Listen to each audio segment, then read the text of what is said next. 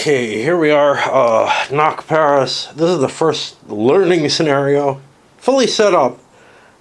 Talk a little bit about that, maybe, but for the most part I'm going to hold that off till I'm ready to play it. But I got some pieces so that I can, show examples of stuff if I so desire. Unlikely.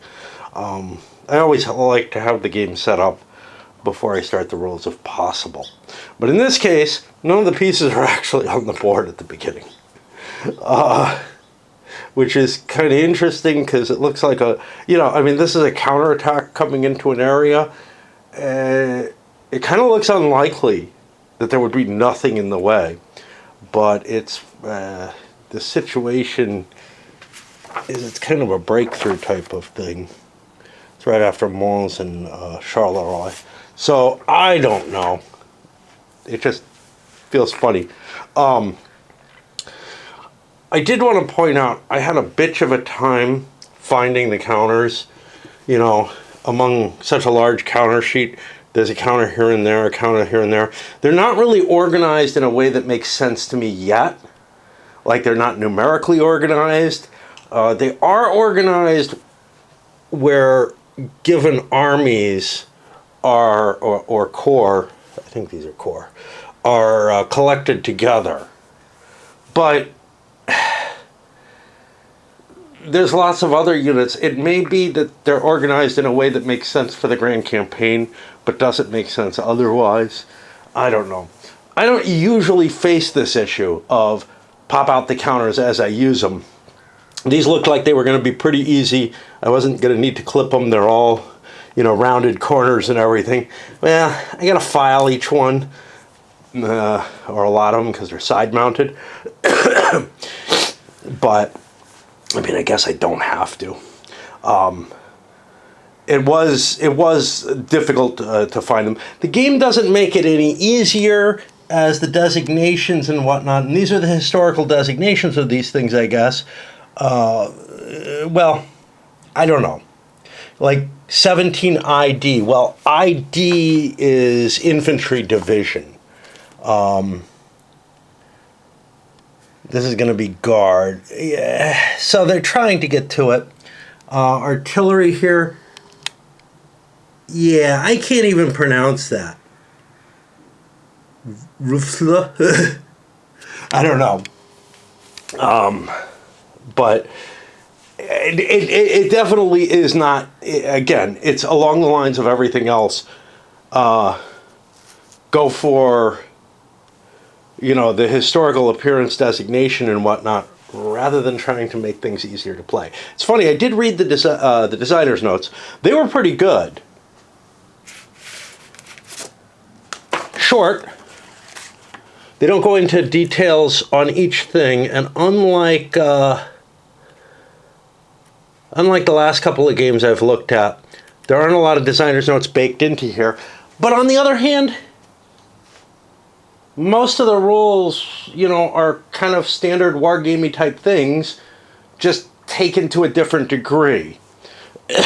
Which means there's not a lot of need for explanation of what's going on in them. By the way, I'm impressed. This guy, Meunier, I guess he's French. His bibliography, which he actually gives something further than that. He gives his actual sources back here. Like, usually bibliography is enough. Maybe it's not in here. Maybe it's somewhere else. But he does give it all his sources as well. Somewhere. And, he's discussing... Oh, maybe it is the bibliography. Yeah.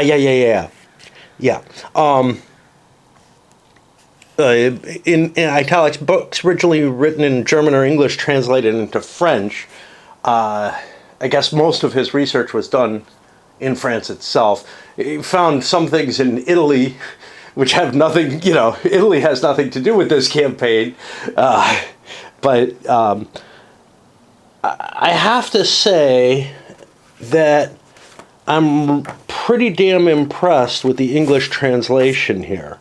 I'm assuming the rules were originally written in French, Here we go. Credit. We got a different developer. It shows. The game, you know, sometimes having a different developer isn't enough, but I mean, the game seems well developed from what I can tell. Look at all these different rules, proofreaders, probably for different languages, I'm guessing.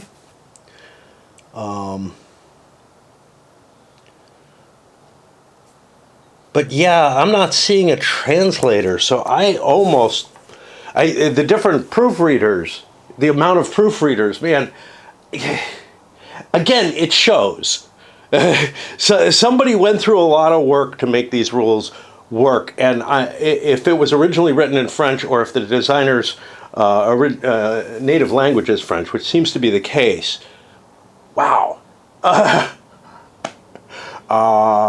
They've come across very, very well, especially for a translation, but honestly, very, very well for a game of this complexity. Anyhow, I also wanted to point out something else. There's like 2 game turn track markers. I think there's only 1 scenario end. I don't know if that's so that like a couple of groups could play at the same time with different, because there's these little scenarios and it would work, but there's not like 2 of these. I mean, I guess you wouldn't need it. But it does seem like, I don't know. There are no blanks, so maybe there's that. Okay, so here we have destruction markers, and they're at like 12 turns, I think. The picture doesn't quite represent the same. But what's weird is these are tiny, and so are these, because there might be multiple of them in a single hex. In particular, this is this location. This destruction marker. There could be one here, I guess. This is this location. There's another one up there. Oh, this one actually has 2 more, I think. This one was placed ambiguously. See, I'm worse at English. In the setup image over here. And these were as well to some extent. These indicate the extent of the German rail control. But there's none down here, which confuses me a little bit. Maybe that's not where the focus of the game is, but yeah, so I'm kind of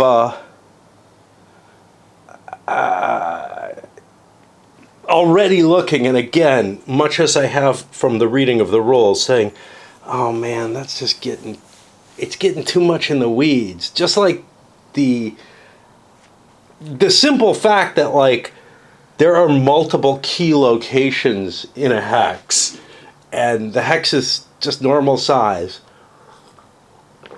It's this unwillingness to compromise any of the detail and accuracy, but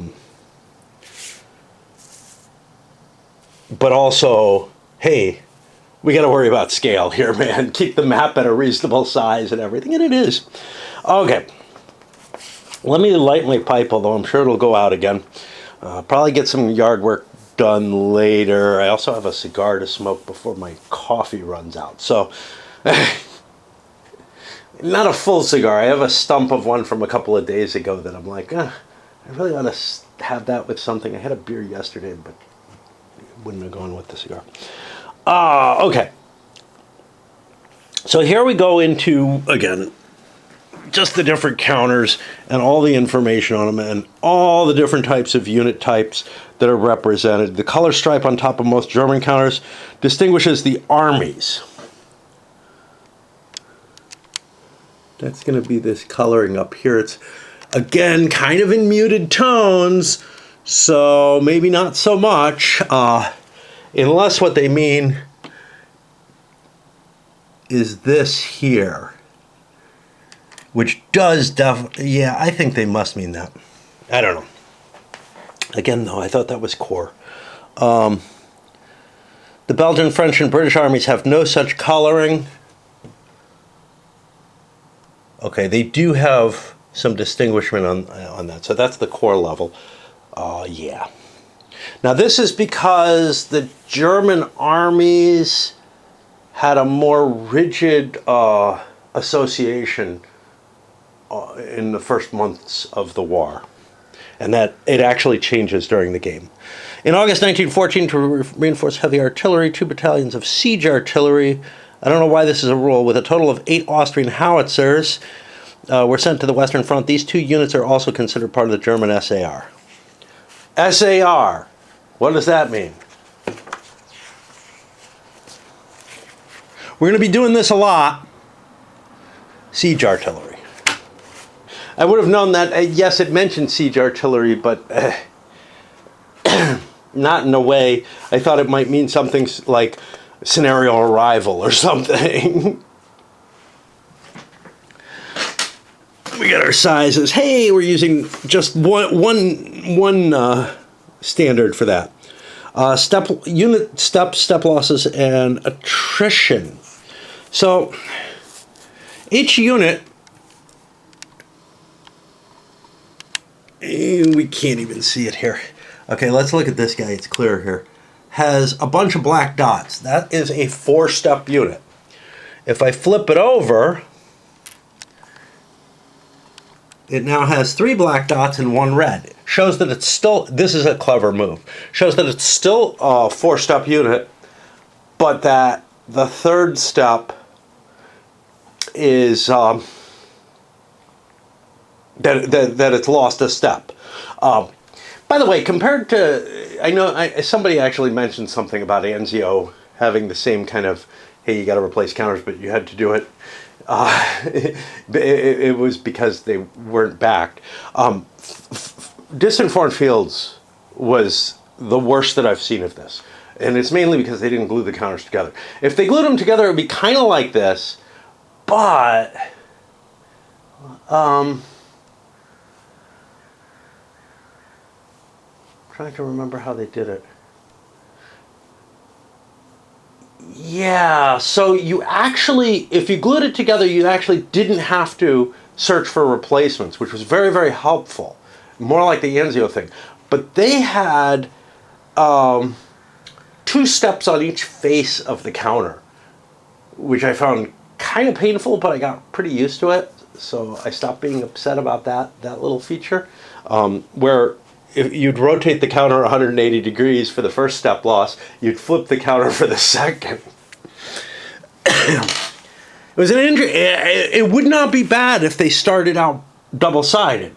Having to glue them together was really crappy. Okay. So where are we? The number of dots on the upper right indicates the number of step losses. A full-strength infantry unit could have up to 5 steps. I don't think I see any 5-step units in this scenario. They tell you now the size of the unit, and then they go to cav and they give the size of the unit for cav. Do you really need pictorial charts for all of this? I'm really not sure. It feels like there's a lot of information being given that maybe doesn't need to be right in the rules.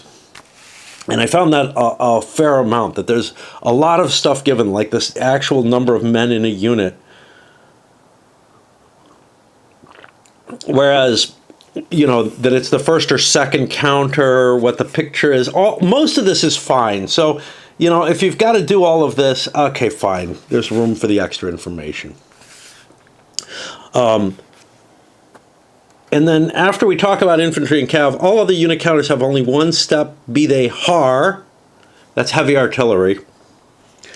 PO, that's pioneers. Engineers, okay, we're able to catch engineers in headquarters, or siege artillery. And accordingly are only depicted by 1 counter each, although it could be a 2-sided counter for siege artillery. All kinds of rule references in here. A game of this complexity, beautiful, beautiful work on that. I am so impressed. Like, this is the thing. I'm so impressed with so many things about this game. It's just the core concept of it and the level of detail they're trying to achieve. And also, I mean, stuff like historical, not just historical accuracy, which to me, well, I'm actually more interested in systems accuracy. But getting the right unit names on the counters, written as they were, in that nationality, going with different symbology on the German units, not using straight NATO symbology. All these little things, I'm just like, oh man, this feels so much like the Napoleonic Labatt stuff, where there's all this effort to achieve something, and that something isn't going to really come through, for me at least, because all that effort is actually making the game even harder to play. And the harder and harder a game becomes to play, and something complex like this is going to be pretty hard to begin with, is just, taking more and more away from the ability to kind of absorb the narrative and live in the situation, as it were. But, again, other people have different views on this kind of, this is cosmetic stuff, but it gets in the way of play. But again, for some people, it's pretty damn important. I know that. I've heard them, they got this unit wrong, or they combined two units, and being really upset about that.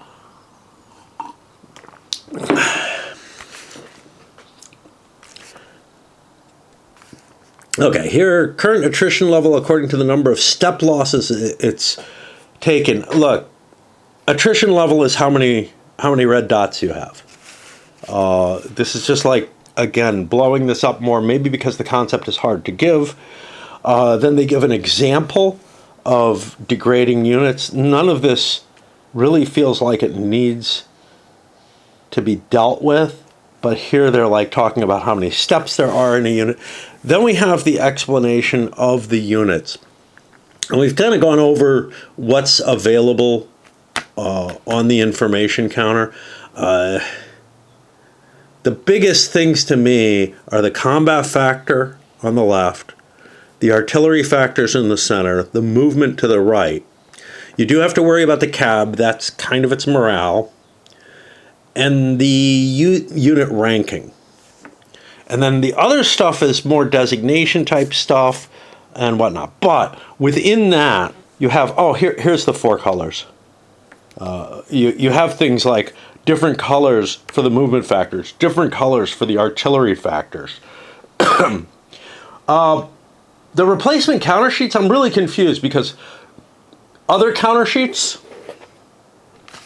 I'm just jumping around. This is counter sheet 1's replacement. You can see everything's nice and black here. Counter sheet 2 replacement, everything's nice and black here, nice and black on the other side. Counter sheet 3, now we have the gray scales again. I don't know why they reprinted these. I really don't. I'm using the ones they sent me as the reprint, but it feels almost like, because I have the thought of maybe something else got screwed up and fixed. I don't know. But it actually feels like all of it was printed in that grayscale. I'm not sure. And it's not like it hurts. But maybe it has some meaning that I'm not aware of. And we have these differentiations on every unit. Now, for the most part, they're the same differentiation. Although there's things like here, on a siege artillery unit, there's this mark that says long-range fire can barrage at a distance. That's going to be in the same general space as the split unit, but it's got the same coloration as the unit.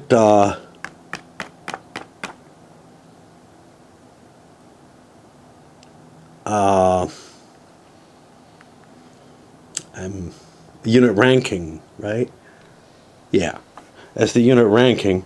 And then there's also this thing of low ammo. We're going to have to take a look at that. That's 2.517. I think that's like just a scarcity of some high caliber shells will require some accounting. Yeah, so certain units you have to track the actual ammo for, because there isn't a lot of it. It's not infinite, is basically what they're saying. Now, then they go to a pioneer unit, which to me feels like, how's that different from an infantry or cav?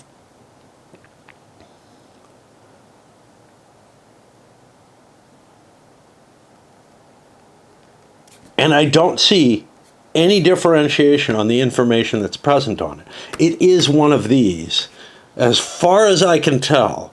It has special rules going for it. You can see it's got the engineer symbol, but it's not an engineer, it's a pioneer.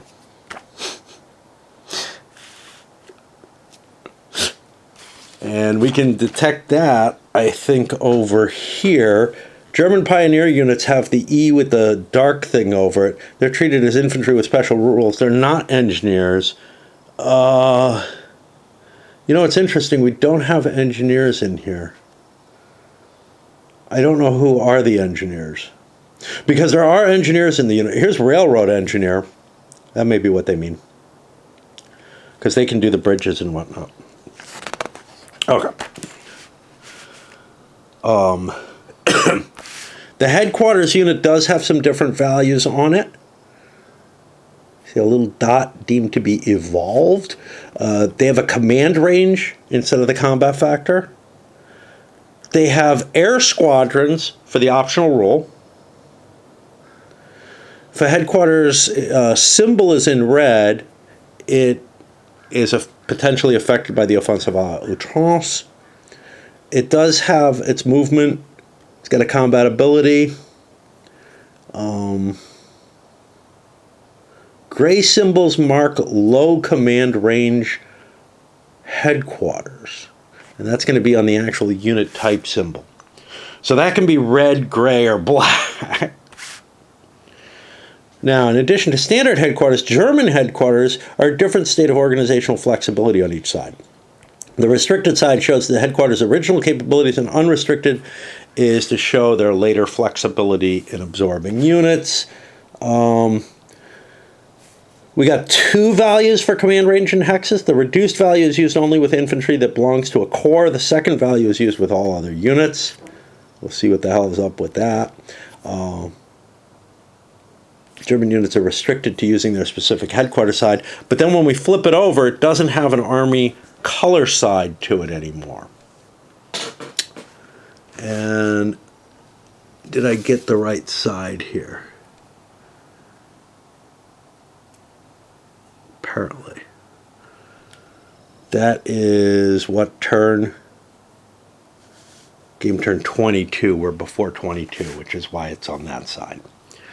Fair enough. Core. The color and numbering of the box in the center above the type icon. We saw that.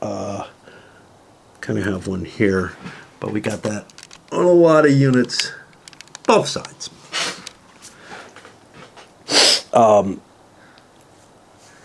Show which corps each unit belongs to. Units belonging to the same corps should fight together to get the most out of their offensive capabilities. If there's a diagonal filling in the box, the unit is autonomous and will not suffer from the negative effects of, this is the corps rule, unit is said to be orphaned when the other unit belonging to the same corps is destroyed. All corps are two divisions. I don't see any indication of diagonal filling in. So I'm not going to worry about trying to figure that out yet. Combat ability. This is the courage elan of the unit. It goes from 15 for the best units down to 5 for the worst. The higher it is, the lower risk of a step loss. But the cab will decline as you take step losses.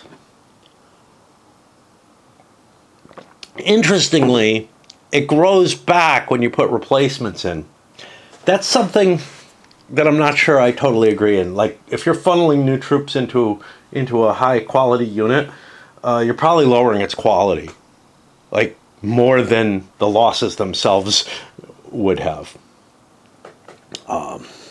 You see indications of units that, you know, sustain huge casualties and just hold the line as those casualties continue throughout various different periods of warfare. I'm not so sure in World War I. I haven't studied individual unit stuff the way, you know, I would like for certain Civil War battles. But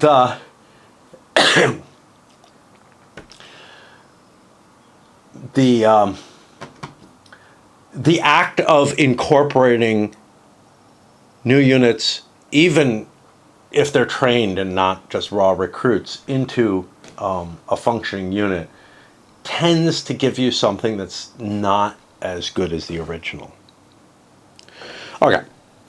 Movement factor and mobility type.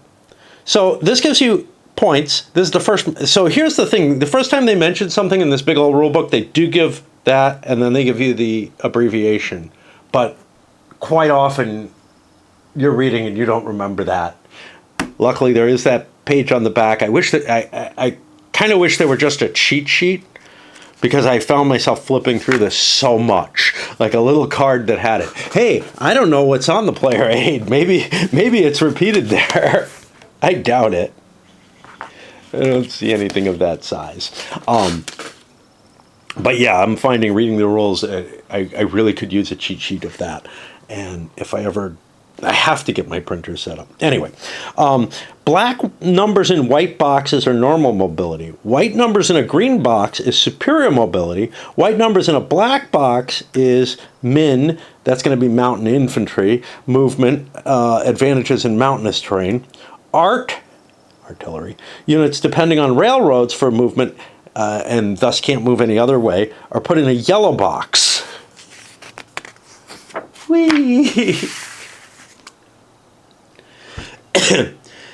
Okay. We got two different artillery factors, the artillery factor versus fortification, and the regular artillery factor, which is used in barraging. When it's in red, it means there's field guns supported by heavy howitzers that give you some advantages during combat. And again, a couple of rule references on why. The combat factor, this is your normal combat strength for a game, basically. This is used during combat. When it's in light red, the unit cannot attack or advance after combat. Some units will flip over and end up in red, i.e., if I recall correctly. Okay, units eligible for splitting and split units. And we have this picture of a unit like this, and then it turns into two completely different units. A unit is eligible for splitting when its unit type and symbol is made up of two parts. This is indicated by this double division into two different divisions. These units can be split into two smaller units. On the smaller units, the parent formation is shown on the left of their unit ranking. Here it has the 13 ID that's over here. Again, even though this is the 25th and 26th Infantry Battalion, and this is the 13th Infantry Division, you know what I would have done? I would have done 13 IDA, 13 IDB, to make it a little easier. Yes, the information's all there, but it's on a smaller font or a smaller point size, and do I really need to know which of the two brigades is in there? Some people say yes. I'm the guy who said that Der Weltkrieg shouldn't have unit identifiers at all. It should just be a pure strength point game. So there, you know, I had somebody, a guy who loves Der Weltkrieg, come back to me and say that would ruin the entire game if it didn't have the unit identifiers. And I'm like, okay. The juggling that I was doing to try to keep the line the same everywhere was ruining the game for me. A unit is eligible for split. Yeah, okay. Unit ranking, infantry and cav only. Really? Looks like POs have it. And apparently they're not infantry and cav. Yeah, they're infantry. They're rated for quality 5 levels, going from A+ down to D. A+ and A's have their unit ranking in a yellow box. This is important during combat and its aftermath. Fortification-related units. These are more effective when operating near the fortress garrison to which they belong, and they'll have better offensive coordination there. Long-range fire. If siege artillery has a greater than 1 in yellow, it's equipped with artillery able to fire beyond the normal range. They can barrage non-adjacent objectives. Low ammo, we looked that up. It's actually weird. It depends on which type of shell it is, and that may be more nationality. But I'm not sure. I see two different types of munitions here with a Germanish color on them. So I'm guessing. Okay. Eye-catching uniforms. Most French and Belgian units, those with bicolor counters, have eye-catching uniforms, which gives them penalties in combat. I'm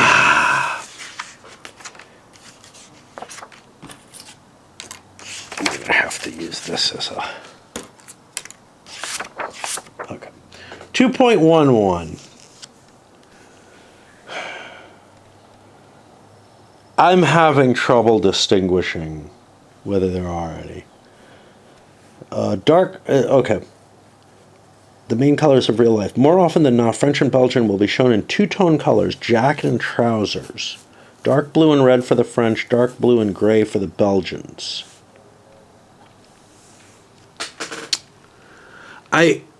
Is it this bottom here?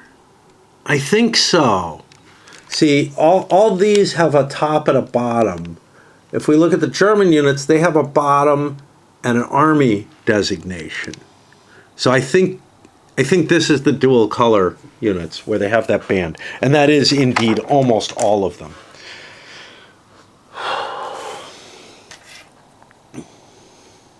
These are going to give them penalties during combat.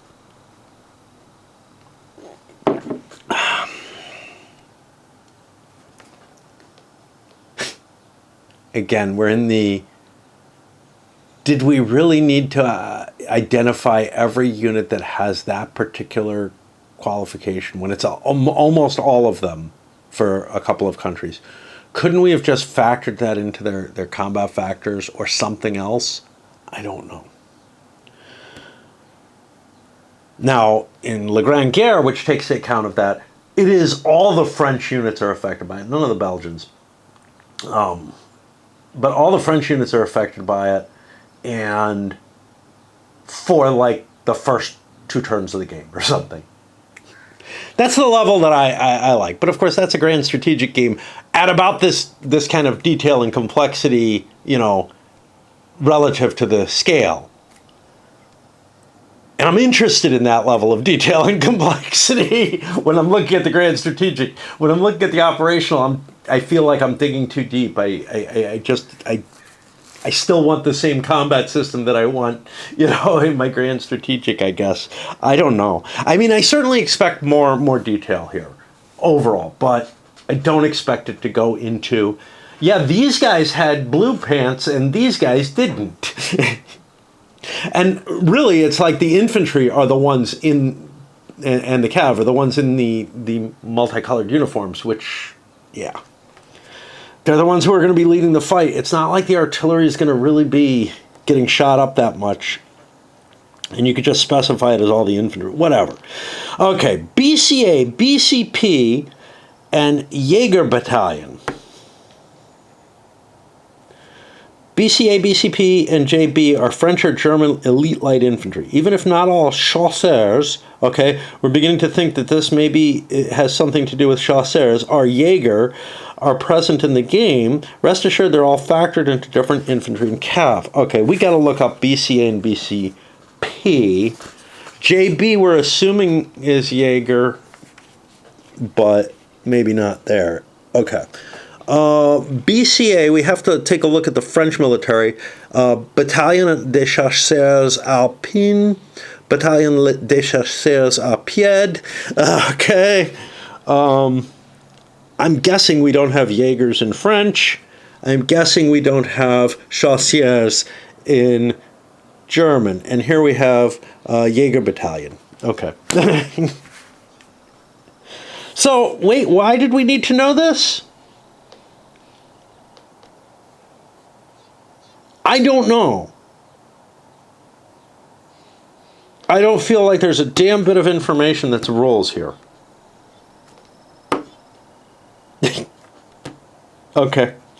Command range is the number of hexes away from a headquarters that a unit can be and still be fully effective. And the air squadrons are the amount of aerial reconnaissance you have available. I gotta swap batteries. I gotta decide, do I want to stop for a bit now? Let's get through the sequence of play before I sit out and read with my stump of a cigar or do some yard work. All right, game turn and sequence of play. Oh, we didn't get everywhere. That's what happened. We got down to here.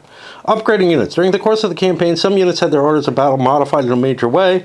The units will be identified with a small dot after their historical designation, like this, so that they can be easily identified on the scenario's setup displays. Yeah, okay. I basically have to match the entire values of the units because there's multiple.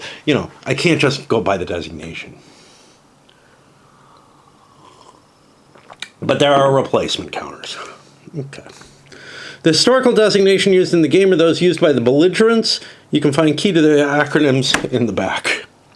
That is very helpful because that led me to look back there and I'm like, oh, there's the regular acronyms there. I don't know. I may have realized it already.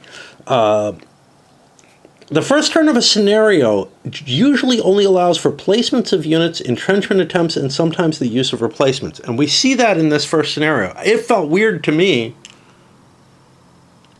It may be not representing the reality of what's happening in the scenario, but rather giving the players some setup flexibility instead. I don't think so, though, because you are placed in a hex.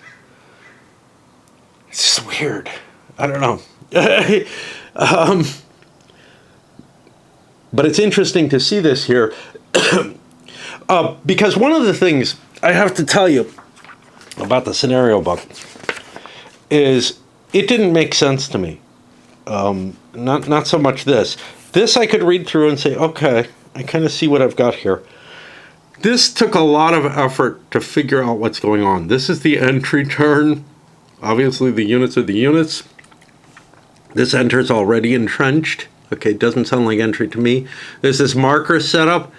I didn't realize this is the only place that... well, actually, they give me the hexes there, but they don't tell me where within the hex to put things except by the image.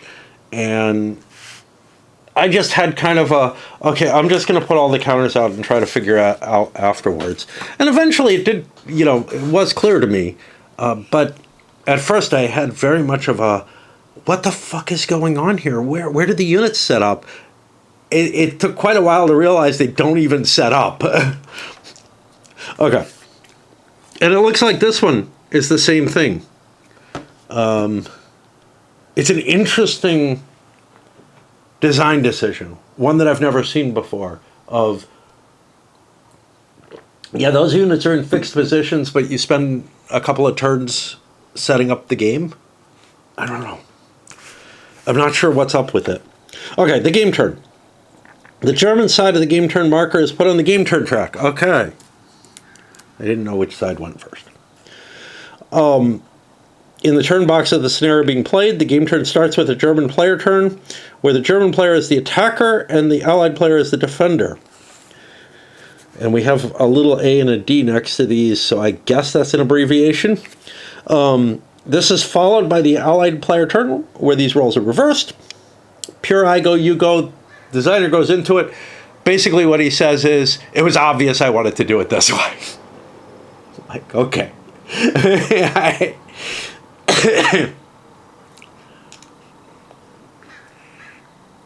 I'm absolutely fine with that. It was the standard of wargaming for so long. Any kind of pulsing feels complicated. It adds new dimensions and whatnot, but it also makes for, I think, a more difficult game in certain ways. Although, maybe a more exciting one. And it also covers, like, I go, you go, and any pulsing design that you come up with. Both of them are going to have problems, is what it comes down to. Because movement and everything is happening all at once. Anyway, we've been into all of this. All right, each player turn is divided into 4 phases. This overview is on the player aid card. You find attacker, defender, German. The phases are dark black. Sequential steps are here. Optional steps are in this color. And marker removal is here. Okay. What do we start off with? In an admin phase, the German rolls for weather, if needed. Then both sides determine any lines of communications they have. You check German restrictions by game turn. The attacker only, whoever's player turn it is, does structural repair, and the French or Belgian can open sluices.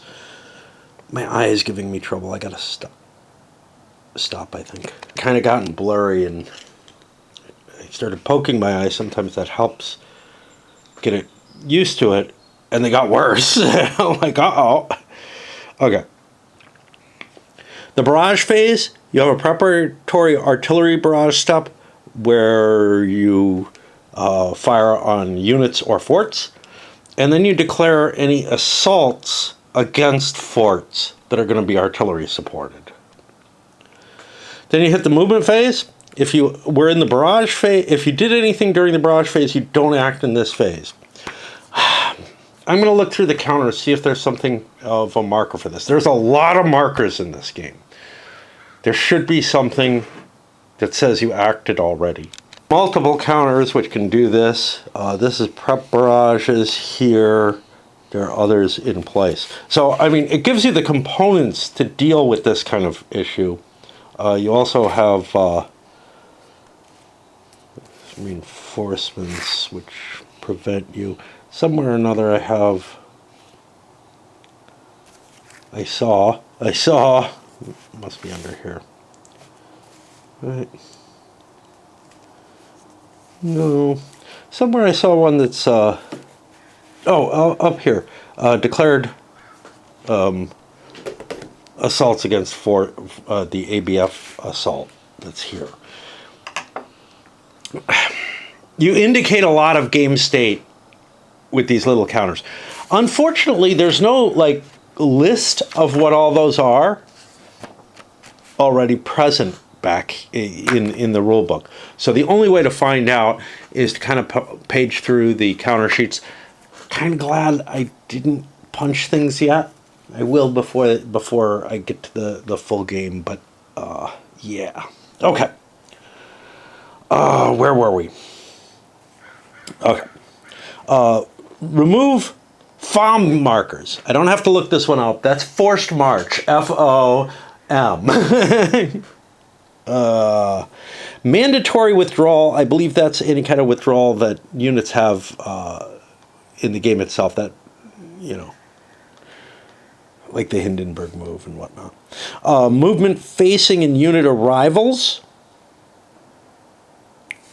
Specific structure destruction, railroad network delimitation, and split or recombine units is done here. Movement facing and unit arrivals, that's your normal movement. Combat phase. Artillery and cav units which acted during the barrage phase may not conduct any action during this phase. And for infantry units, they can only attempt to build field works. I assume that's ones that were in the barrage. But you can move and fight. Okay. So you resolve any assault ABFs that you declared earlier. That's gray. That happens first. It doesn't have a letter or number in it, and it's kind of squeezed in there, almost unreadable. That probably should have an A in it. I think only the attacker is doing that. That would help distinguish it a little bit. A little A there, like this has. First you do your combat. Cav can withdraw. That's the defender's option. And then the attacker and defender actually resolve the combat. Okay, remove step loss markers. I don't know what's up with that. 3.2.5. Oh, if a unit lost steps, recently, it's prevented from, like, from attacking. But I think you'd be getting step loss markers here, so you got to be kind of careful.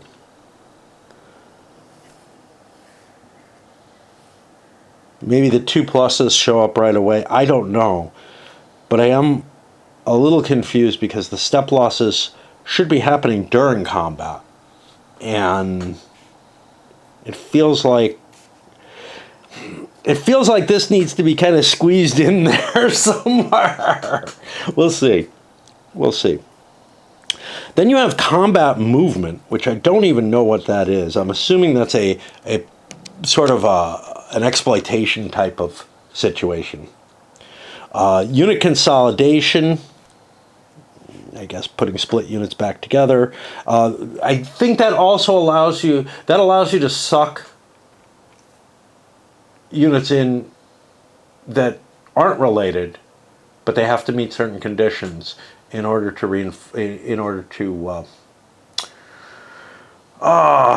let's say reinforce, fill in the ranks of damaged units. Replacement absorption, that's going to be a similar thing. We got, I think, replacements marked here. I don't have those counters anywhere right now for this scenario. And then Fieldworks construction, I thought we did that somewhere else, but I guess not. These are all the phasing player's actions. Remove XM. Don't know. I've seen it before. Extended movement. Not forced march, extended movement. We have forced march. We also have extended movement. Okay. I need to peek because that sounds different.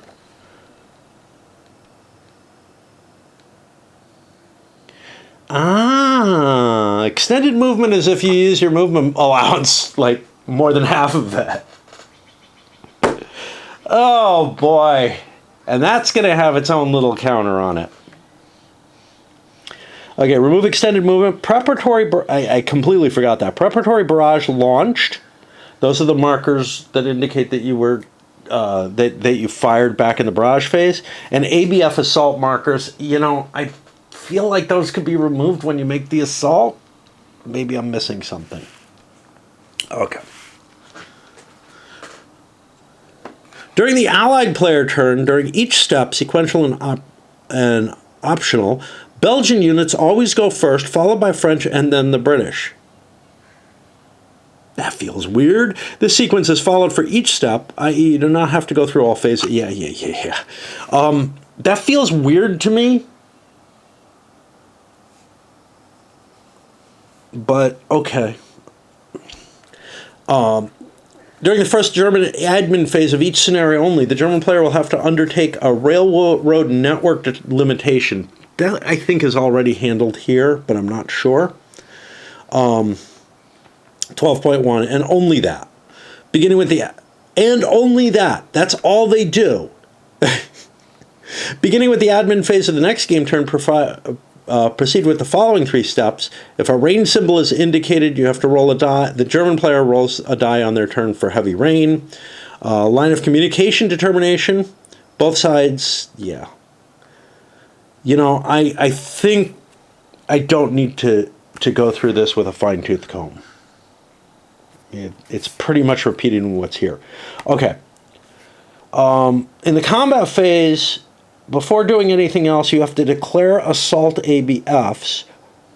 No, you have to resolve the assault. Okay, this is the same there. I think this is just spelling this out all in more detail, and that's fine. I just don't need to. I don't need to go there. The setup displays show the oh, okay. So this is the scenario display. This is the first place I've run into this. They show that there's step losses already there. Hex numbers in gray show that there's supposed to be field works available. That's this group here. A red After the hex number shows a weakened state of the line of communications. We don't have any of those on this scenario, but it is indicated there. And a scenario, this is a siege artillery starting in firing position. I don't think we have any of that. Oh, my head is hurting. In several spaces of the game turn track, you'll find there's specific chronological special effects that are going into play. We're not going to worry too much about spelling those out. Here's your terrain effects chart. Basic terrain types here. Okay. The lowland. The floodplain is the ugly stuff. It looks kind of like a marsh. That's stuff that's going to be impacted by the sluices. There's no information given here. It's just, this is the key. That's all it is. And you might say, that seems wasteful. Just you wait, Henry Higgins. Just you wait. Okay, then we have specific hexside terrain where we have deep forests, mountain ranges.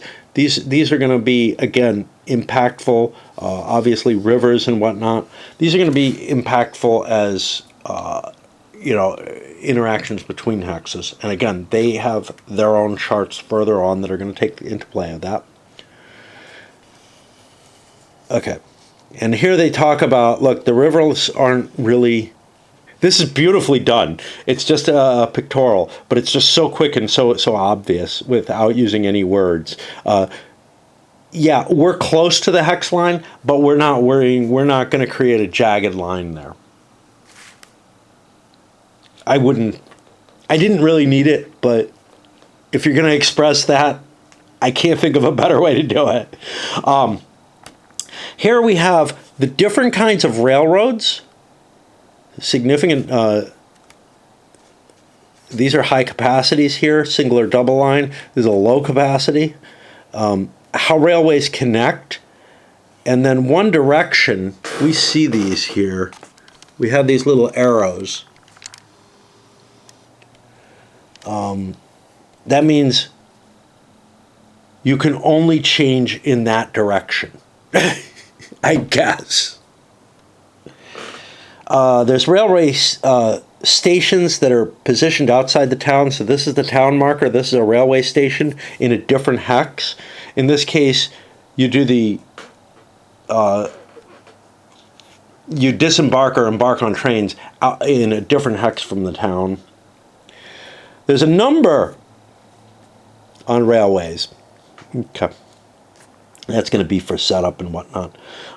Specific types of structures. We have critical, important. I think we only have importance here. They call this orange. That looks like red to me.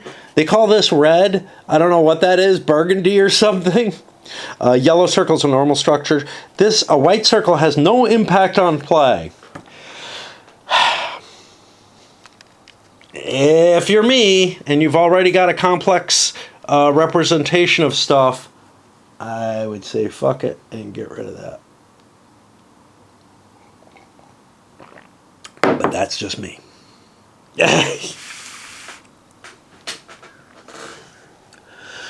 These are regular entrenchments and strengthened entrenchments. These are printed on the map.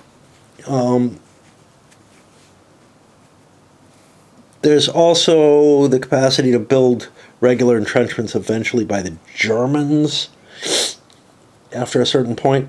Fortified zones, we don't have this picture, but yeah. we don't have this on this map, and it's on the main map. I kind of showed them. Different kinds of forts. These are masonry forts. If they have guns, they have a dot in them. Strengthened masonry forts. Strengthened concrete forts. Always has guns. Festes and ultra-modern festes. These are going to be more complex fortification structures. But again, there could be multiple of these in a hex. Entrenched camp, which is this thing. We also don't have this with a surrounding area. It's a beltline defense across several hexes. And then these are old fortifications. I don't know, like castles or, old walled cities, stuff like that. Okay, then these are different kinds of towns, small, normal, and large. Urban areas, which will be a brown thing.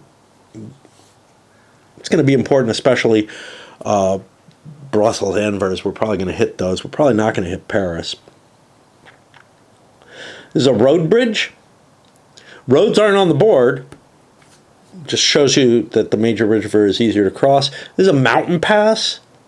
I'm guessing it's this yellow thing going through it. But that looks like a state border, so I'm really not sure. I mean, I don't know. This looks exactly like a state border. So we're going to have to look more carefully. I feel like this was a bad place to show a picture if that's the state border and this is the road here. Harbors for embarkment and disembarkment, obviously only allies are going to, or Entente's going to be in there. Objectives and iron mines, these are going to be victory point hexes. But Lorraine Iron for historical knowledge and for the scenario number 12 gives you victory points. Yeah. All right. We're going to pause there because I don't know.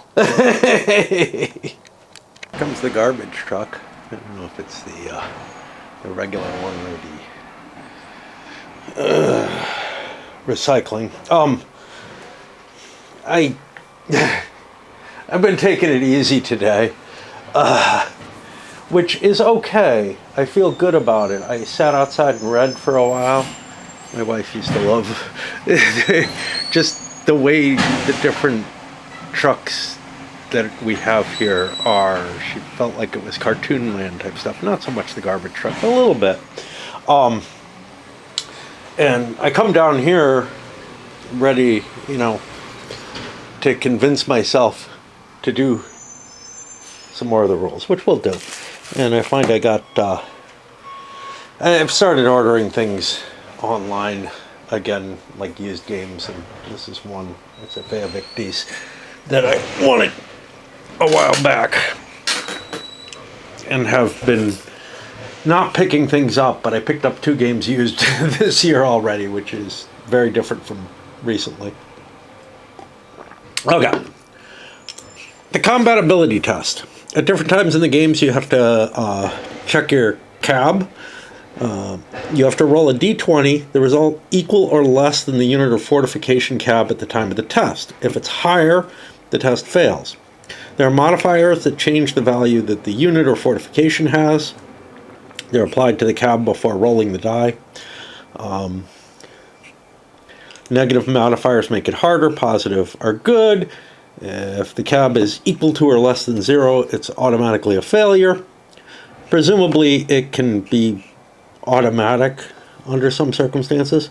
When a unit incurs one or more step losses during artillery barrages or combat, sometimes the cab is used in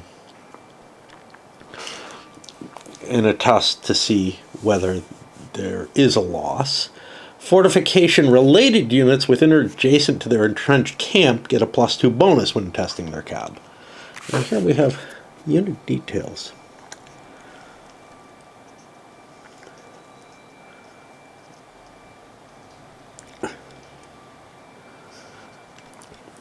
Hold on here.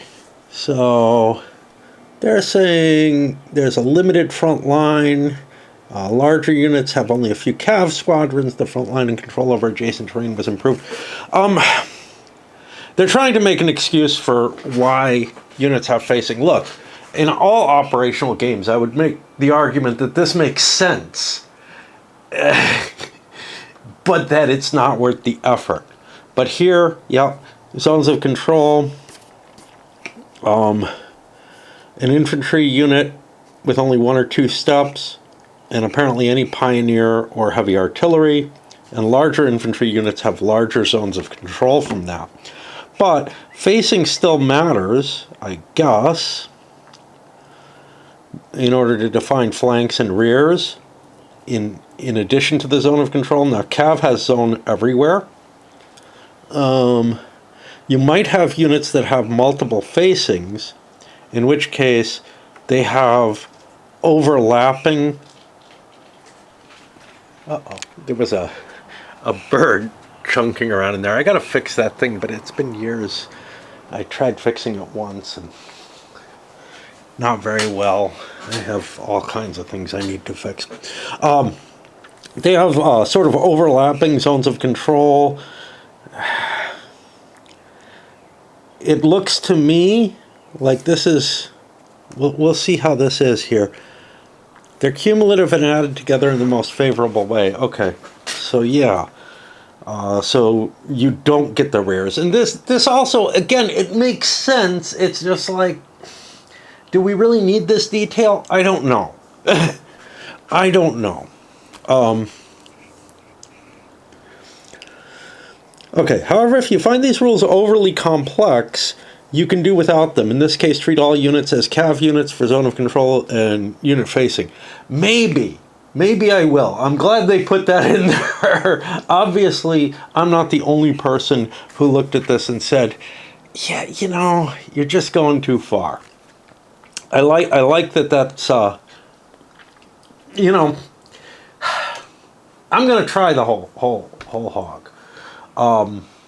But I do like that there's some level of understanding that, you know, is it really that big a deal? Maybe it is. It starts to feel like more of a tactical game, but more than any tactical game I've seen in terms of having this sort of multiple zones interacting, you know, multiple facings in a hex. That's more than like almost anything I can think of goes through, other than, again, Bloody April, which was more than I could cope with for what it gave, you know. Okay. You always face hex sides. All units except for headquarters, SARs, and engineers exert a zone. The number of zones depends on the unit type, all explained here.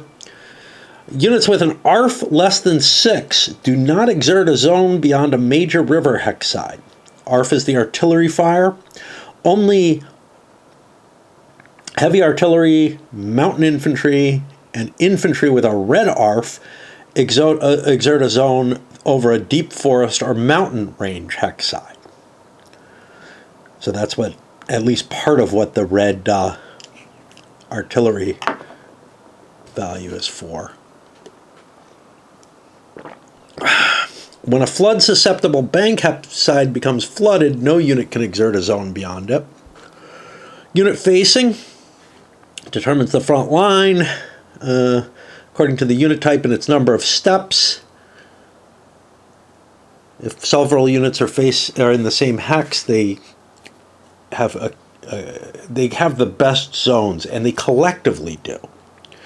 Stacking. At the end of a movement phase, total steps in each hex must not be exceeded according to the following table. Okay. I prefer, again, the simplicity of, you have so many steps stacking, period. But, again, this is more realistic. Only infantry, cav, and heavy artillery count for stacking. Markers and all these other types of things do not. If, after a combat result, a unit must retreat into a hex where overstacking will occur, exceeding the total steps, the unit incurs enough step losses that it can stack in the step in the hex or it's eliminated. The unit, the one that retreated in there. And some examples. Again, I read through many of these examples. This feels clear. During the optional, not optional in the sense that it's optional in the rules, it's optional to the player. Step C of the combat phase, 2 different units belonging to the same unit type and nationality may consolidate so as to upgrade the number of steps of the first, which is the consolidated unit, and degrading the steps of the other, the degraded unit, even to the point of destroying the second unit to replenish the first. The degraded unit can be part of multiple consolidations during the same combat phase. To consolidate, both the units cannot have done anything else in the combat phase. No combat. They must not belong to a corps unless it's orphaned, and both units must not be in an enemy zone of control. Unit consolidation between units sharing the same unit ranking is possible when the combat factor and ARF differences between the new attrition level and the old are equal or less than +2 points for CBF and +2 points for ARF of the degraded unit. Okay. This is to say, you can't incorporate a significantly weaker unit in and get that full step gain off of it. We have an example here. Unit consolidation between units not sharing the same unit ranking is possible, but limited to one level of difference. The CBF and ARF gains gained between the old attrition level and the new must be inferior or equal to the CBF and ARF of the degraded unit. So, putting lower quality stuff in still can boost you, but you can't gain more than the actual value of the unit before you have a little bit of leeway in that. Okay. Splitting or recombining. During the movement phase, if two split units, remember, those are the things that can combine into like two battalions, brigades, I don't know which they are, can combine into a division. It's probably brigades, but I don't know. Now I feel like I have to look. So we're looking at,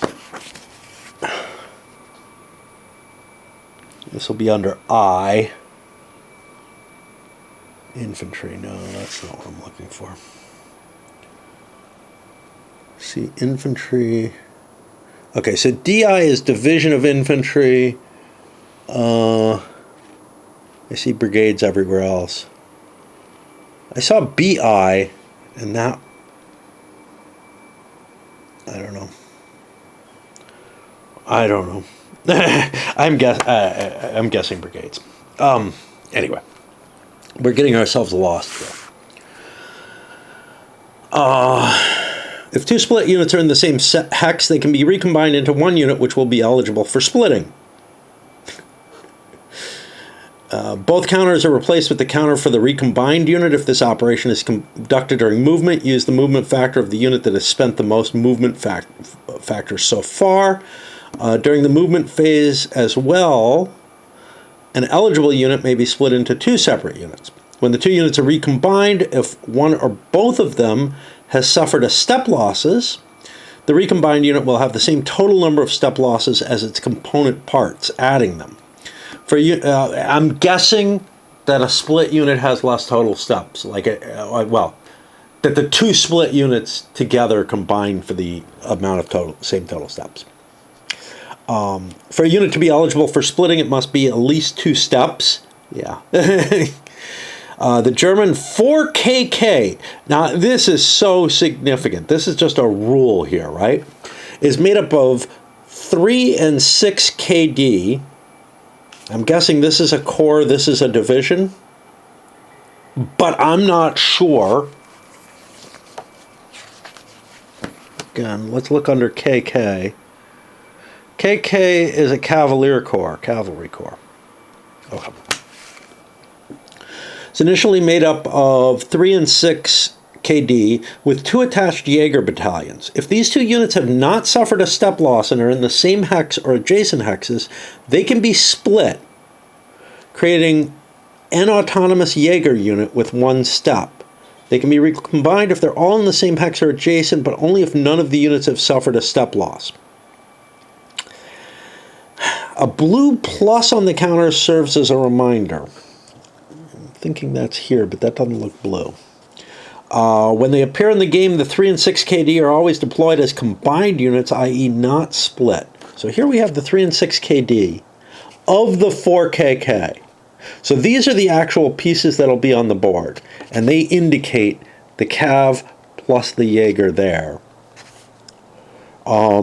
These two together can split into a different version of these with the Jaeger separate. So they actually generate an extra step that way. It is the choice of the German player to split them during the course of the game.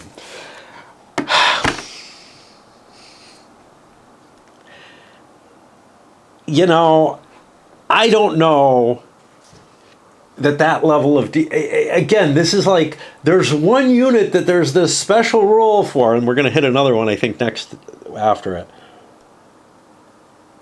Is it really that vital to the story? You know? I don't know. Usually games, like most games I deal with, even tactical things, I'll have like, and you know, here's a brigade, but there's actually an extra regiment in it at this point or whatever. They just don't go into this kind of thing. They allow for a certain amount of fudging around with the actual units. The German 34.IB infantry brigade, I guess, enters the game on game turn 1 as a 3-step unit. This is a rule, okay? Later, during the movement phase, it could be combined with the German 33IB to form the German 17 infantry division. At the same time, the German 15ID, with only 3 steps at start, will be replaced by its 4-step version.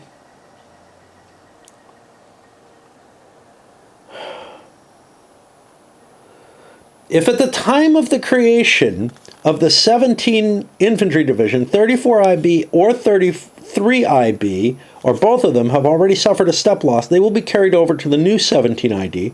Once the 17ID is recombined, it can no longer be split. I'm not sure what the hell's going on with this, right? I've got an infantry division that has 3 steps. It's saying I can combine these two, and if I do so, I see, there's 3 steps in this, 2 steps in this. Do they all have to be at the same place? Doesn't seem like it. The way this is worded, it feels like if I combine these two, and I mean, this is just crazy levels of, I don't even know if there's anything that I can cope with this, like as reminders. This is a special rule on this one unit, and it's actually joining units from 2 armies, or corps, 2 corps, and affecting each other. This is just a level of like, damn, man. And what am I getting off of it? Well, this unit is gaining 4 combat points. And this unit is losing 3. I just feel like I'm juggling so much. And do you really need this kind of specificity? I don't know. Okay, here's another one. The French 14th CA is initially made up of the 27th and 28th Division, shown here, both 4-step units. If those units are in the same hex or in adjacent hexes, they can be split into the same 27th and 28th Divisions, both with 3 steps, creating an autonomous BCA unit.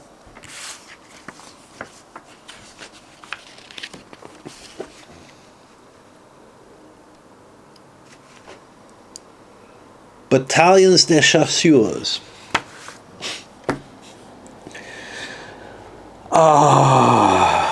With 1 step. So here I've traded 8 steps in for 7. They can be recombined if they're all in the same hex or adjacent. If the 27th and 28th DI have suffered a step loss, they will be carried over to the new organization, split or not. A blue plus on the 27th, 28th DI is there as a reminder. On those, not on these. The 27th and 28th DI with 4 steps are not mountain infantry units. After splitting, the BCA unit is a mountain unit. Again, you know, that may actually have some import. I just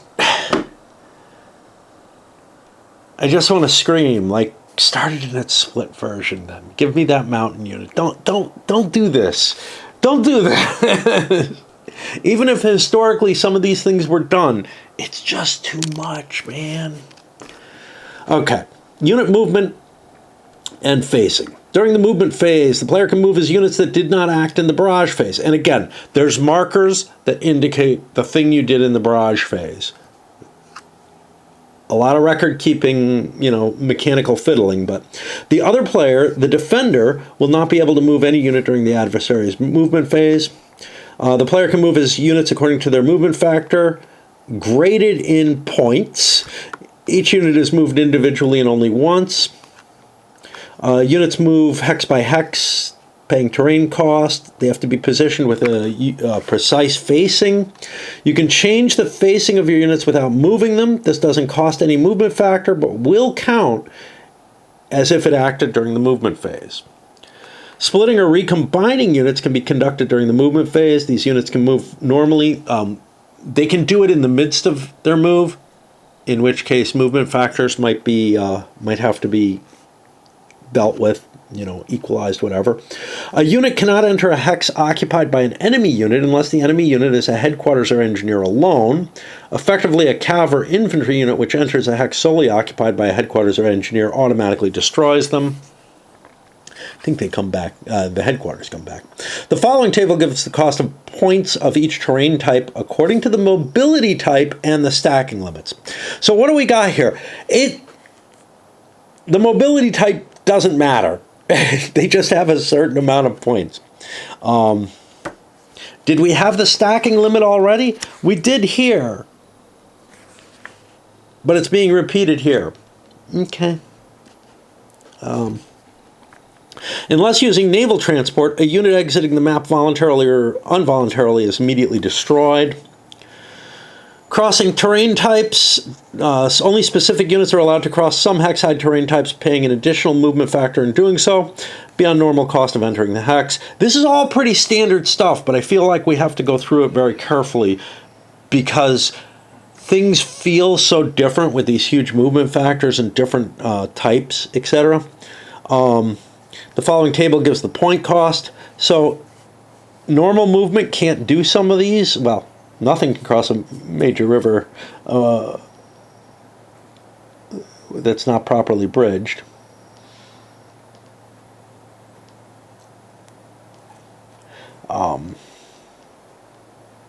But yeah, I mean, just look at these movement points costs. Plus 5 or 10 is at the low end. We got like plus 40.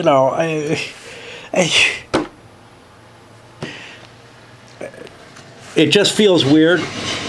We're going to see. I've dealt with games that have huge movement factors. They usually don't charge you huge movement factors on a per hex basis, though. Transit capacity is the maximum total steps which can move into a mountainous hex during the movement phase. The hex can already be occupied or not. This doesn't matter. Now, we had this before, didn't we? Maybe not. Maybe I just looked at it in the player aid. Okay. And so,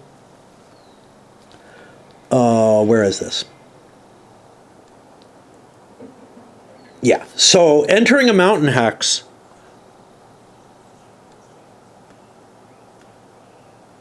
there's a total number of steps that can move into it, which is somewhat different from the fact, even though it's the same number, of the maximum number of steps that can be in it. All hex-side terrain types also affect the total steps to cross them, except for minor rivers. And so, again, we have to keep track of how many steps have crossed a given hex side. Here we have to keep track of how many steps have crossed a given mountain hex. Again, these things are believable. They get rid of... I can see these pet peeves coming out where like, oh, everybody went through that hex. That's hard to believe. But, yeah. When the transit capacity has been reached, the hex cannot be moved into, nor can the hex side be crossed anymore. There's simply no more roads available. Track the total steps that entered the hex or hex side using these transit markers.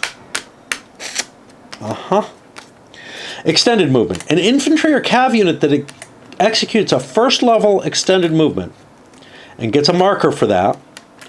When it expends 50% or more of its movement factors, a second level extended movement occurs when 100% of the movement factors have been expended. During the next combat phase, and only for this combat phase, they'll get a minus to their cab, -1 or -2 depending, and that's right on the counter. Forced march. During movement phase, an infantry or cav unit that uses all its movement points can extend its movement with a forced march.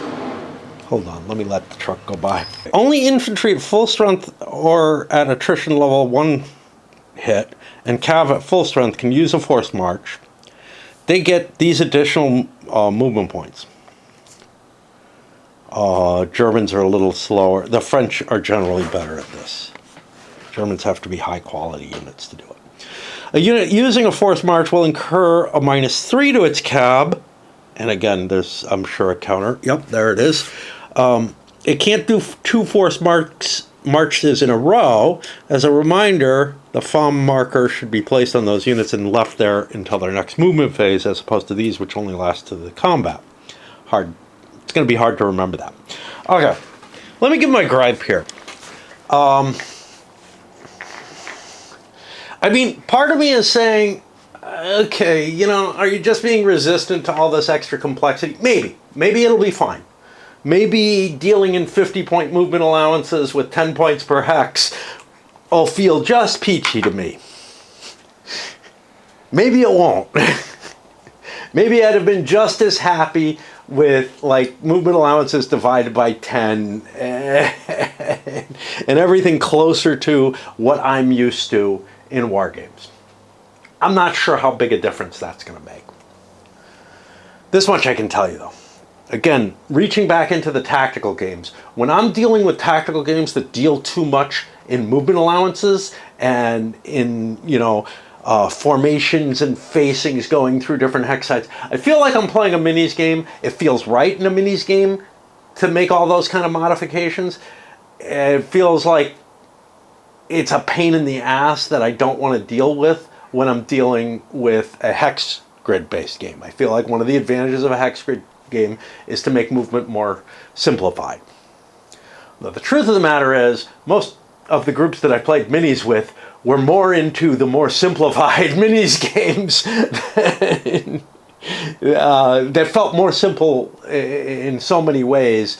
The only thing that like really hampered me in them was you can't pre-measure. You've got to absolutely, like, you know how far an inch is or whatever. Anyway. So I already know that I have trouble, at least on the tactical game level. I'm not used to this in the operational level. So I have fears along that line. But you know what my real gripe is here? We got all this complexity here, and we got fixed movement allowances. Which is to say, we determined, you know, what the average movement rate of these units would be and tried to guesstimate, you know, tried to assess what the average effect of that terrain is. But those are averages. Truth of the matter is, there's a lot of friction that the game is just not going to represent. And I'm like, make the movement system simpler, cut some of those points and whatnot, throw a die roll into it at some level or another after you declare where you're trying to move, and you start covering all kinds of things with that one kind of overweening abstraction. You don't know what's going on under that die roll, right? Could be some bad terrain, could be some bad intelligence, could be commands, you know, being a little bit dropped, whatever. It can all be tinkered with to make the system feel right, and you don't need all this complexity. But wargamers seem resistant to like any kind of roll a die for movement type of thing for whatever reason, even though it can cover a lot of the detailed stuff in a really, really elegant way. That's just pet peeve right there. All right. I think I'm going to pull my trash up. No, there's not a lot more in this movement section. I'm short on T, so I can combine a lot of things. Okay. During movement phase, if a unit other than a cav unit enters an enemy zone, it has to stop movement. During the movement phase, if a cav unit enters an enemy zone, the movement's not automatically over, but it can't go directly from zone to zone. If a unit starting its movement in an enemy zone is allowed to exit the hex if it doesn't directly enter another zone, or in the first hex it enters in its movement, an infantry or cav unit of the same nationality that is present at the start of the movement phase, and that unit projects a zone into the moving unit's starting hex. A little weird. What does presenting a zone mean? See, what I'm thinking here, I know what it means, in terms of the technical definition. I'm trying to think of the consequences of this. On the first hex it enters, a unit of the same nationality that is present at the start, and that unit projects a zone. So that doesn't mean that they're facing the same way. I mean, that they're facing in the direction of movement, right? It means I'm actually cutting across their front line. I'm not sure why that restriction is there. I'm not sure what that's giving me. Anyway, we have an example here. This unit's surrounded. This unit, I guess, is protecting this hex enough that I can slip through. I don't know.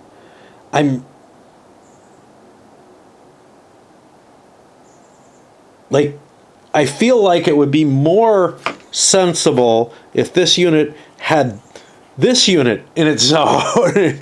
That would make more sense. I'm really not convinced that having the unit that's moving into me makes particular sense, but whatever. I just don't get what's going on there. Anyway, unit arrivals. During the movement phase, at the time of movement and unit facing steps, unit arrivals take place. Units of the attacker identified on the scenario's setup display as reinforcements get placed in their arrival hex, unable to move in this turn. This is also the case at the beginning of the scenario. This is the weird thing. I think units teleport onto the map at the beginning of the scenario and are then given time. It's just a really weird way to do setup, as far as I can tell. All units enter the game in their movement phase according to the setup displays. This means, unlike in other war games, there's no setup at the beginning of the scenario. There's one exception to this: units that begin play by enter play by railroad. That'll be soon. That's right here. A player can choose the facing of a reinforcing unit, but will always have to wait till the next movement phase to move it. If there's an enemy unit in the arrival hex, or if overstacking happens, the reinforcing unit may be placed in a hex adjacent to its parent headquarters. Damned if I'll ever remember that role, right? Reinforcing units arrive and play by railroad should be placed on the first hex of the railroad network and play with 50 movement factors. For units only able to move by railroad, they keep their specific movement factor. A player can delay the arrival of reinforcing units indefinitely. That feels really weird because I honestly don't think they're... let's look. AK-26. Let me see what we got here.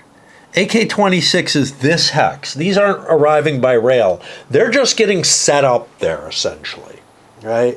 I could delay that, and then they appear out of nowhere. I'm really not sure what's being achieved by this, rather than a setup. I don't get it. This is one of those places where I wish the design notes went into something about this, because this is fucking weird. I talked about, hey, the design notes don't go too much into specific decisions in the game, because most of them feel pretty normal. This one ain't normal. This is really odd. And I feel like it needs some sort of defense. As opposed to the facing, which is yeah, I think we all get it, but is it worth it is the question. This is one where it's just I don't even get what they're trying to do with this. In some scenarios, specific units identified in the scenario setup display will have to be removed from the map. This is often mandated by reinforcing other fronts, blah, blah, blah. It's performed at the start of the movement phase. Such units will not be able to act during the preceding barrage phase. If the units being withdrawn have already taken step losses, the affected player, according to his units present on the map and his choices, will still need to withdraw the required number of steps by losing steps from units with the same unit type and unit ranking as the units that must be withdrawn. Oh, that's kind of ugly. I guess you're just withdrawing the units from the board, so I guess it's not that big a deal. Deploying SARs, siege artillery, in firing position. They have two sides, a FIP side, which is firing, I don't know, something. Firing position, FI, fire, position, P. I hate the acronyms in this, like the way they're handled. Again, it just does not stick. Okay. Motorized SAR units need a long setup time before being able to fire. To do so, they will reduce their movement factor by 10 to be able to fire during the next barrage phase. To show that it's in FIP, firing position, yeah, the unit is flipped to the appropriate size, leaving the FIP to move again, leaving FIP position, not a FIP, I don't know, costs an additional 5 movement points, and the unit is flipped to its movement side. As Austrian SAR units, USAB,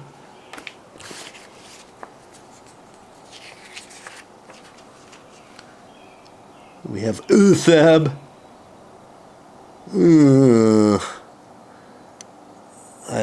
There it is.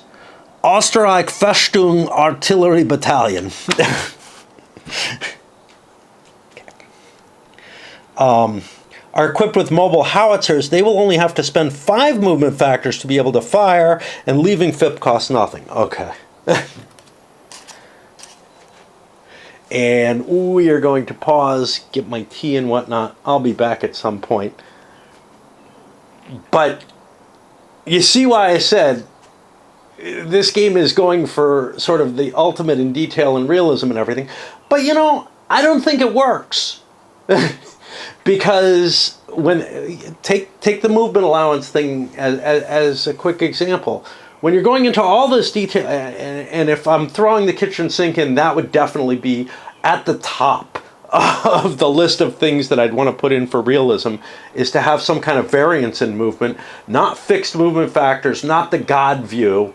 You know, it's shit like that I'd be worried about fixing more than, oh look, there's 3 or 4 units that can recombine, you know, in special ways, and I really want to use, you know, ultra detailed distinguishment between different terrain types and movement situations to make sure, you know, that I'm not just using like 5 or 6 movement points for units. Got a little bit of yard work done. Just weed whacking stuff until my cord broke. I had to put a new one in, and I'm like, yeah, I was getting tired anyway. All right, barrage, artillery. 3 different types. Field artillery, that's going to be incorporated in infantry units, and we can see that where they have artillery integrated in them. Heavy artillery, used to damage and destroy entrenchment positions, interdict enemy field artillery. That's these units, I guess. And then siege artillery, German and Austrian, only used for barraging fortifications or entrenched camps. I don't know if we have any here. Did we have a yellow movement that would be assigned towards it? I don't think we do. I don't think we have any. This, I think, is a heavy artillery. Not sure.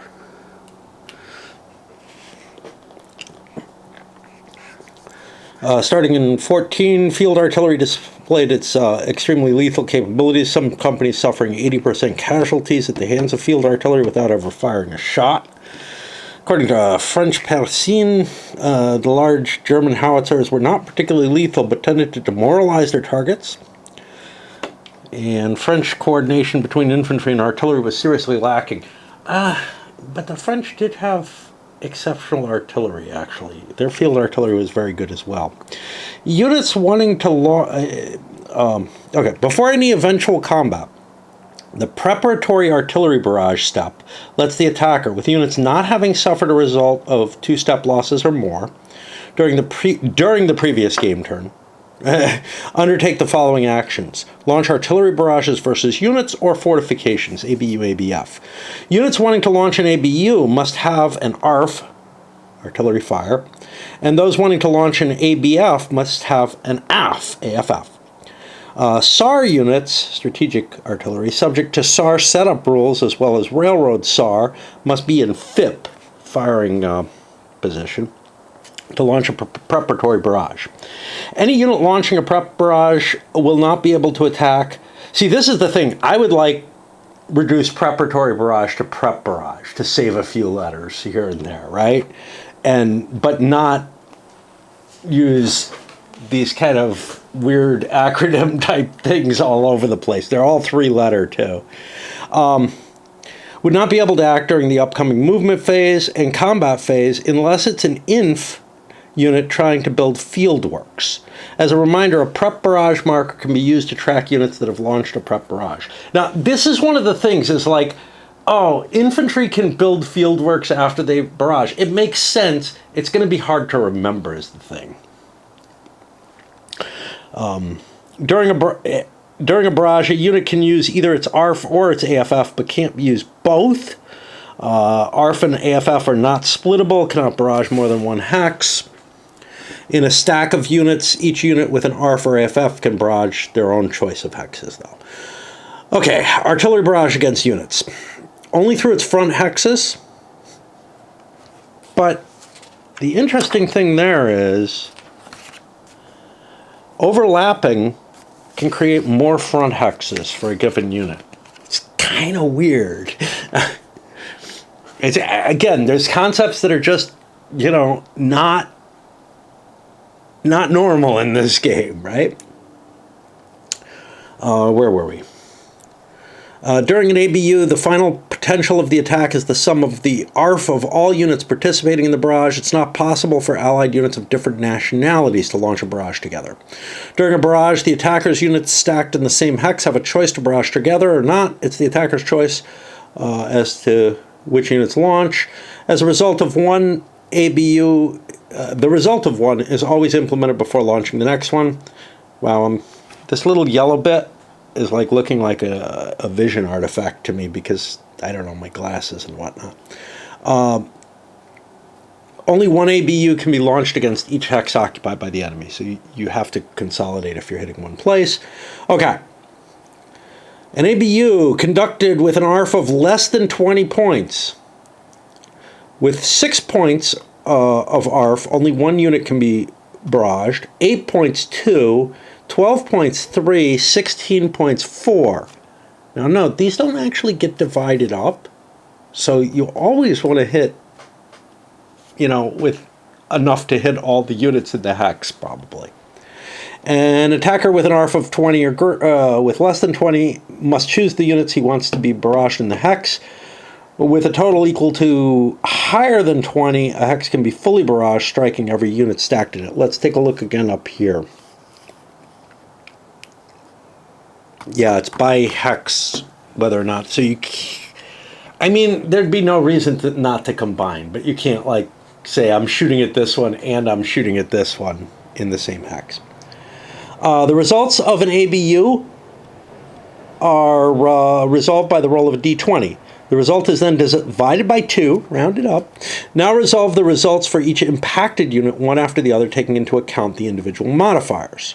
The result table on the player aid is consulted, choosing the column corresponding to the total ARF points, rounded down if necessary. The result should be found at its intersection of the D20 with all applicable modifications, half the D20 plus the ABU modifiers, and the column selected as explained above.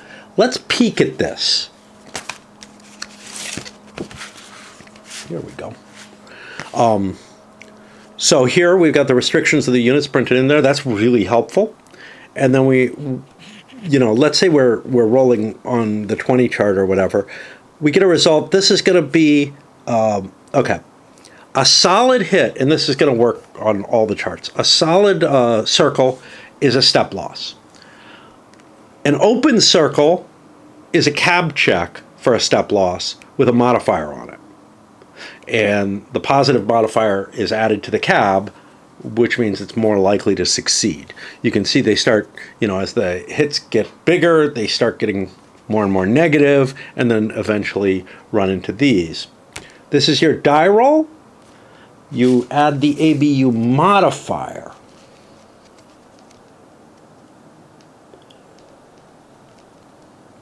That modifier is going to be from this chart. And that, unfortunately, is not on the same space.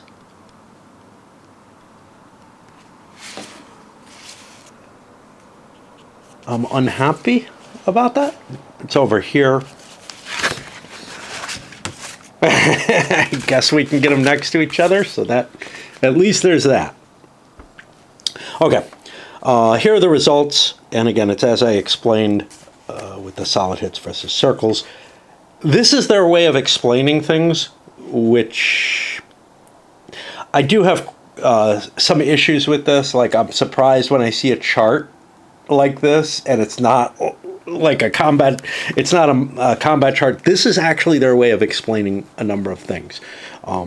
It's a little disconcerting, but it's pretty clear once you get used to it.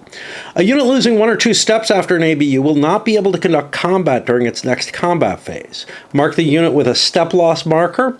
The marker gets removed or flipped over at the beginning of each step. So 2 step loss, I think, is 2 turns without combat.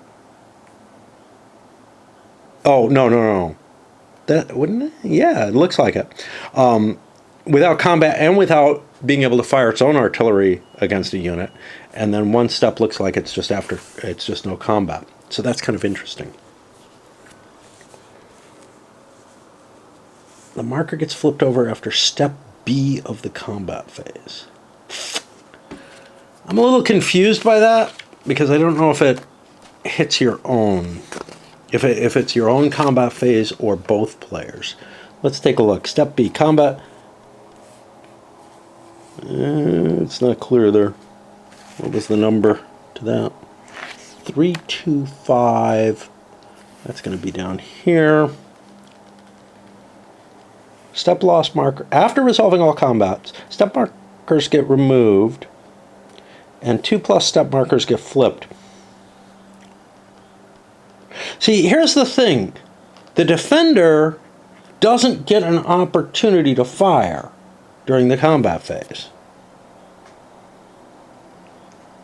with an ABU fire. So I'm a little confused about the timing of this. We may have to look at an example of play about that. Let me see if I can find one. I have one here, but it doesn't give me the recovery for the units that got hit.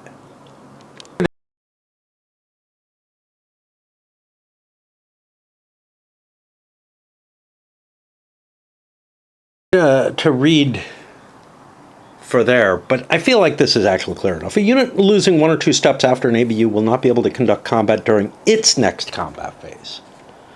Mark such a unit with corresponding. This gets removed at the beginning of step B of, it really should say its, but okay. That makes sense because you're not able to fire, you're not able to conduct combat nor ABUs during the other player's combat phase, but the 2-step and everything just the 2 steps of this just felt kind of weird. Okay, during ABU resolution, positive modifiers are beneficial for the defender and negatives are beneficial for the attacker. We're going to look at the chart again in a little bit. They add together as relative numbers and change the ABU die roll. Here's terrain modifiers.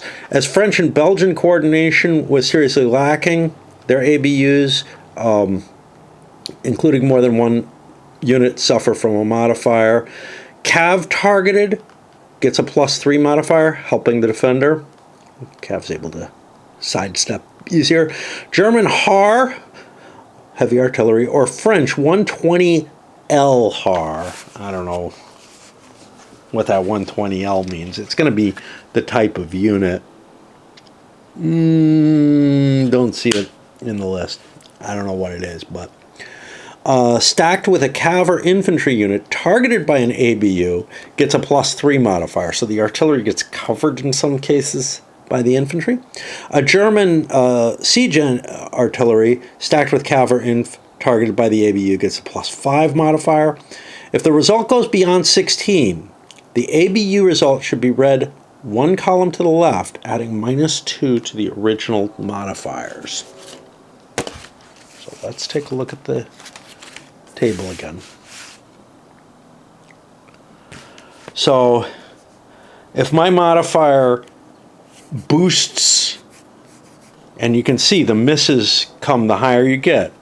If it goes above a 16 on here, it'll take a -2, which isn't necessarily better. So from here, -2 puts me on the same result as that on the column further left. So as the hits are getting, as the bonuses for the defender are increasing, I start shifting there. There might be some possibility of me hitting, and that's mainly for the high end of the table, where there's hits all the way down the chart. Otherwise, it's just not going to matter. But you get that -2 to the modifiers, so that maybe you end up not shifting off the chart. This will happen recursively until you can get on the chart. Artillery barrage versus fortification.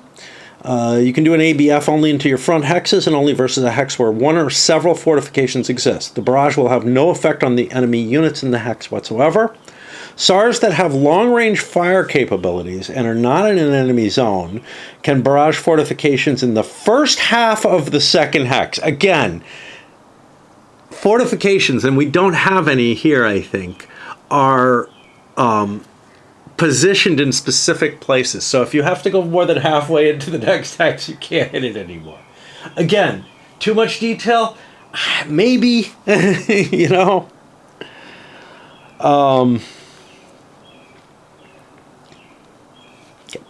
During the ABF, the AFF values, that's the number to the right, look at that, 0, 138.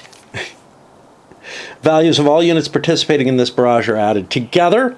The hex where several units are stacked together, the attacker can choose which of them will attack in the same ABF. One ABF is resolved completely before the next. Against each fortification, only one ABF can be launched in the barrage phase, unless as explained down here, which is if you get an auto hit on something, you're able to fire at another fortress. Fortification, whatever. ABF table and result. The attacker launching the ABF first determines the target hex where one or several fortifications exist. If multiple are there, the attacker announces which their priority order. The results of an ABF are resolved by the roll of a d20, and it must be divided by 2. These are the different kinds of forts. We'll get to that in a moment. I just want to get this open. You can see we have another chart here. The numbers go a lot higher because siege artillery is big. But, kind of like OCS, kind of like the Desert Fox, you look up the type of fort and the total firepower there, and then you roll the die. Now this is going to be, again, D20 multiplied by half, plus any ABF modifier.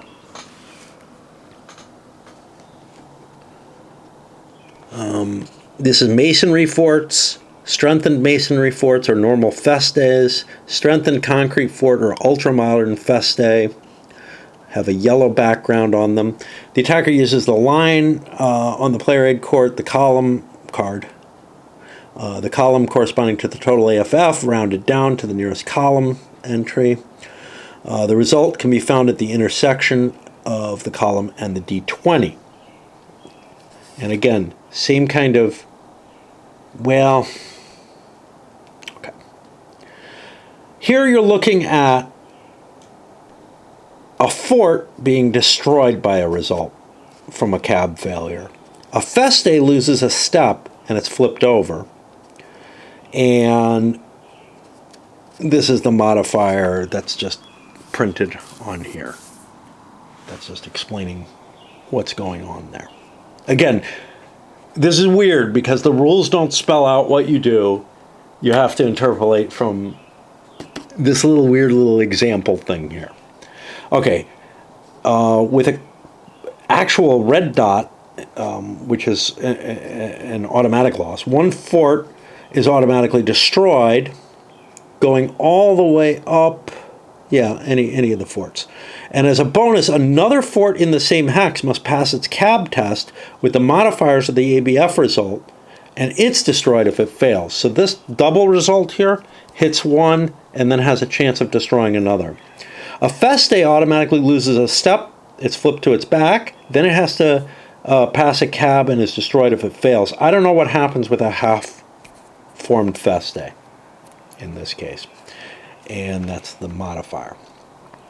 When a red dot appears in a hex with multiple fortifications, a second fortification will have to pass its cab test with the negative modifiers. That's the situation here. I'm guessing that a flipped over feste counts kind of like a fort.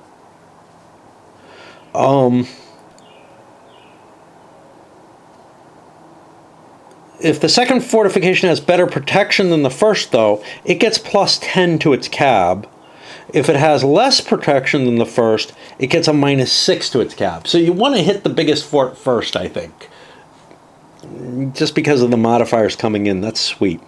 In case this second fortification is not destroyed, a second ABF can, as an exception, be launched against it with different art units. You've already rolled a destruction, so basically, I think you have to assign all your barrages beforehand.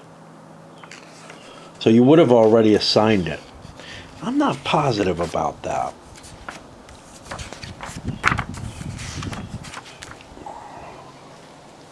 No, okay. It's the assault ABFs that you have to pre-declare. So I could assault one fortification, destroy it, roll for another. If it's still there, I could then artillery barrage it again, even though I normally wouldn't be able to do that. Low ammo. Ammunition shortage starts on turn 20. So from that turn until the end of the game, all ABUs and ABFs, unless those made by SAR are already under the low ammo rule from the start of the game, will get a +4 modifier. From game turn 22 to the end of the game, all ARFs are reduced by 50%. So you start getting the modifier on turn 20. The actual firepower is reduced by 50% on turn 22 in addition to that modifier. SAR units that are marked with blue or white ammunition icons can fire from the first game turn 12 times for 42 centimeter guns and 25 times for 30.5 or 28 centimeter howitzers. See specific scenarios for those that do not start from the first game turn. And SSR mentions the special scenario rule, mentions the ammo available. After each barrage, the corresponding ammo marker will be shifted.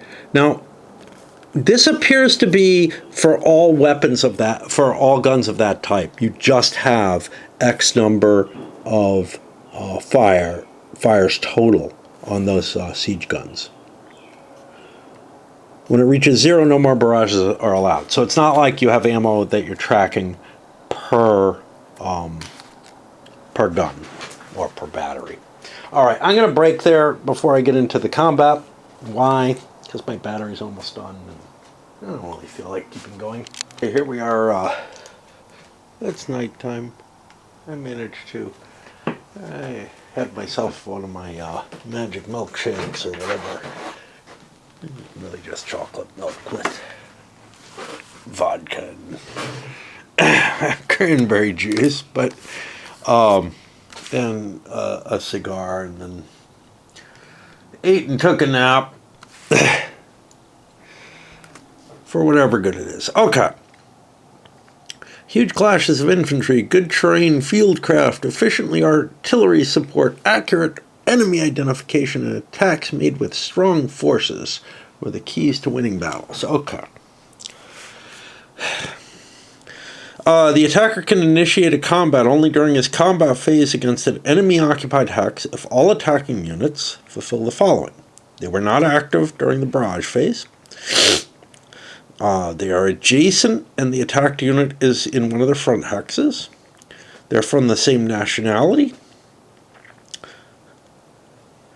They're not still marked with a step loss marker due to losses taken in artillery fire or combat.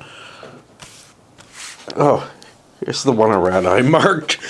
Or in an assault ABF. No more than 12 total steps, infantry or cav may ever attack out of a single hex. During combat phase, the attacker can initiate as many combats as he or she wants, still obeying those restrictions. These are done in order chosen by the attacker. When a hex is attacked, all enemy units occupying the hex have to be attacked. During a combat phase, a unit can only initiate one attack or can only be attacked once, except in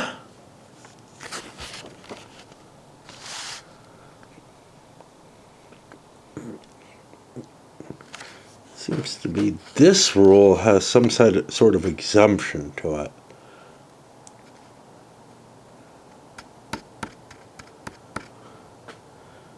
I don't know quite what that is. It involves retreats and stuff like that. It's a complex rule. We'll see what they're talking about.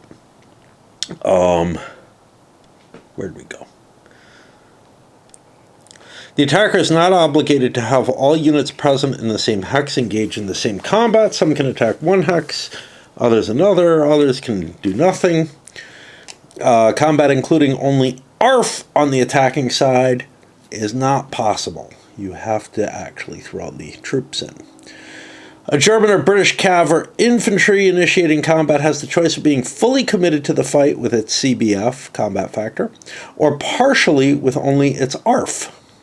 Still, for a combat to occur, at least one unit has to be fully committed.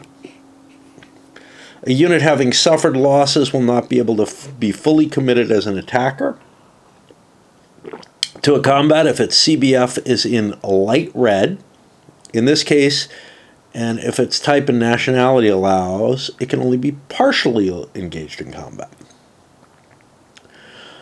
During combat, the attacker will add together the CBF of all units fully committed, the ARF of all units partially committed, the CBF of all engaged artillery units. Note here, you don't add the artillery of units that are fully committed.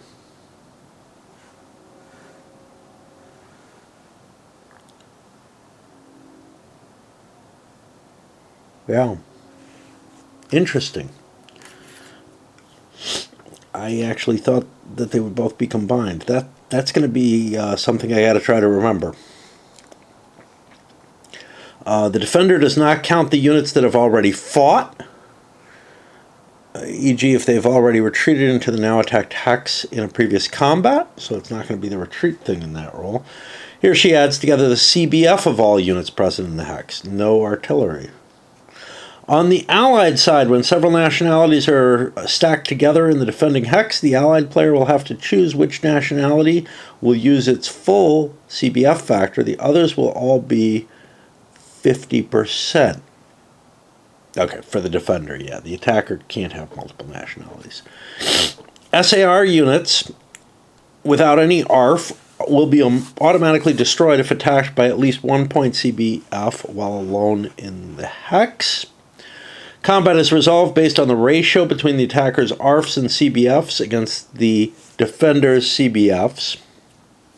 The higher the odds ratio, the better the attacker's chances will be to defeat the defender.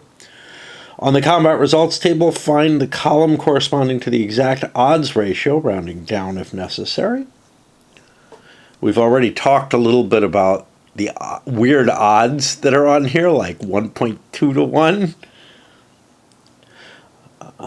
I gotta check. I have some batteries, but I gotta find my calculators that use them. I kind of don't know. I have graphing calculators that are pretty potent. I don't know if I want to use my little calculators. They're all kind of questionable at this point. I need to get a new one. Siege artillery without any R. Yeah, we already hit that. When combat results are immediately implemented before going to the next combat, headquarters or engineers will add nothing to the attacking or defending side during combat. Yet they're not similar to the SAR. I don't know. We have to see. Given the many occurrences of historical tactical surprise and to prevent combats from becoming tedious mathematical exercise, we recommend that for each combat against a hex, the attacker only be allowed to compute one odds ratio with his calculator before deciding to attack or not.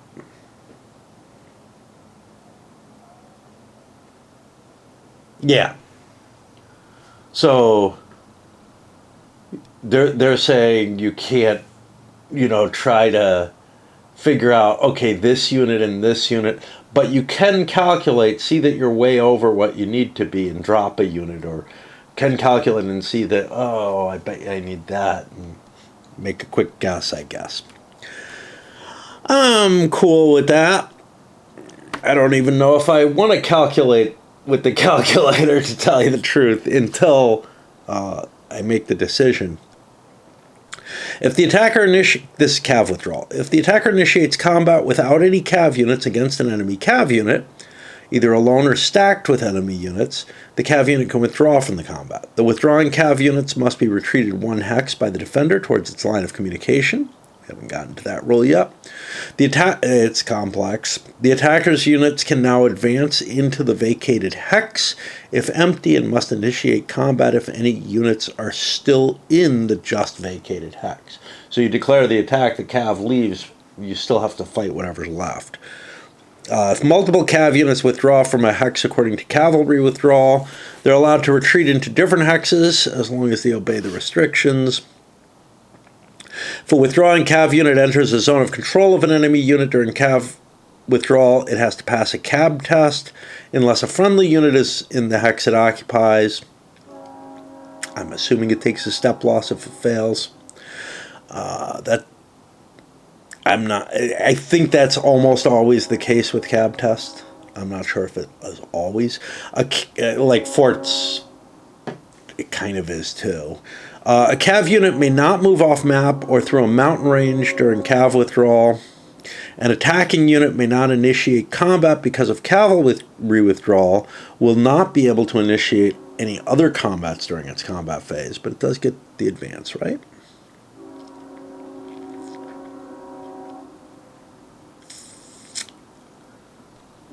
Yes. Okay. I could see it going either way, to be honest. NHQ unit stacked with in a hex. I just love the. I don't know. It's like N historical, but there you have to kind of speak it differently. Here, H sounds like it needs the N.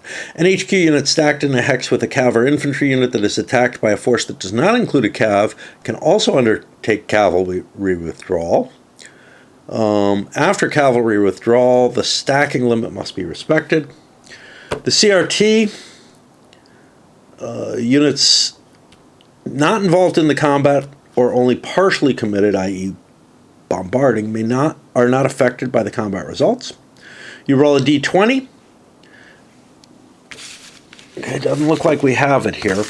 Look at this chart. Okay. You roll a d20. The result is found at the intersection of the d20 and the odds to odds combat ratio. Prisoners, wounded men, killed men, men missing in action, and lost equipment are the consequences depicted through several step loss results. This is the standard, okay? Filled in red circles are automatic step losses.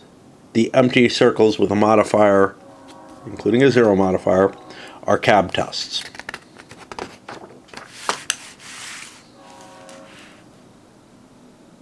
What do the colors mean? We kind of have these here. I think it's the same kind of thing where the automatic hits are. Doesn't look like there was any rule with the artillery. The player with the worst combat result must take any automatic step losses for each of his fully committed infantry and cav units first.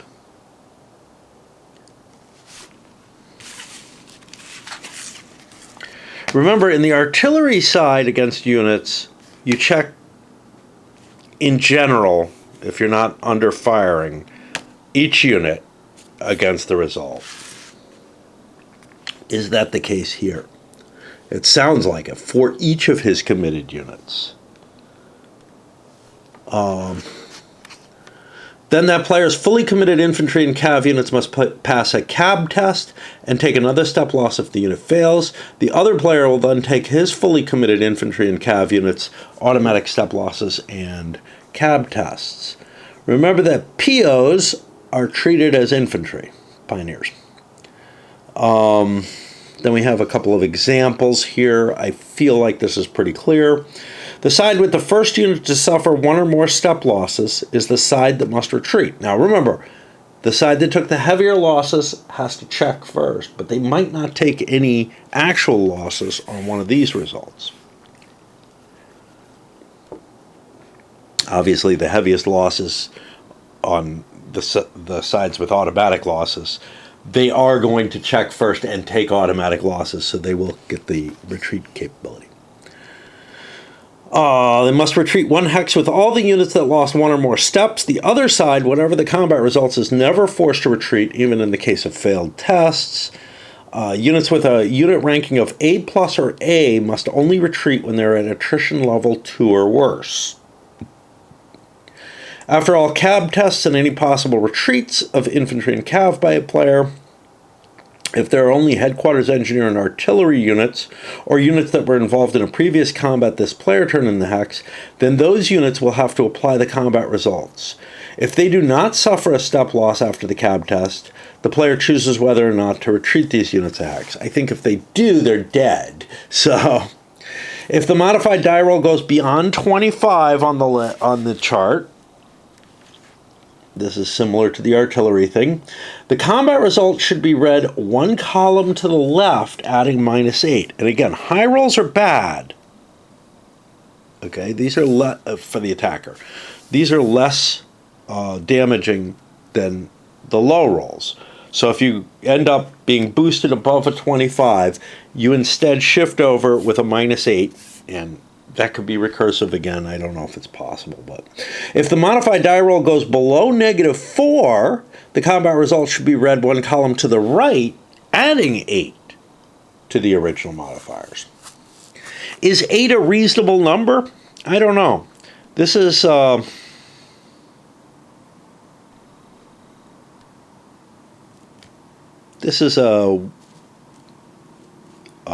bang and a +2. So 1, 2, 3, 4, 5, 6, 7, 8. I mean, this is a significantly lesser result. I'm not getting up into those ugly spaces. Okay. One step loss received will prevent the unit from engaging in combat in the next turn, with the exception of A+ ranking units. 2 step losses received will prevent the unit from engaging in combat during the next 2 game turns. This clarifies further the question that I vaguely had, but I feel like it is resolved the same way in both places, with the exception of A+ and A ranking units, which are prevented to engage in combat only for the next turn. Markers are provided as a mnemonic device. This doesn't tell me, well, it does. It says step loss, but it doesn't tell me, well, yeah, no, it does. It has 2 dots on it here, 1 dot here, but it is modified by the type of unit, so that's something to keep in mind, that this is not entirely accurate. This little reminder counter, you put different counters in sometimes. In the event that a unit receives 1 or more additional step losses while already marked with the marker is flipped to the most unfavorable 2 or more step losses. I guess that's a plus there. It looks like a... There we go. And again, we're going to have to punch out a bunch of counters as we play, but that's okay. Combat modifiers. During combat resolution, positive modifiers are good for the defender, negative for the attacker. They add together as relative numbers and change the d20 result. Partially committed units do not generate any modifiers to the ongoing combat. Only fully committed do.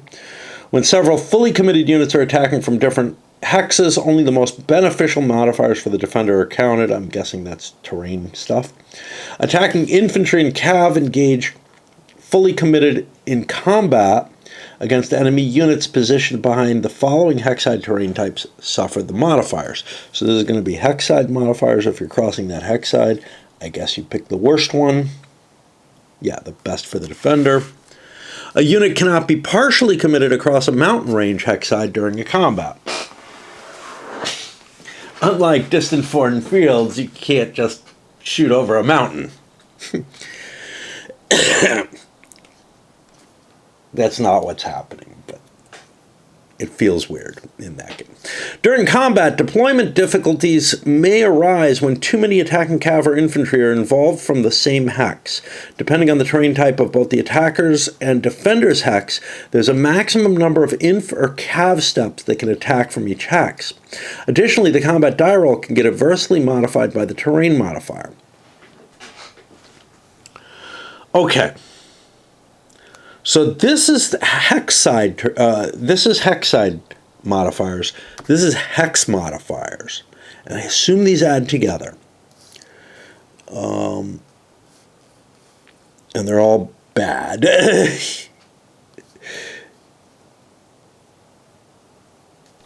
So if the defender is in one terrain and the attacker's in another, that determines the total number of steps that can come from that hex, as well as the terrain modifier. But again, you only take the worst of these, and I guess the worst of these.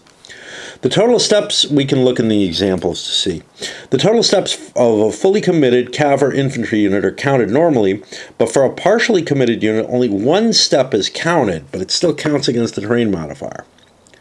For BCA, these are the chasseurs, BCP and the Jaeger, only half of their steps are counted.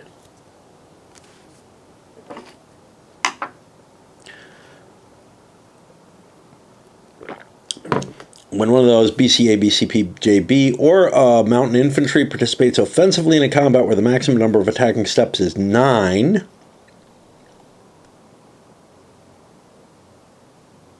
okay, that's a number of different types of terrain. The attacker gains a -3 modifier. This modifier is increased to -6 if the maximum number of steps is 6. It's kind of interesting, because if you're attacking into the mountains from clear or lowland, that means you're facing a 19 modifier, but actually if you go from mountain to mountain, you're going to be facing a 16 modifier. Okay. These units are trained to operate in difficult terrain. A cav unit involved in any combat and situated in rough or mountainous terrain will incur a +12 if attacking and a -12 if defending. If a unit with an eye-catching uniform attacks in a combat, it takes a +1. When the defender, which is pretty minor compared to the terrain effects, when the defender is attacked by any unit through its flank, the attacker gets a -10. When the defender is attacked by any unit through its rear, the attacker gets a -16. Now, are these spelled out? Yes, all the attack modifiers are here, along with some other effects that will impact combat. When attacking from multiple hexes, the attacker gets an advantage. The more hexes, the more of a minus, but this only counts if a fully committed unit is attacking from a hex. Attacking infantry units this is the surrounding or whatever, but you're already getting this from the flank or rear, and I assume these are not cumulative. Just, it's not stated, but to go along with the terrain types, it would make sense. You get the extra bonus from this. Attacking infantry units belonging to the same corps, unless autonomous, get a +5 modifier if 2 or more hexes are between them, or if one of the 2 units belonging to the same corps is destroyed or missing when attacking in a combat while fully committed. Until the end of game turn 17, all French DR or DT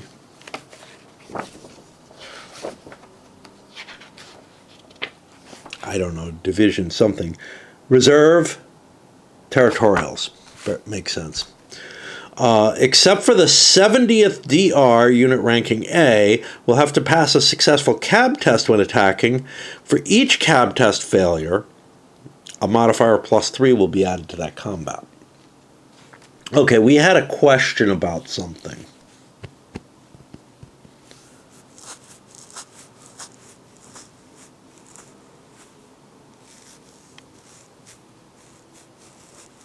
I don't remember what it is.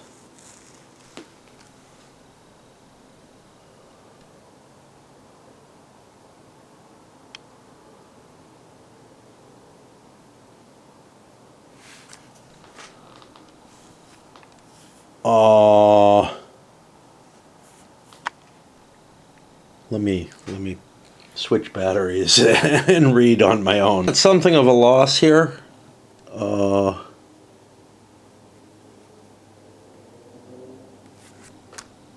Maybe it was checking these. I don't know.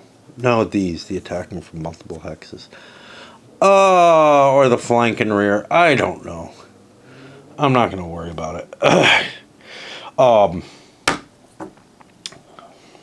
I just don't feel like fighting through examples here. Here again, though, we've got an individual unit with a special role.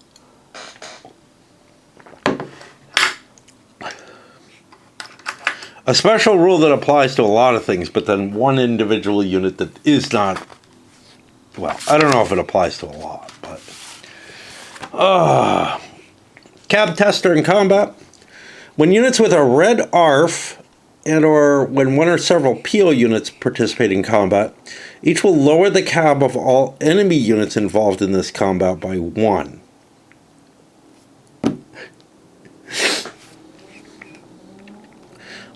No less than a -1 modifier to the enemy's cab, regardless of the number of units that do this, and no less than -2 if both the AFF, the red AFF, and Pioneers are available. So they are cumulative, but not with the same thing.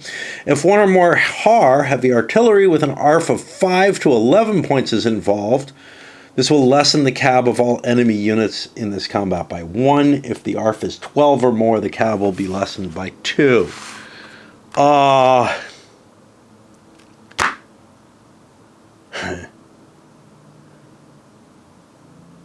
These are not in the combat modifiers. And as a matter of fact, you know what? Oh, there's the hexside terrains. Okay.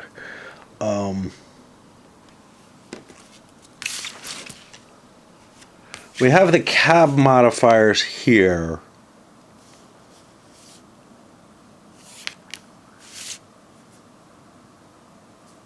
And those are included in here, along with the red ARFs and the POs. And they're actually separated. Sweet. What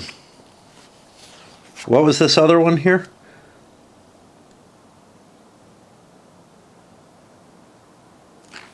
I don't know if this would be anywhere. 11.5, no. See, there's so much going on that I'm not going to probably notice things from the player aid. like a complex player aid, I often end up missing stuff in it, and thus have to flip through the rules a lot. But like that looks like it's necessary because something like the DRDT units is, I'm just going to have to remember. A siege artillery that was not active in the barrage phase can take part in the combat. The psychological impact of artillery shelling on enemy troops placed in entrenchments or an old fortification will lessen the cab of all involved attacked units by 2. In this case, shift the ammo marker down a space. Ouchie. There aren't a lot of ammo in the game. Units involved in combat will often have to test their cab, which will be modified according to the results of 9.3. That, I assume, is the combat table, yeah. But also, and a whole list of different modifiers. The player aid holds them all. Here's an example of the player of the cab test. I don't want to try to pronounce Fusa. Fuba. Okay.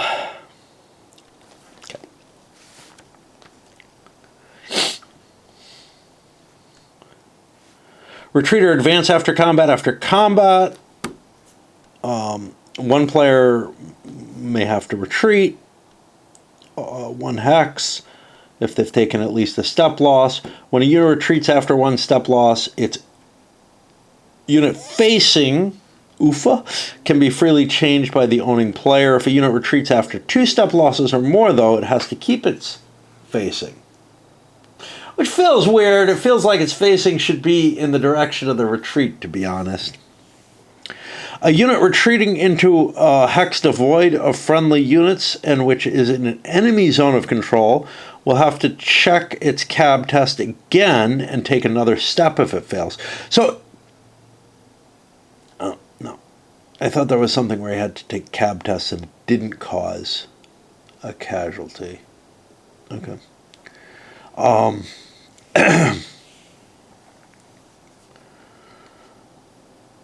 In this case, its marker will flip to the 2 or more step loss.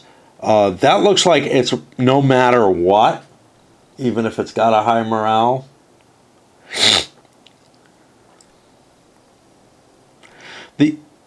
Now, it also might have so high a morale that it doesn't have a marker on it.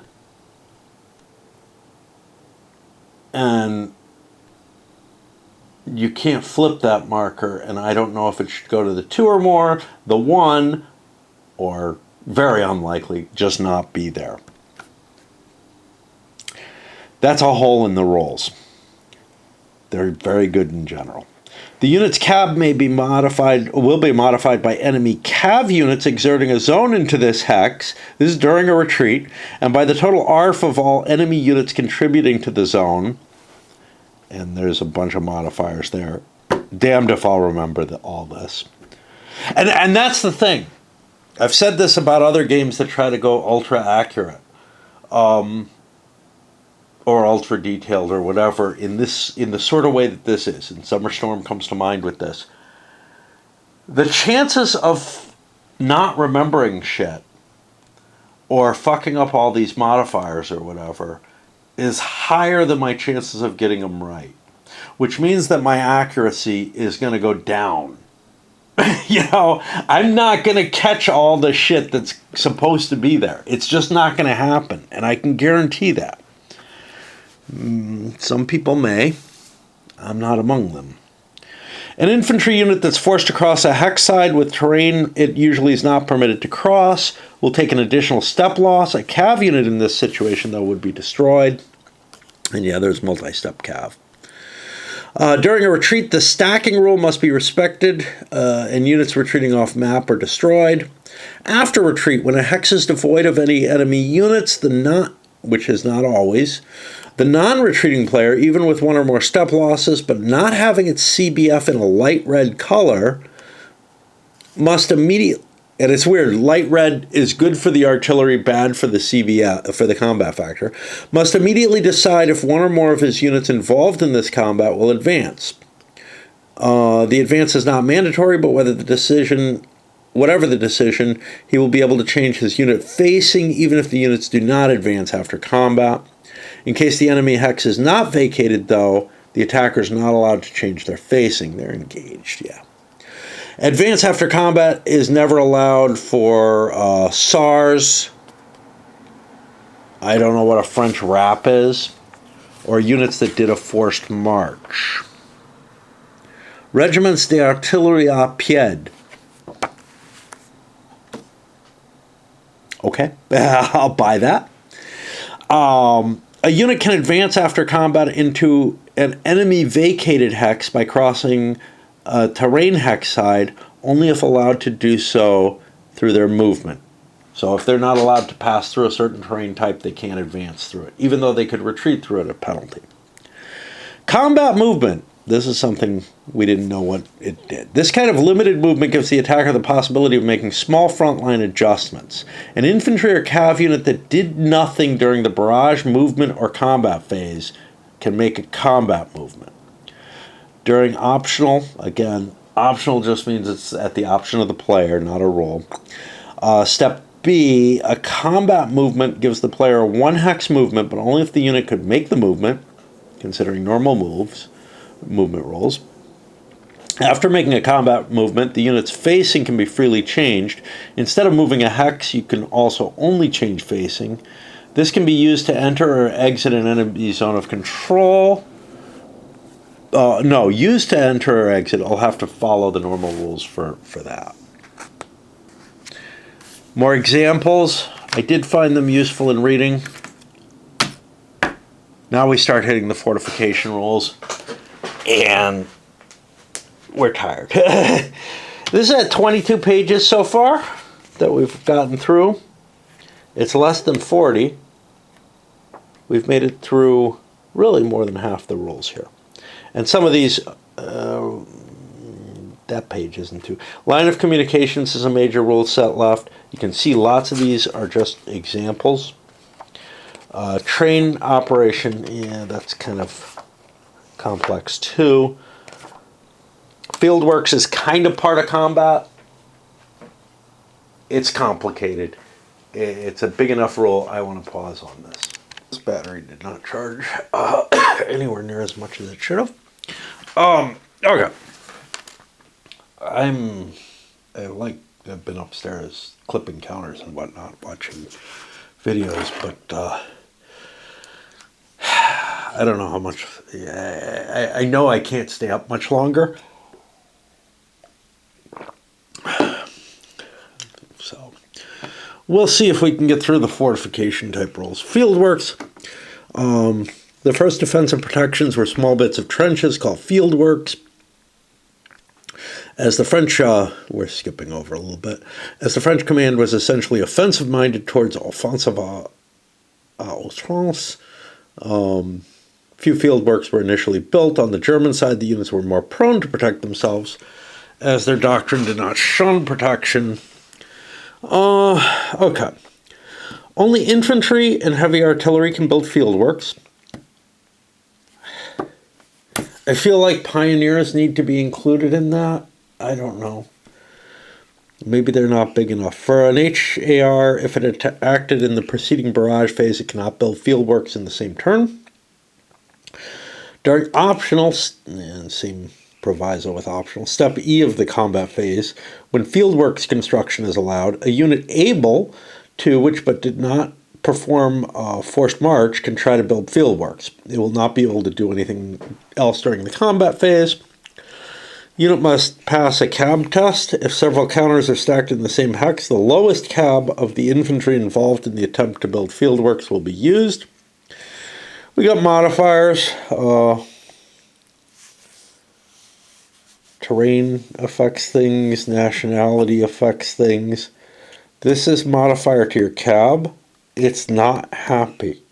Like, these are all big penalties. But the unit did not move and did not change its facing. Gives you a big bonus. And starting on game turn 22, you start to get more of them. What's painful with these is there's no expense for it. So it's like, You should do it everywhere, but there's the expense of having to fucking roll the dice. So you probably don't want to. If you're like me, you're like, stupid mechanical action. And this is the one place where rolling dice for movement, I think, does have a disadvantage, is that it's this other mechanical action that you have to take. If the cab test is passed, so here is a cab that does not hurt you. Like, you don't take a step loss if you fail it. If the test is passed, a Fieldworks marker is placed on the unit or stack of units. A hex contains some units in Fieldworks and some not. The Fieldworks marker is positioned above the units that are in it. Those outside are positioned above. And like I said, at the very least, the Fog of War also has a counter for the whole, a single counter for the whole hex. Some units could be in it, some could be not. And you can't run two such counters. It just doesn't work. For each scenario, the rules will indicate the maximum number of failed cab tests per side. In this first one, it is 1 per side, beyond which no further fieldworks can be built by that side in a given game turn. Markers are provided to keep track of this. There's a whole bunch of them. I don't know why there's 4. It's per side. There aren't 4 sides in the game. This is actually something that helps because you won't want to roll where it's not important. Units under Fieldworks will only receive their benefits if attacked from their front hexes. If multiple units have Fieldworks in the same hex, the Fieldworks covered front hexes are determined by their combined UFAs and zones. For ease of play, only 1 field marker will ever be placed on top of a stack. I don't know why it has to say that.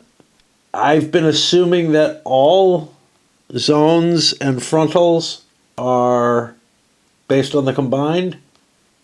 This leads me to wonder if that's honestly the truth. Fieldworks advantages. They give you a defensive multiplier to your strength, and they give a penalty to artillery factors that are shelling for artillery barrages of units. In the case of a combat against a hex where some units have fieldworks and others do not, only the units with fieldworks get the bonus. For fieldworks modifiers to help the defender during combat, at least one attacking unit must attack across a fieldworks hex side.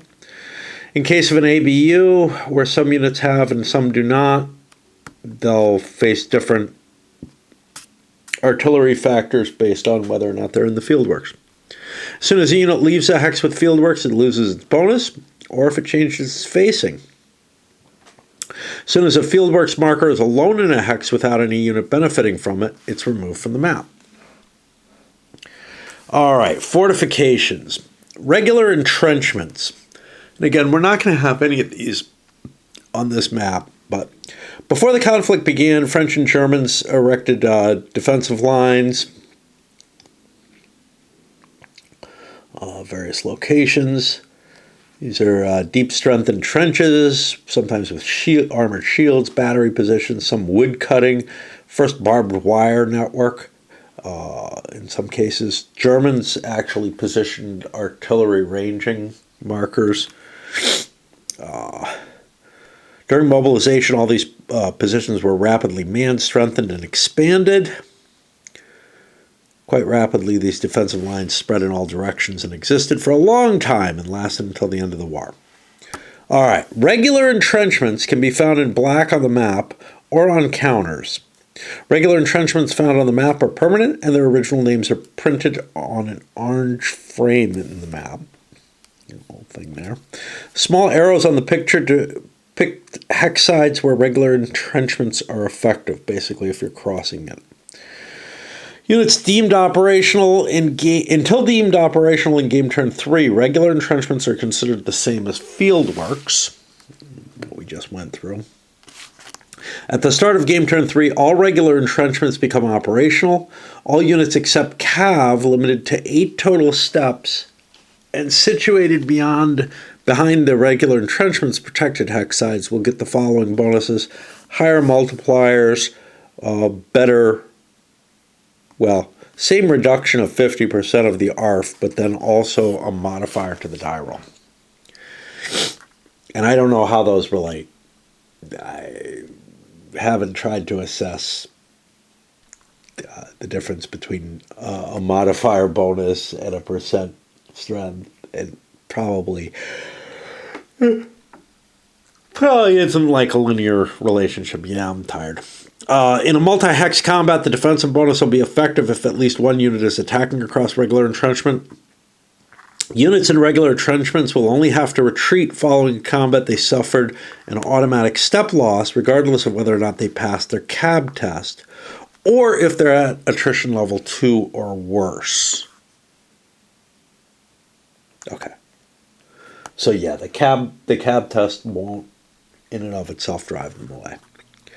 Starting on game turn 22, German units can try to improve their fieldworks to regular entrenchments while still obeying the basic rules, and that's where the counters, I guess, come in. All units stacked in the same hex must be in fieldworks, and the unit with the lowest cab in this hex must pass a cab test with a modifier of -1. Okay, so all the units in the hex have to be in the fieldworks already, and then you have to make a cab test at a penalty. If this is successful, the fieldworks is flipped to its regular entrenchment. This is weird because that requirement for everybody to be in it, but then they might end up leaving it. I don't know. It doesn't, you don't lose the bonus for changing facing from what I see. And again, it's removed from the map if it's ever if it's ever abandoned. Okay. Before we get to fortified zones, I gotta swap batteries. Honestly, I think I'm too tired to keep going. Let's just put this here. I'm gonna call it for tonight. I'm just too sleepy to really bring any energy or to retain anything I'm saying. Down here, it's morning. It's not early morning. I kind of slept a little later than I have been, but and had my breakfast and all that.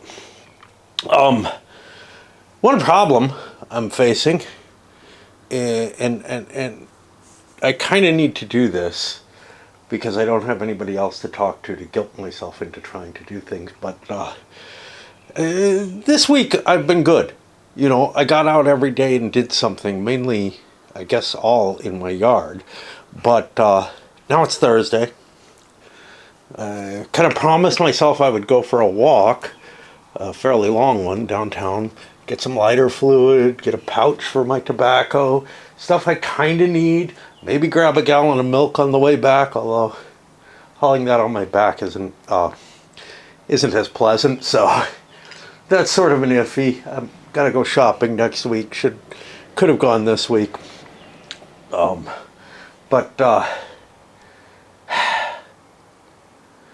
this is where I get myself into trouble. Going on and doing a little bit of yard work, maybe less than an hour usually, I can do that again. There was a period where I couldn't. The walk, I'll enjoy the walk. I know that. If I have a goal in mind, I tend to enjoy the walk more. I might get a little chafed on the way back or whatever, but I immediately have started thinking of every excuse not to. And what's worse is that puts me in a frozen position where I'm like, I don't do anything else, at least not until I come to the point where I say, oh, it's too late for me to go for the walk. Which is going to be pretty damn late, about the time I take my nap or whatever. Anyway. So, we were working on our way through the fortifications, and we got down to the fortified zone. During peacetime, Germans erected a fortified bridgehead known as, or fortified bridgehead, known as Brückenkopf, all along the Rhine River, as well as some fortified zones which were deemed semi-permanent. This isn't going to be important to the current scenario, but small defensive works with battlements, strengthened by beams, rail tracks covered by earth, and barbed wire networks, and situated on high ground overlooking the Vosse.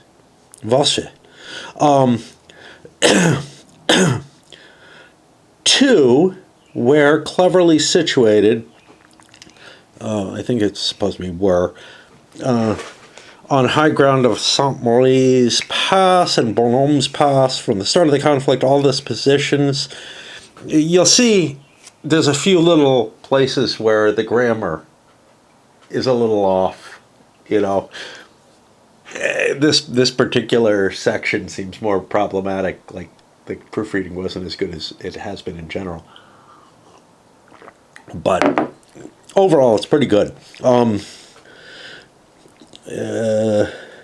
For the start of the conflict, all of these positions were manned by covering forces, which were able to quickly and efficiently defend them. German fortified zones. And we've got a reference there. I want to look at it because that probably gives me a picture of them or something.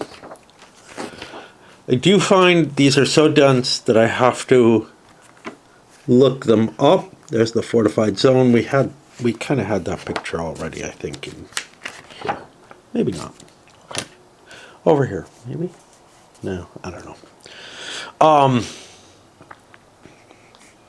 Situated on two passes, are manned by a permanent garrison. From game turn 1, all fortified zones are operational with the aim of blocking enemy movement.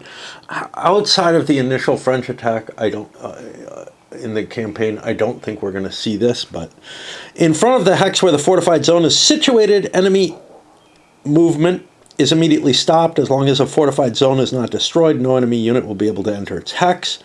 Has a defensive combat factor of 2 points and a cab. I don't remember what combat ability.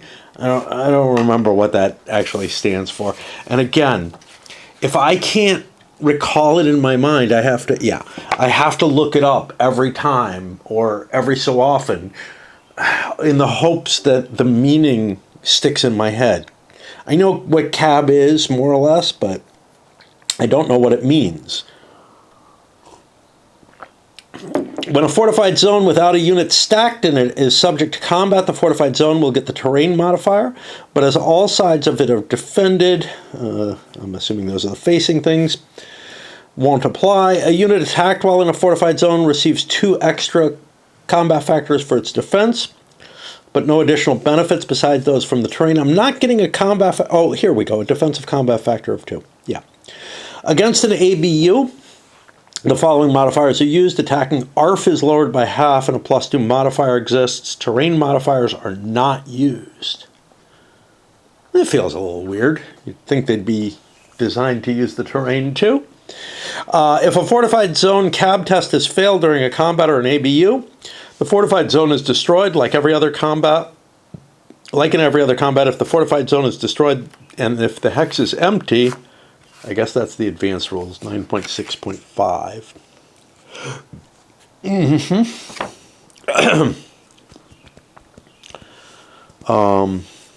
Okay. Forts. These exist a lot more. Fortifications encompass 3 types of forts, which were all specifically designed to resist independently for the longest possible time against an invader. Some of these were tasked with a specific mission. I love this kind of historical, and I feel like the notes are kind of embedded in that in a way. Specific missions such as covering a railroad, a bridge, a crossroads, or a pass with the fire of their guns. Some were designed to support each other and form a defensive screen. They're divided into the following 3 categories. The first are masonry forts built with bricks and mortar. Their guns are located on open-top emplacements and quite vulnerable. To improve their overall defensive capabilities, they were sometimes designed with casemates or armored gun turrets. The second are strengthened masonry forts, offering a better protection against the new types of explosives. They talk about the explosives here. The guns of this type of fortification could be positioned outside of the fort in specifically designed positions. In this case, the fort was more like an infantry defensive position. Retractable guns or machine gun turrets could exist to strengthen it, and flanking fire was made possible by new designs. The third were strengthened concrete forts designed with concrete or reinforced concrete. The weapons and retractable turrets found in these forts were top-notch. A fort is a fortification which can be one of three different categories. They were sometimes called citadels or ouvrages. This is in the same hex you can find multiple forts. That's the weird thing. An active fort is one which is not destroyed. It doesn't have a zone of control, but it prevents enemies from entering the hex. The ratings are found, so the forts all have counters on them for them. And they're placed in the hex where there may be multiple forts. So, and let's take a quick look of anything. This is the category of the fort. Combat factor, which is what, CBF or something like that. The artillery, just normal stuff here. Instead of a movement allowance, it has a fort ability. And it has a combat ability. That's the cab. Yeah, see, now when they don't give me the when they don't give me the abbreviations that they're using, like here it has the division of the, it has artillery fire, that would be ARF, but they give it here AFF for the artillery versus forts, but for the most part they're not using any of the and you will see here they actually have the abbreviations in it. I wish they had put the abbreviations in here. I guess maybe it was too crowded in that picture. I need to do something. I've got something gurgling in my throat and an itch in my finger. Relight. According to the scenario setup display, each fort will be positioned in its hex. As for other units, forts have an ARF allowing them to launch an ABU with the added advantage of being able to barrage with less than 6 ARF. Let's take a look at that, because I don't remember that being the case. But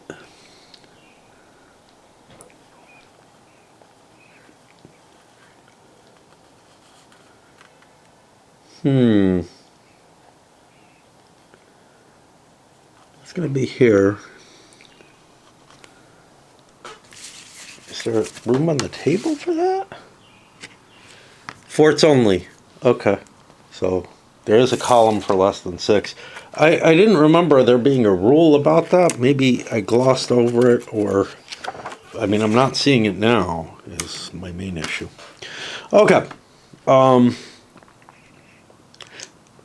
In the ABU results table of the player aid card, the column with 3 points is therefore exclusively restricted to ARFs coming from forts. I don't see a column with 3 points. I see, oh, there is a 3 written in there.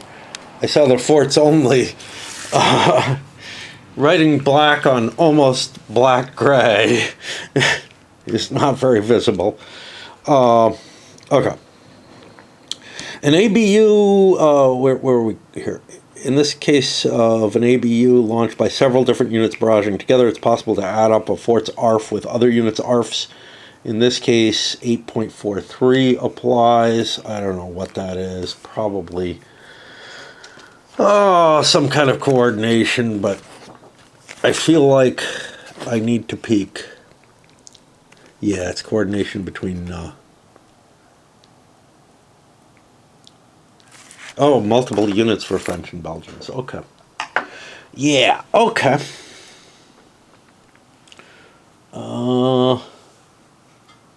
Where were we? An ABU conducted only by forts ignores terrain modifiers. A fort by itself, presumably because the guns are placed in such a way that, like, the terrain is, firing ranges have been cleared going down from the fort.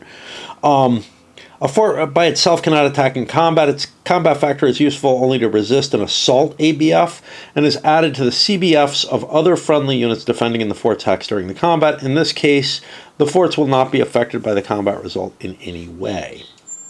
A fortification-related unit, when offensively involved in combat, while being in or adjacent to its own encampment, can be supported.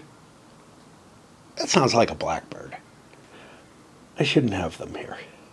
Can be supported by the ARFs of friendly forts able to barrage the enemy hex. During this combat, friendly forts will not be affected in any way by the combat result.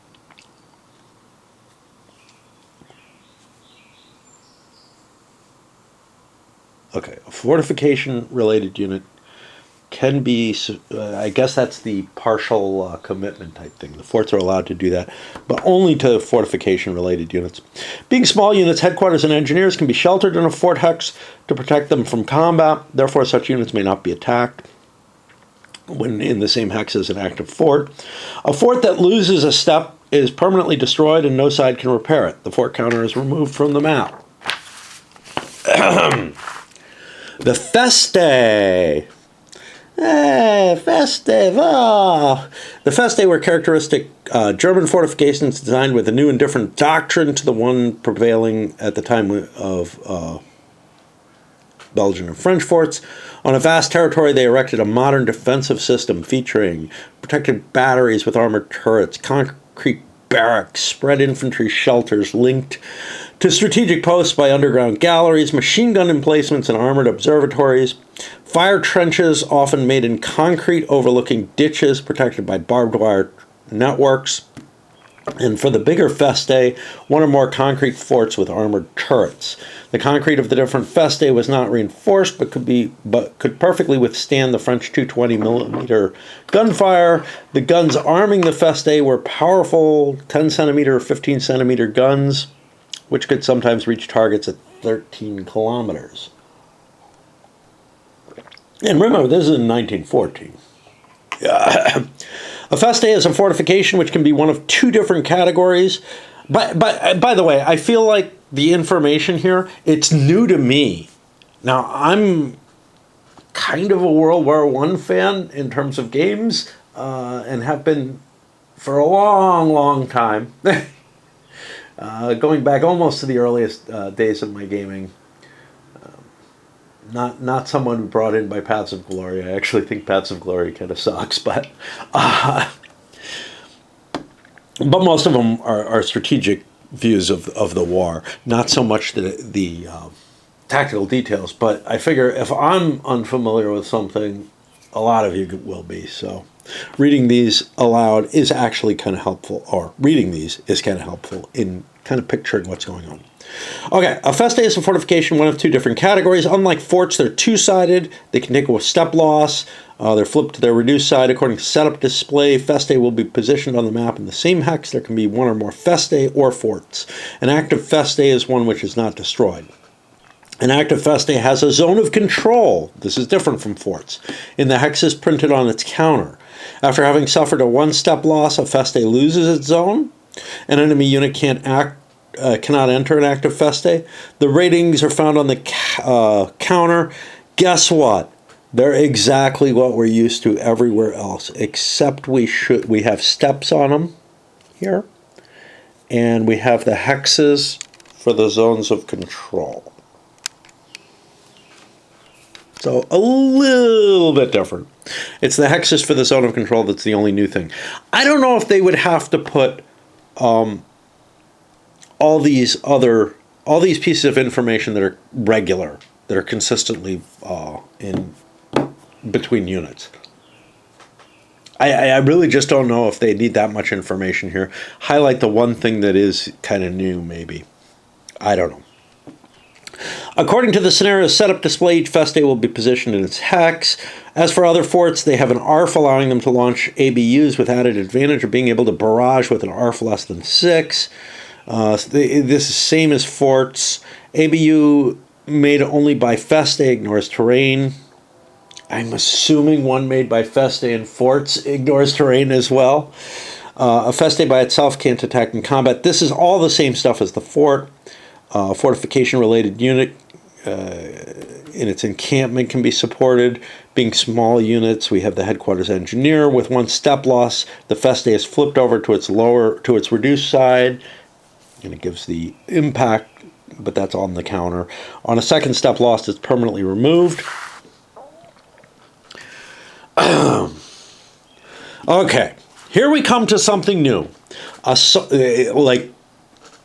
mean, I guess the fortifications, the way they're handled in this game is new, but this is something else new. Assault artillery barrages versus fortifications. This is going to be an artillery attack supported by infantry fire. I don't know how to quite put it. The artillery is the heaviest part of it, but it's supported by an infantry force trying to take control of the fort. Instead of an ABF, the attacker can choose to make an assault ABF if it's declared during the barrage phase and if the fortification hex is devoid of any enemy units. Limited to the three, well, infantry, cav, and har. Again, I think POs count as infantry, but I can't keep looking it up. They seem to distinguish them when everything seems to say they're infantry for everything except like repairs or destruction. The assault is resolved during the upcoming combat phase before the first combat, and just after the barrage portion resolution, there will be one infantry, cav, or PO unit. See, here they call it out, attacking the fortification. Should I call it PIO? Markers are provided to keep track of ABF and assault declarations. Okay. It's resolved during the upcoming combat phase before the first combat. Okay. And just after the barrage portion resolution. Let's take a look at the sequence of play to see that. So,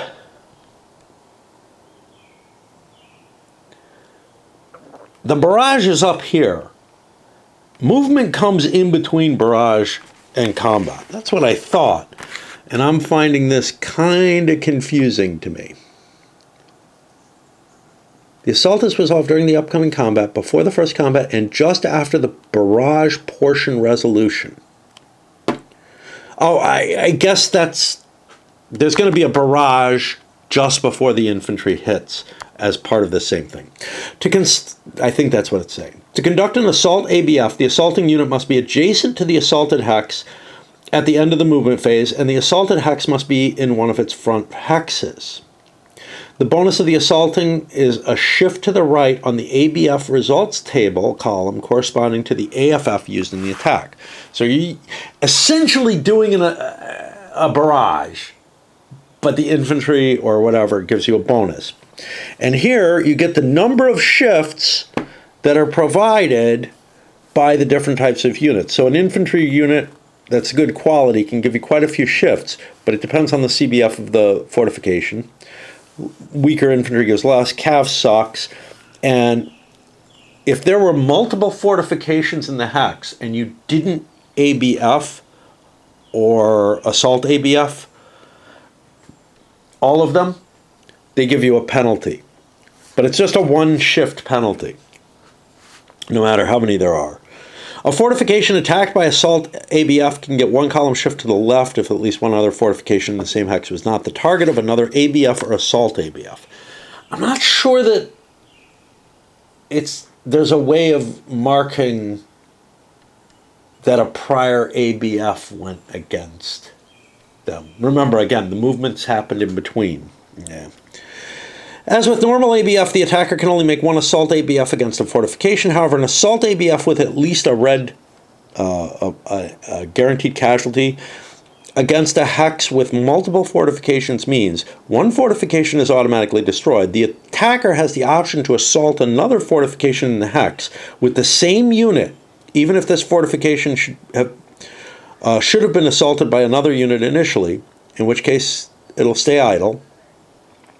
Taking into account the initial numerical result, but without the red dot of the initial hit, a red dot -2 becomes -2. Red dot -2 doesn't mean anything. That would be a red dot empty circle -2 becomes an empty circle -2, is what I would say. The attacker can also choose to stop the assault of the unit and let the second fortification be assaulted by another unit as planned initially. But you've already got a result, so it depends. An assaulting pioneer unit has an AFF of 4 points. Is that... Yeah, that's not going to be written on the counter because This is just a bonus AFF that it is able to bring into account, probably because of like satchel charges or whatever. And a bonus I don't think they used them, but they did use explosives and plant them. And a bonus modifier of 4 columns to the right on the ABF results table because of its unit ranking. I'm assuming they're all those quality. Well, no. This is interesting.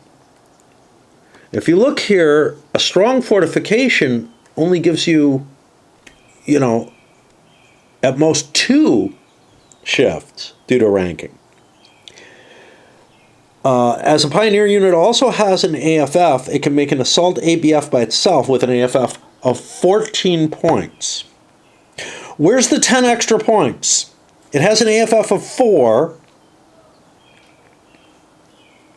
Maybe they all come with a 10. I don't know. I don't think I have any Pioneers in my setup. It's going to be really hard for me to tell and distinguish units. Actually, no, those aren't going to be too hard. They're going to have an engineering marker. Let me look and see. I found something. It says PIR. Looks like it's got the engineering thing that doesn't mean engineer, but means Pioneer. Let's look for a Pioneer. There's a Pioneer unit. That looks like it. PIR. And we'll look at this one too. It's got an artillery factor of 1. This one had an artillery factor of 2. I'm not seeing that 10 point. Like, I get the 4-point bonus one. What the fuck's the 10 points that's coming out of nowhere? I don't know what that is. I really don't know.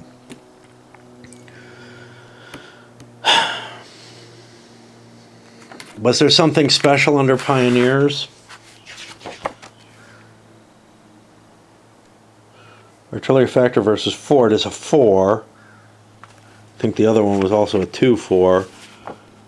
Where is the 10 coming from? Is my question.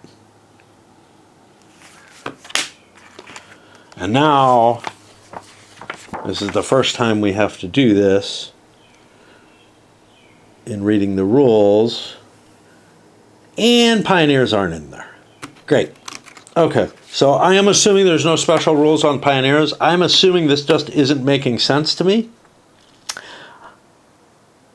And unless I get something that does make sense, I mean, this seems like a special rule, but it's not spelling out that 10 points in any sense of the word.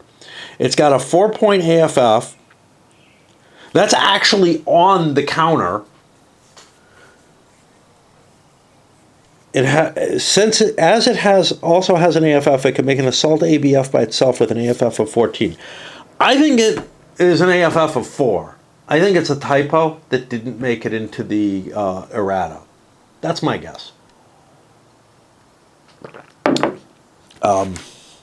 That's the best I can come up with. There haven't been, I mean, we're more than halfway through the rules and we've barely gotten any questions. There was one typo or one errata that was clear and it was corrected. But again, like the counter mix with all these pale gray tone on all the counters except the 2 counter sheets that they replaced, I'm just like, what are you doing, man? You've just made something, like maybe it was what you intended, but all your counters look that way. I'm really not sure. Okay. The assaulting unit will have to pass its cab test and suffers a step loss if it fails. After the targeted fortification with modifiers listed in... We don't know what this is all about. 7.42, 7.54. 7.42 is extended movement. 7.54 was the other one? Yeah. Forced march gives a penalty. Okay. So, and I'm guessing, okay, we'll look. 15.1.1 is going to be another... It's probably like coming off a rail, given where it is. No. 15.1.1. Weather. Okay. weather can impact the cab. Fair enough. Okay.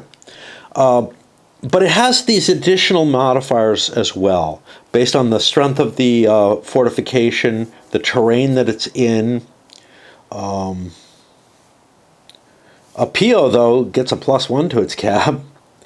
And if it's a successful assault and you destroyed the fort, you get a +3 to the cab because you're not like getting repulsed. During an assault ABF against only one fortification, if the attacker gets a red dot result, or if after adjustment the fortification... Does that make sense? The attacker gets a red dot. See, this is going to be over here on the ABF table, right? Okay, if the attacker gets a red dot result, or if after adjustment the fortification's cab is less than or equal to 0, the assaulting unit will not have to pass its cab test. Yeah, okay, so if I get a big enough hit that it's a guaranteed hit, I guess even against a Feste, which is still there afterwards, I don't even have to bother passing a cab test. Or if after adjustment the fortification's cab is less than or equal to 0. I don't know what's going to reduce it that much. I mean, obviously the number off here will reduce it that much. Don't forget, if the unit suffers a step loss and it's not destroyed, put a step loss marker on it. Thanks. That is actually very helpful when I'm looking something up. If it doesn't tell me something like that, I will forget. Artillery units to be involved in an assault ABF will be inactive during the movement and combat phase. Markers are provided to keep track of such units. Yeah. If during the assault ABF every fortification in the hex is destroyed, the assaulting unit probably should be parenthesized as can advance into the hex even with one or more step losses. After an assault ABF, the assaulting unit cannot advance if a fortification is still active in the hex. An assault ABF, I could picture this game trying to do, just like it's doing this with these tiny counters, trying to do okay, but we got multiple units in the hex at the same time, like multiple sides in the hex. I could totally see the game doing that, because honestly it's not showing in as much possible detail, right? This could actually be almost a minis game where you're like measuring out distances to places and not worrying about the hex grid at all. I'm not suggesting that. I'm just saying the line of thought that has gone into making the game as it is feels like the logical conclusion of all that comes down to, let's get rid of the hex grid. It is an abstraction that isn't showing exactly what's happening. Just little pins in the map, man. I've thought about making games that way.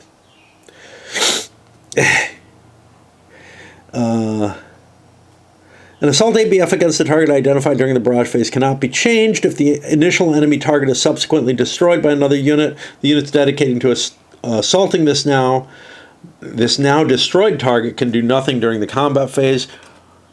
We're going to pause there. I know we haven't gotten all that far, but I need to charge my battery, and I don't know why I got that one still in there.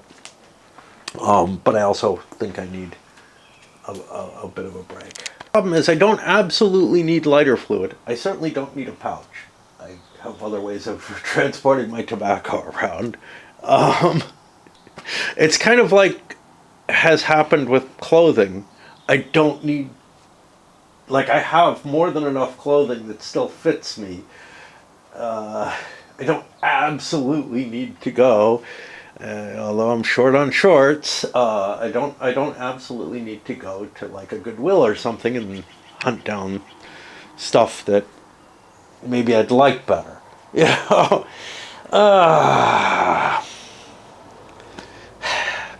and it's just so easy to not do things comparatively.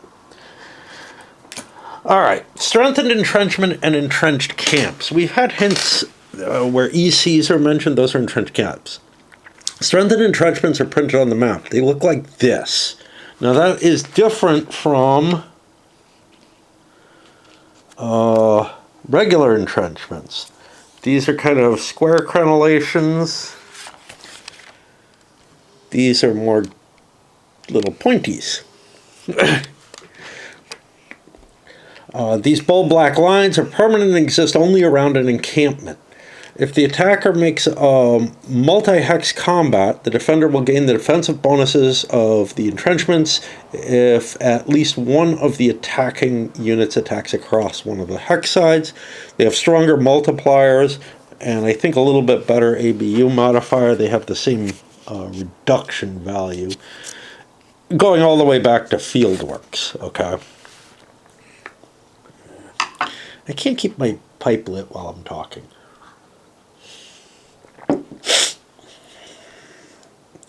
During combat, units protected by strengthened entrenchments will only have to retreat if they are at attrition level 2 or worse after resolving the combat.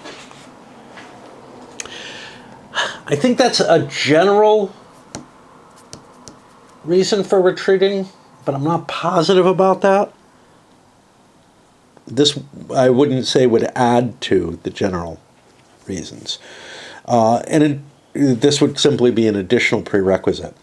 An entrenched camp is made of several fortifications inside a belt-like defensive line. The encampments are either protected by regular entrenchments, strengthened entrenchments, or a mix of both. Now, we've already dealt with regular entrenchments over here, and we actually see them. I think there's an entrenched camp there. I'm not positive. Anyway, maybe not, because it doesn't have that coloring. The characteristics of different fortifications of an entrenched camp are made up of their own strength and those of neighboring defensive forces. For some Enks that are strategically important in certain scenarios, specific counters exist.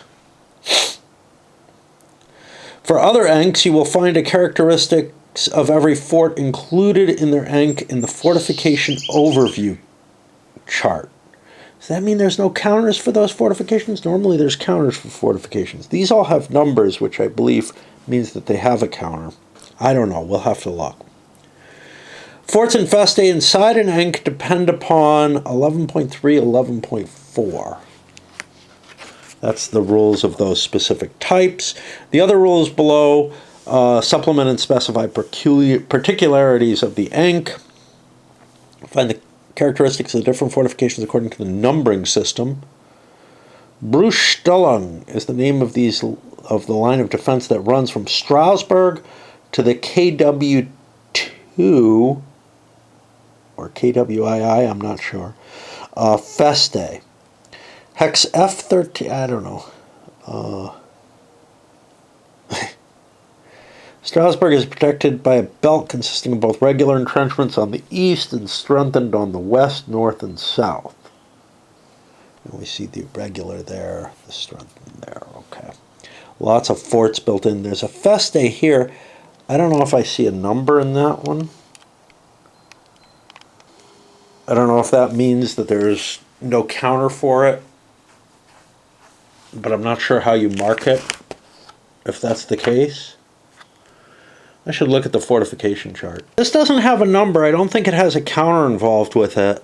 It's just giving the stats and whatnot. Probably the case is that it's so unlikely that you'd hit this, and since it's only one in the hex, as opposed to Strasbourg, which actually is even further away,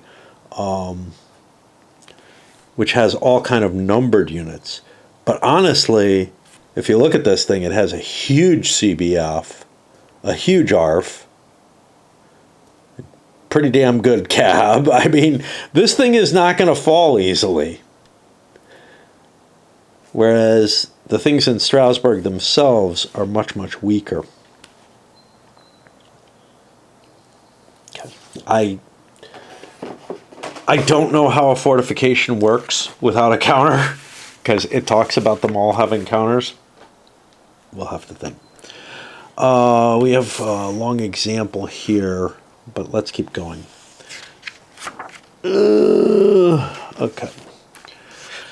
It takes some time for an ENK to be fully operational. On the game turn track, you'll find the turn number when mobilization works are over and defense is fully effective. Before that, entrenchment's efficiency is lowered by 1 level.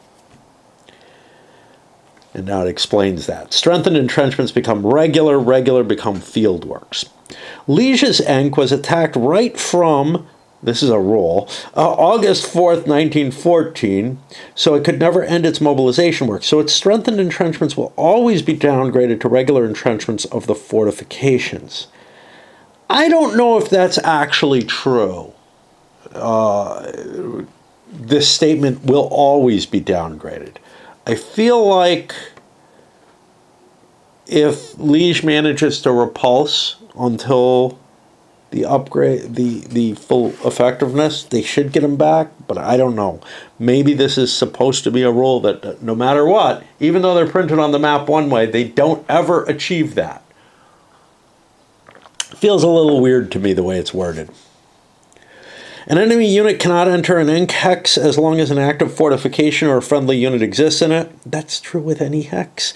An active fort has a zone of control around the outside perimeter of the ENK. During combat, an attacked unit located inside an ENK and behind entrenchments increases its combat factor by adding the sum of the combat factor of all active fortifications present in the hex. Headquarters and engineer units sheltering inside a fortification cannot be attacked by a combat.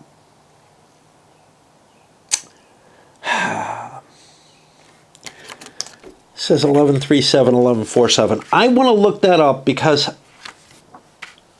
I'm a little confused by this. Let's see how this is. A fort by itself cannot attack. Its CBF is useful to resist an assault ABF and is added to the CBFs of other friendly units in the hex. Yeah, okay. Yeah, so here's the thing. I'm finally putting this together in my head. The combat factor of the unit is increased by the fort. You can't assault a fort. This is the key point that I wasn't catching. You can't assault a fort if there are units in it. You have to attack the units bonused by the fort. Once you clear the units out on another turn, because you have to do this, you have to declare this during your bombardment phase, you can do an ABF against the fort, and that'll finally clear the hex if successful. So it's gonna, the actual taking of a fortified location is gonna actually be kind of expensive. As it should be. I'm just, yeah, my eye is bugging me again. This is the one I got hit in.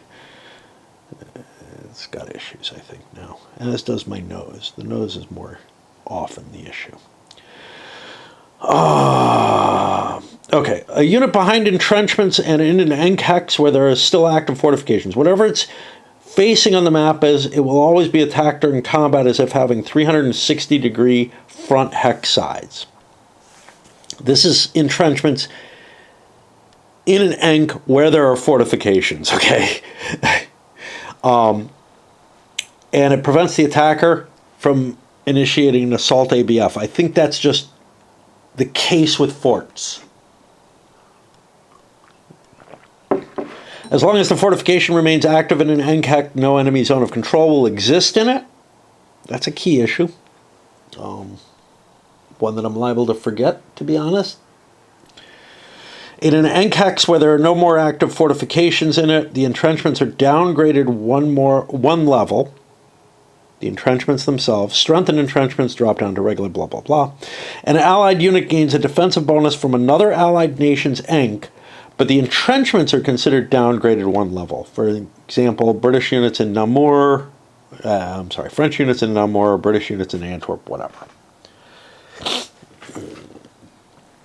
Fortifications ABU against enemy units inside their ENK have a +2 ABU modifier.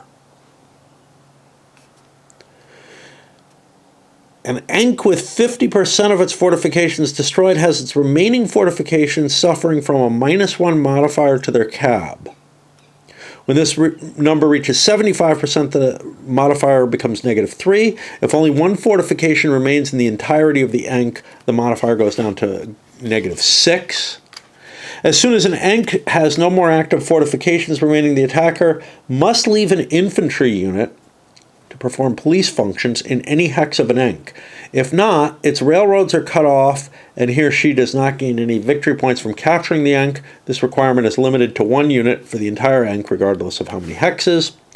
Old fortifications.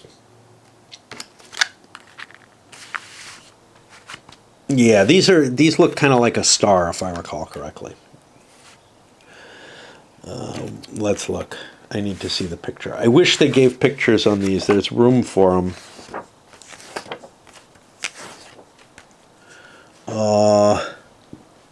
There's masonry forts. Here's the old fortifications. And those are like walled towns and stuff, I think. They give some defensive protection to infantry and artillery, limited to a total of 4 steps.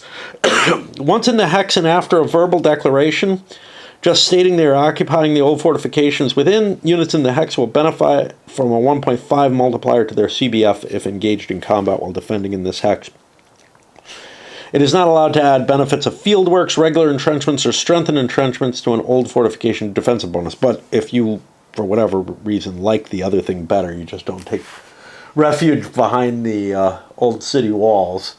And if you look at those walls, you know, you could say, yeah, I guess that would provide something. 1.5 is not insignificant, but it's also not like modern entrenchments to any degree. How are we doing? We're doing okay. Let's start talking about choo-choos. Let me take a little tiny break to light my pipe and fail to keep it lit. Railroad transport is obviously important. Mobilization, it was efficient and fast, at least on the West Front. Good cooperation and vision for the war between railroad engineers, military staff. They talk about some of the historical stuff here during the first weeks of the conflict. Refugees were going to cause issues here. A French and German Army Corps needed about 110 trains with 30 to 40 wagons each to keep it in supply. In France, Belgium, Germany, and Luxembourg, there are both high-capacity railroads, HCRs, and low-capacity railroads, LCRs, able to transport and supply military units. Let's look at what the pictures look like. Unfortunately, I don't think there's a terrain effects chart. This gotta be. Nah, yeah, it's not the right thing. There's terrain effects for movement and stuff, but what's not there is the pictures that I need. So we were at 4.3. The high capacity is a solid line. The low capacity is a dotted line. Okay. Could have probably looked there and seen it.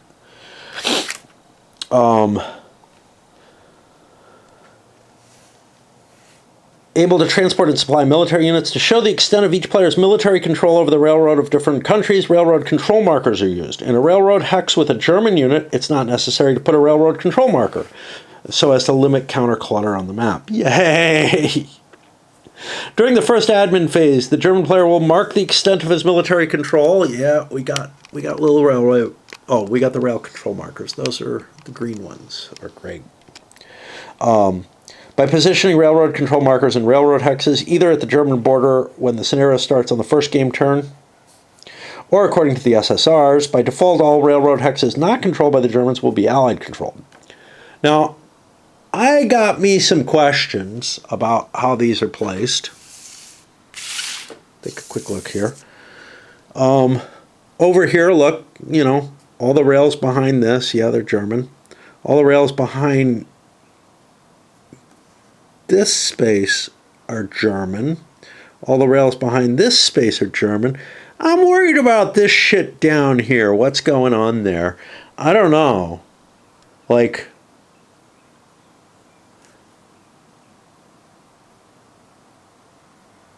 I feel like I need something here somewhere, and here I don't know. I'm just not seeing them, and we only have 4 of them listed on the scenario rolls. Now I don't know what's going on. But that's been something that's been kind of on my mind. By default, all railroad hexes not controlled by the Germans will be Allied control. During the movement phase, as soon as inf or cav unit with at least 2 steps moves through or stops in a railroad hex, it gains its control. The attacker, as he moves his units, will gain control of different railroad hexes. Now, it could be everything down here is German controlled. I guess that's the only way to judge, to look at this. I think that's the case. But,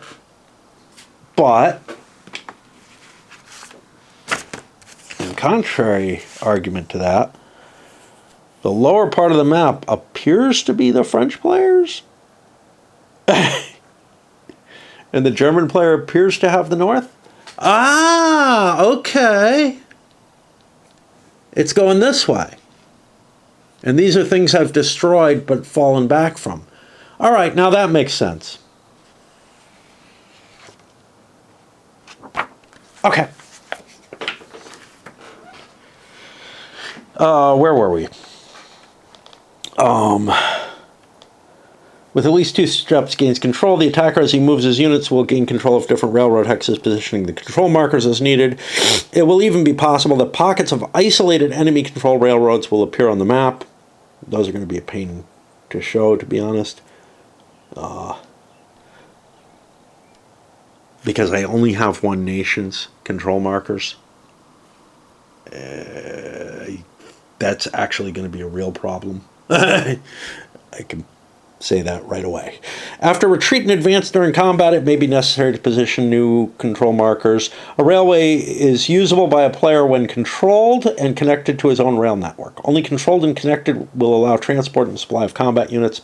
An HCR is connected to a player's own network when ultimately connected to his country's railroad by one or more HCRs. In this case, if this HCR is controlled, it can be used.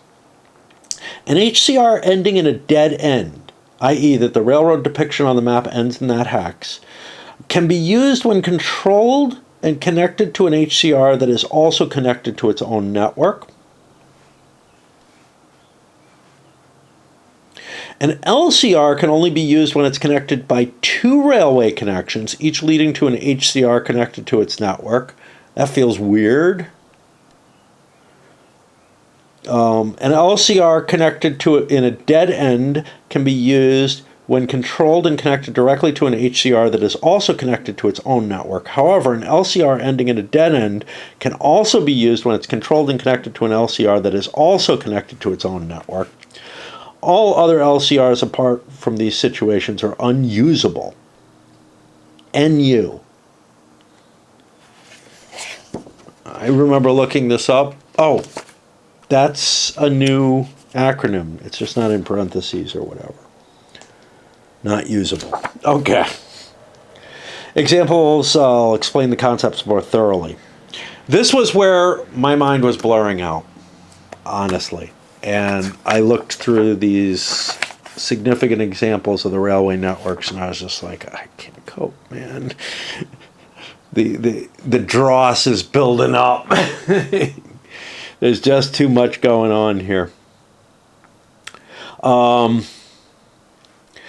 zone of control belonging to a unit with greater than or equal to 3 ARF points in a hex crossed by a railroad or any fortification with an ARF adjacent to a hex where a railroad exists cuts the railroad network controlled by the enemy.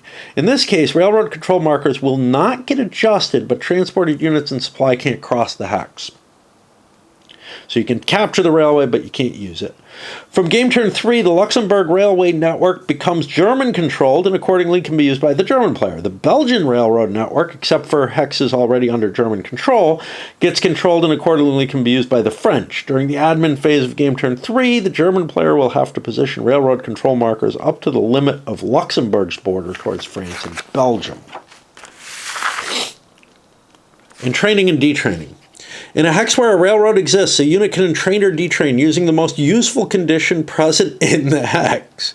This means if multiple entraining or detraining possibilities are there, only the higher maximum of total steps may be used. They will not be cumulative. We've got a chart that's going to show the movement point cost and the number of steps you can entrain. So here, like a tiny town on an LCR on a dead end can only entrain or detrain a maximum of one step, and these are the different movement point costs that it'll take. And we've got all kind of distinguishments here. We do have a couple here. Small town, it says from HCR or LCR. Normal town with or without old fortification has this. When entraining or detraining takes place in the last connected hex of a railroad network, the capacity is divided by 2. Similar to what the dead ends are like. So if you have an effective dead end, it kind of works the same way. Okay. In a hex with an enemy zone of control, a unit can entrain or detrain if this is respect, whatever the costs.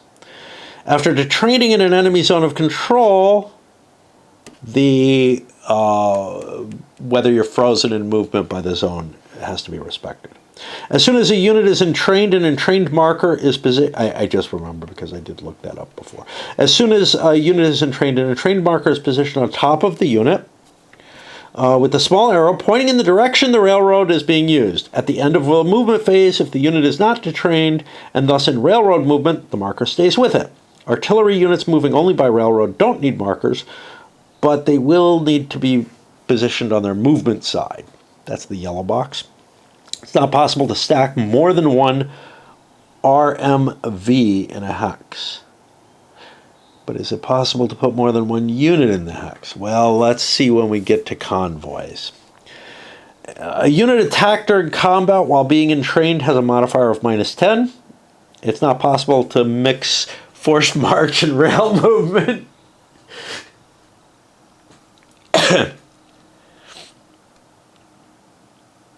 That's not as ridiculous as it sounds. You can't force march to get on the train and then get your rail movement as well, and move by rail, or detrain and force march, whatever. Rail movement. Rail movement can be used by trained units and, of course, by artillery that can only move by railroad as long as the railroad is usable. A unit within the limit of its movement factor can mix normal movement with rail movement. The rail movement follows the railroad network printed on the map while obeying the limitations of one-direction railway connections. We've got some of those on here, these little arrows. They tell you you have to follow the curve, basically. It's like an 18xx game with, I can never remember, with non-angled track, what they all started out with.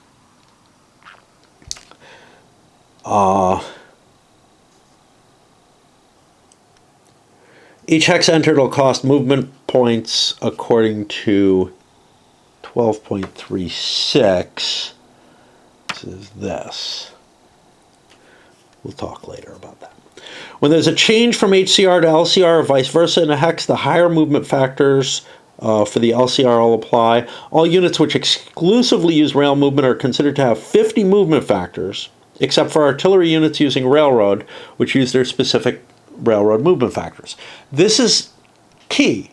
You're relying on the train's capability to pull you around, not your own movement points. But if you mix them, you're limited by your movement points, which are not going to be higher than 50. I assume. Ah, I lied. There's a 60. Fuck. There's an 80. Those are cav. I don't know what the hell that is.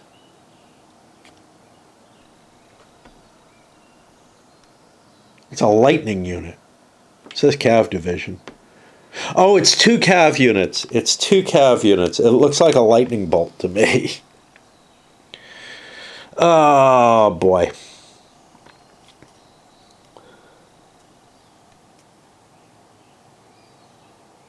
So cav could be slowed down by being on trains, I guess. But, well, if they have to pay the entraining cost and everything, it's going to be painful. Right. But it's cheaper than infantry and training. What the hell? Where are we here?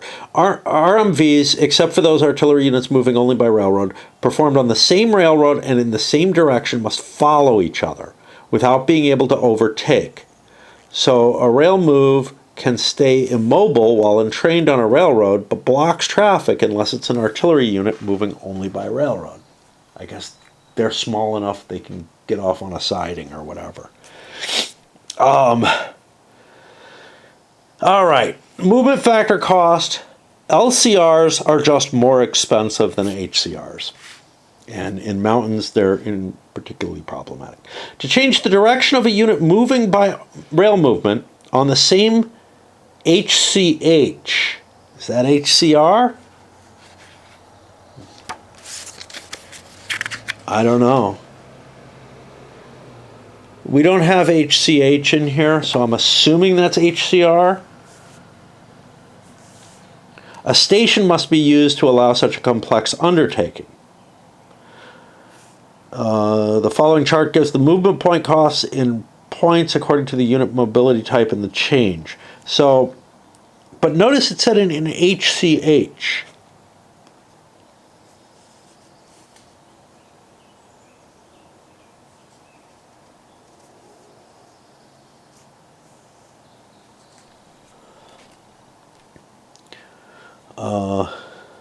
So depending on the type of town you're going into or whatever, you pay this additional movement point cost to switch your direction. Right after detraining following an RMV, a unit can initiate a combat during combat phase. Transport capacity. The transport capacity of a railroad is limited by its railroad type and the number of convoys entering the hex. The different connections do not matter for transport capacity. Convoy is the term for an RMV of a cav unit with more than one step or an infantry with more than two steps. In addition, split units with two steps are also considered to be in a convoy. In other units with one step and non-split infantry units with two steps do not affect the transport capacity but must move in the same direction. The following chart shows the transport capacity allowed according to the railroad type. So HCRs are able to send 3 or 2 in both directions. The double ones can do 3. LCRs can only send 2 in one direction, 1 in one direction. Is this per hex or per segment? I'm really not sure there.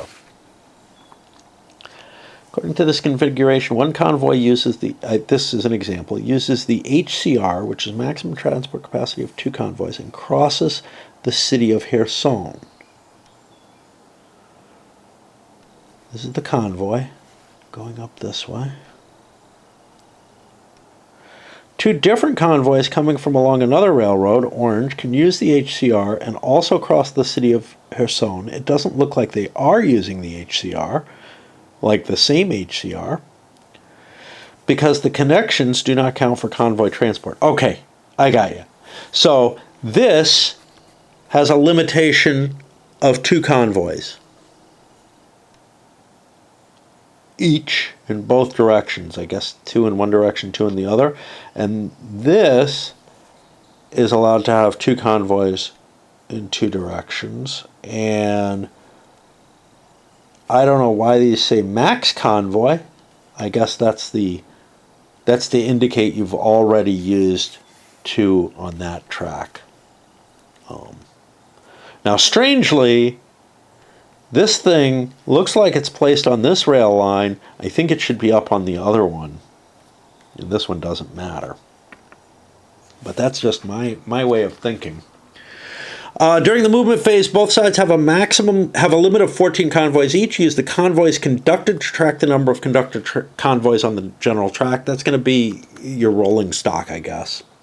Transport capacity must be respected and it is independent from transit capacity. 731. I think that's just going through a hex side through regular movement. A convoy must remain immobile on its railroad side if the transport capacity in the new hex to enter would become overloaded.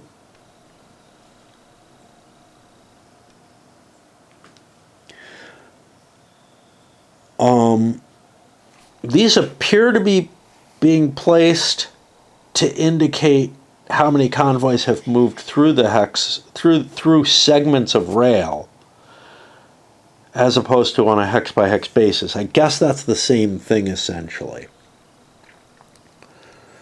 The convoy will be able to move again during its next movement phase when it's no more overloaded. Grammar. For trafficking transport capacity, markers with convoy numbers are provided and should be used. All right, I need to swap batteries. Be back in a moment. Well, that's kind of interesting. I stepped out, have a little bit of smoke, find a place in my yard where I could pee, and while I was doing so, I noticed little berries hanging off something that my arborist, whatever, that I hired many, many years ago, had told me was a cherry tree. And yeah, there were little tiny berries on it, and I plucked one and it looked like a cherry. I mean, way smaller than you're used to, like in the store or whatever. And yeah, they are indeed cherries. Probably not worth the work, but interesting. Give me something else to nibble on when I'm out in the yard, I guess. I don't know how long. It's the first time I've noticed the berries on it. I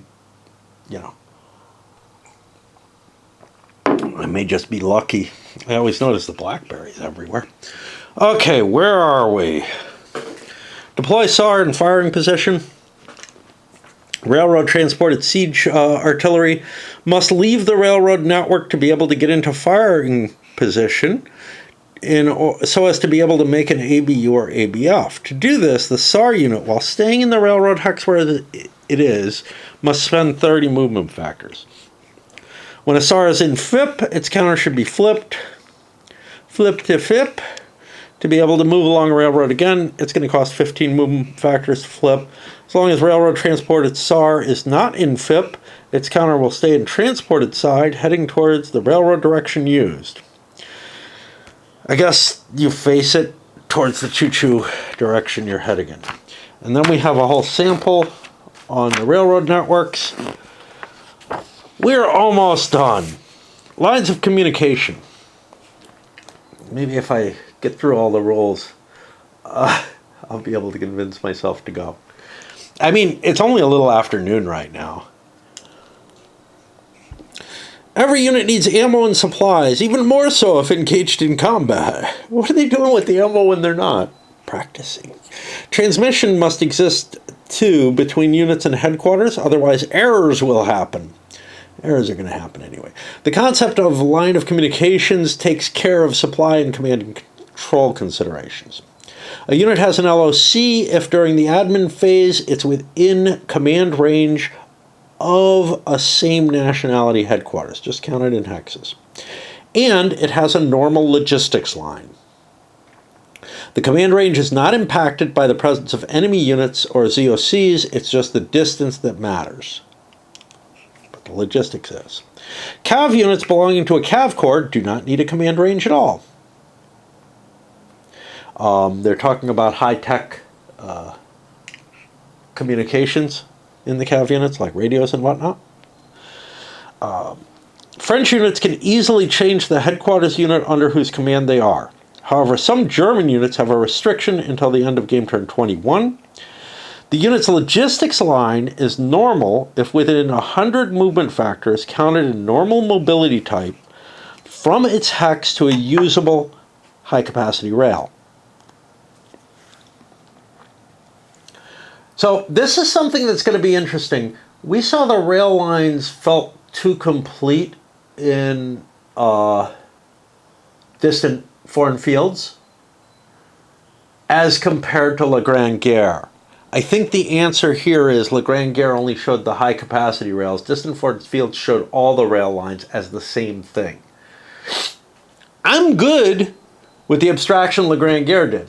The reality is distant foreign fields treating them the same was a mistake, I think, because it allowed too much movement. It also they didn't matter anywhere near as much. But anyway, where are we? Okay, from a text to an HCR, this logistics line must be traced through one or more hexes without any enemy units or enemy zone of control. However, friendly infantry and cav negate for this purposes, without crossing any deep forest or mountain range terrain hex sites. And it's counted in movement points. Pain in the ass. Again, you could have like a 5 hex or whatever abstraction that would probably be good enough most of the time. A line of communication can be extended, becoming a limited line of communication, an LLC, or a limited liability corporation, if a valid command range exists and if a long logistics line is possible. Effectively, a logistics line can be extended from 100 to a maximum of 150 movement factors, in this case, becoming a long logistics line. On the scenario setup displays, units which begin play in an LLC have this symbol on their starting hex. I don't think anything has that here. But we do have it listed down there, just to show you. In each admin phase, each unit's supply status must be checked so as to have an LOC or an LLC. If it has neither, it gets an out of command. And we have markers for limited for the LLC and for the OOC. If a unit with either of those must be identified with the unit, and it'll stay with it until its next admin phase. In case a headquarters should be destroyed, shame on you. Every unit in its respective army is considered to be in an LLC state if the units have normal logistics line, otherwise they'll be an OOC. Strangely though, you might not have the LLC, the LOC, or the LLC. Let's keep looking, but I don't think you get either if you don't have the command range. So getting the headquarters destroyed could actually kind of help you. I think. I'm not sure. By allowing them to... yeah. I don't know. During unit arrivals or movement, the destroyed headquarters should be positioned on the map, British and French in the Ankh in Paris, German units with another headquarters unit. Due to the presence of a governor inside an entrenched camp, units of the same nationality in or adjacent to it have an LOC automatically established.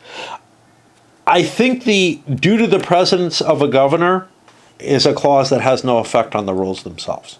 I couldn't find any other reference to that in it. It's not like there's any governor counters or anything. An Ankh can also supply friendly units within 4 hexes of each of its hexes. If a unit does not have a logistics line, it can use the Ankh supply capacities while respecting 13.14.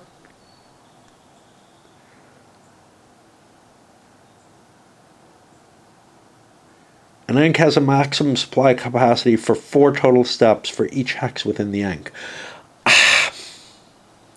This is weird. If a unit does not have a logistics line, it can use the Ankh supply while respecting 13.14. 13.14 is the logistics line rule. If I can't respect 13.14, that's when I would use this, and I don't understand what's going on. So I will kind of ignore some of that. I feel like there's probably errata with that. Again, a friendly harbor can supply friendly units within a 3-hex range, giving them a logistics line while respecting 13.14. Again, I'm not seeing this. You know what it is? It's because I have to be within the 4 hexes or whatever, 3 or 4 hexes. I have to trace my 100 movement factors back to that, and it can't be through zone of control and all that. As long as I'm within the hexes and can trace a possibly circuitous route and all kind of other things, yeah, I am beginning to see why it's worded the way it is. It is a little confusing though. Every step of a unit must be supplied by an Ankh or a harbor such a unit to get a logistics line? Yeah, because if you can't supply the whole unit within the limits, nobody's supplying part of the unit. And sure. BCA, BC, those are the chasseurs, and the JB, the Jaegers, being more independent, have an increase of 20 movement factors to their logistics line, which becomes 120 when normal, 170 when extended. German command range restriction. Until turn 21, the Germans are subject to an additional restriction. The headquarters will only have a reduced command range to infantry divisions belonging to an army corps. AK is 2 times infantry divisions, and RK, that's Army Corps, I guess. Reserve Corps is 2 times reserve divisions, with possibly their associated splitting units. And all units of the same army must be within the command range of their specific headquarters unit unless they successfully change their headquarters. Okay. To change a headquarters unit, the 2 infantry units concerned, either ID or RD, must be inside the reduced command range of the new headquarters. It's a reduced command range. Oh, that's this. The reduced command range is going to be printed on the headquarters. It's the smaller number there to the left. They must be within the reduced command range and pass a cab test. This will be for both units. Use the worst of the 2 cabs during the admin phase. If they fail, they don't lose a step, but they're out of communication. So again, another place where cab doesn't cause a loss. They can either finalize this change of command without a cab test in their next admin phase or cancel the operation.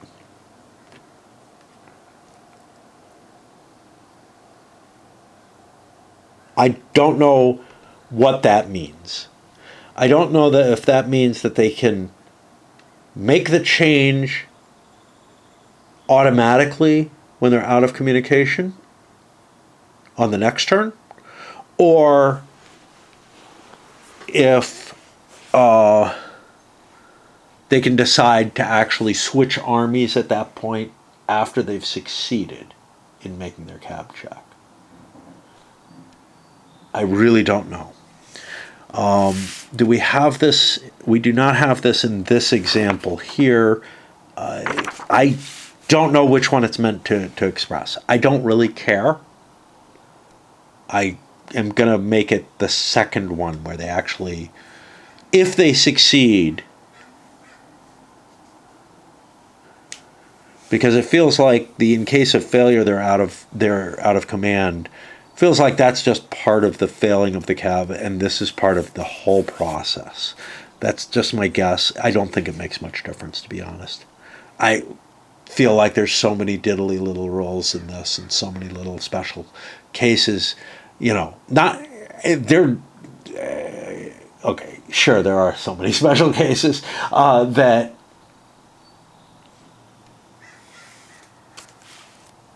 Whatever the designer's intent is here, either argument could be made. Which is why I'm in favor of abstractions, is you're never going to get the details so complete that they absolutely nail everything down. Kind of like the, abstracting movement allowances to be a fixed amount all the time. Yeah, that... It doesn't work that way. I'm sorry. That's not how reality works. Commander has the shits. unless you're gonna model every possible random occurrence, bad things can happen which can interfere with stuff. And going into the level of detail I feel this game is going into is too much. That there are other ways to abstract everything that's covered in this game, as well as everything that's not. Nicely. Oh, where do we get? Okay, Joffrey required great flexibility of units and had great power to organize its armies differently and could also create new armies quickly. Corps were exchanged between armies. There's reasons why French units may be under command range of any headquarters. The German HQ locked itself into its armies. It took the defeat of the Battle of the Marne for flexibility to appear. And yeah, Joffre did a really good job of shifting forces around for Marne, and the Germans could not do that. Units with LLC are... I need to clean my glasses. Okay, so these are the penalties. If you have an LLC, you get a +3 to your ABU ABF, with or without assault. +4 to combat when you're attacking, -2 when defending. Can't absorb replacements, and can't do bridge or railroad destructions or structure repair. Okay? In OOC, you can't make any ABU ABF. You get +12 combat when attacking, -6 defending. Can't absorb replacements, can't force march, can't perform bridge or railroad destructions or structure repair. It's a little worse is all. This is not going to cover the German change. I think. It doesn't look like it does. Okay. Replacements. Once mobilization was over, the French and Germans had hundreds of thousands of men in provisionary companies waiting for their barracks as replacement, or waiting in their barracks as replacements. Immediately available and ready to go to the front. They make up for the first losses starting in August. They were brought up to the front in waves of 100 to consolidate their most depleted regiments. They show like this. We see we got them as reinforcements on the track. Okay. Replacements appear according to their chronology of the scenario setup display and allow infantry and cav with one or more step losses to recover one and only one per unit, or to rebuild a destroyed infantry unit. During, optional, as usual, step D of the combat phase, the active player chooses which units will get replacements. Such a unit must obey the following conditions. Cannot have gained replacements in the last game turn, and there will be a marker for that. And again, make every other turn a replacement turn, and yeah, you lose some of the detail and specific accuracy, but you make the game easier to play. Must have done nothing during the barrage. Must have a line of communication. Full. Must be within 5 hex range of a usable HCR or LCR. That's a little worse than a line of communication. Must not be entrained or at sea. That makes sense. Must have done nothing during the combat phase. As a reminder, a reinforced unit marker can be used to track units that have received. If you want. Come on! Maybe in this tiny scenario I could keep track of it, because I only have like one infantry replacement. But to recover a lost stock, a unit needs a step. 2 replacements for infantry units with an A+ unit ranking.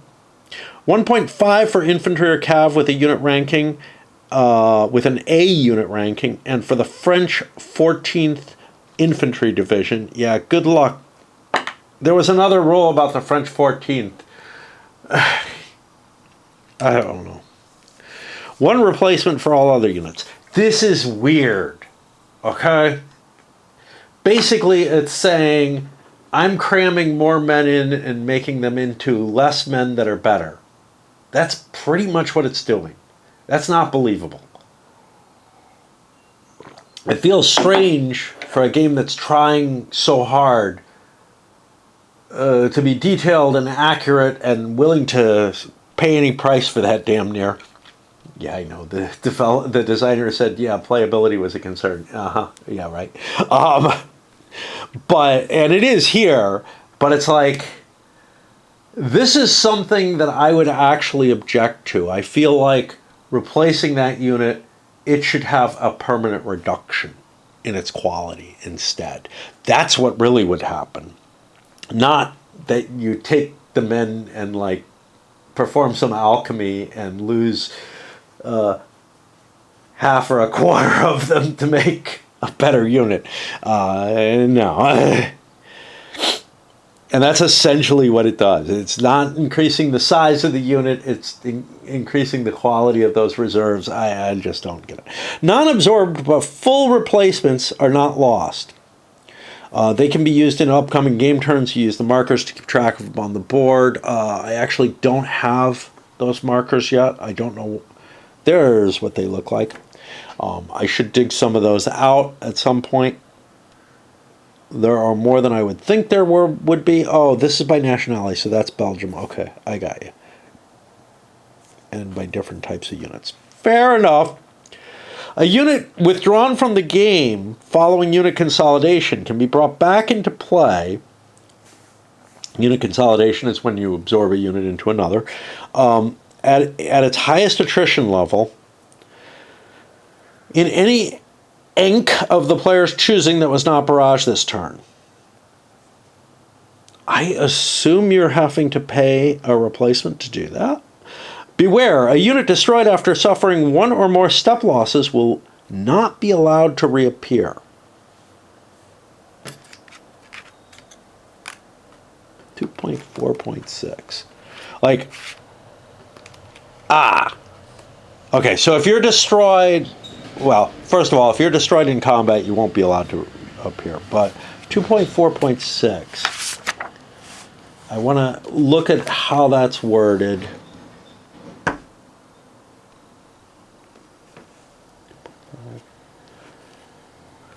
Table gives the unit's current attrition level according to the number of step losses. Yeah, this doesn't help. If a unit loses all its steps, it's destroyed and removed from play. I think what this is saying is if its final step losses in combat, rather than by being absorbed, it's in trouble. Rather than if it has taken a step loss previously from combat, it won't be able to. Given that there's nothing to keep track of that full piece of information, you know, it's, did the unit get bagged? Testimonies of the war with reference to books mentioned by Jean Montancreux often refer to the scorching hot temperatures on the Western Front. Okay. On the game turn track, some of the turns have a little sunny symbol, and some of them have a rain. If the sun one is there, you automatically have heat and sunshine, and this will be a penalty of -1 on the cab of all units, and lowers the movement factors gained during a forced march by 10. So just don't do it. The rain requires a roll of d20 during the admin phase of the German turn. If it gets greater than or equal to an 8, heavy rain will appear. All units lose 8 movement factors. Forced march will be prohibited, and the attacker gets a +4 modifier during combat. That's not good. Okay. Bridge and railroad destruction. Specific structure destruction. Structures encompass all specific railroad structures, all road bridges crossing a major river, and all railway bridges depicted on the map crossing a major river. During the movement phase, an engineer or pioneer can destroy one or more structures in its hex if it doesn't force march. For engineers, the destruction will cost 15 movement factors. Pioneers, it'll cost 30. When alone in a hex under infantry or cavalry enemy zone of control, an engineer or pioneer will not be able to undertake destruction. If stacked with a friendly infantry or cavalry unit, it will be able to conduct destruction even if in an enemy zone of control. To perform a destruction, roll a d20 to determine the extent of the damage. According to the type of structure, the following chart gives the time to repair it. So you roll a die, you get, based on the type of unit, location, you get how long it's going to take to repair it. And it looks to me like you want to roll low. And there are markers for this, which are these. We have some of them on the board. Those are all at 12 right now. Permanently destroyed means the repair time is beyond the scenario end. More than one destruction can be conducted. These are permanently destroyed for this scenario. More than one destruction can be conducted against the same target, but the die roll results are not cumulative. Only the most destructive is kept. Pios are less dedicated to destruction work, so their d20 should be adjusted by +5. Less dedicated. I don't want to do it. A lone active fortification can make a destruction attempt in its own hex using its inherent engineers, not shown in the game. Fortifications being part of an Enk can do the same up to 1 hex range as long as the target hex is not in an enemy zone. In the fortifications hex, enemy zones do not prohibit destruction attempts. In case of a permanently destroyed result, a destroyed structure marker should be positioned in the hex. For all others, you put it with the corresponding game turn number should be used. The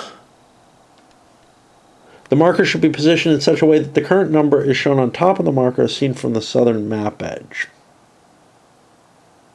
I'm a little confused by this because the game turn number is a weird term. That makes me think that we would be fixing it on that game turn, which is, I don't think what it is. I think it's the number of game turns it takes to repair it, because that's what this kind of says. Where are we? A destroyed structure means a network interruption and the impossibility to use it and the line of communication it provides according to where the destroyed structure is positioned. If more than half of the railroad stays network connected, that is railroad in the hex, and that's beginning to lead me to think that wherever it talks about half of a about the railroad, it means the railroad line within that hex, not the entirety of the railroad. And training or detraining operations could be implemented if the hex is a dead end. As long as the fortified zone protecting Rhine bridge crossing is not destroyed, structure destruction is prohibited.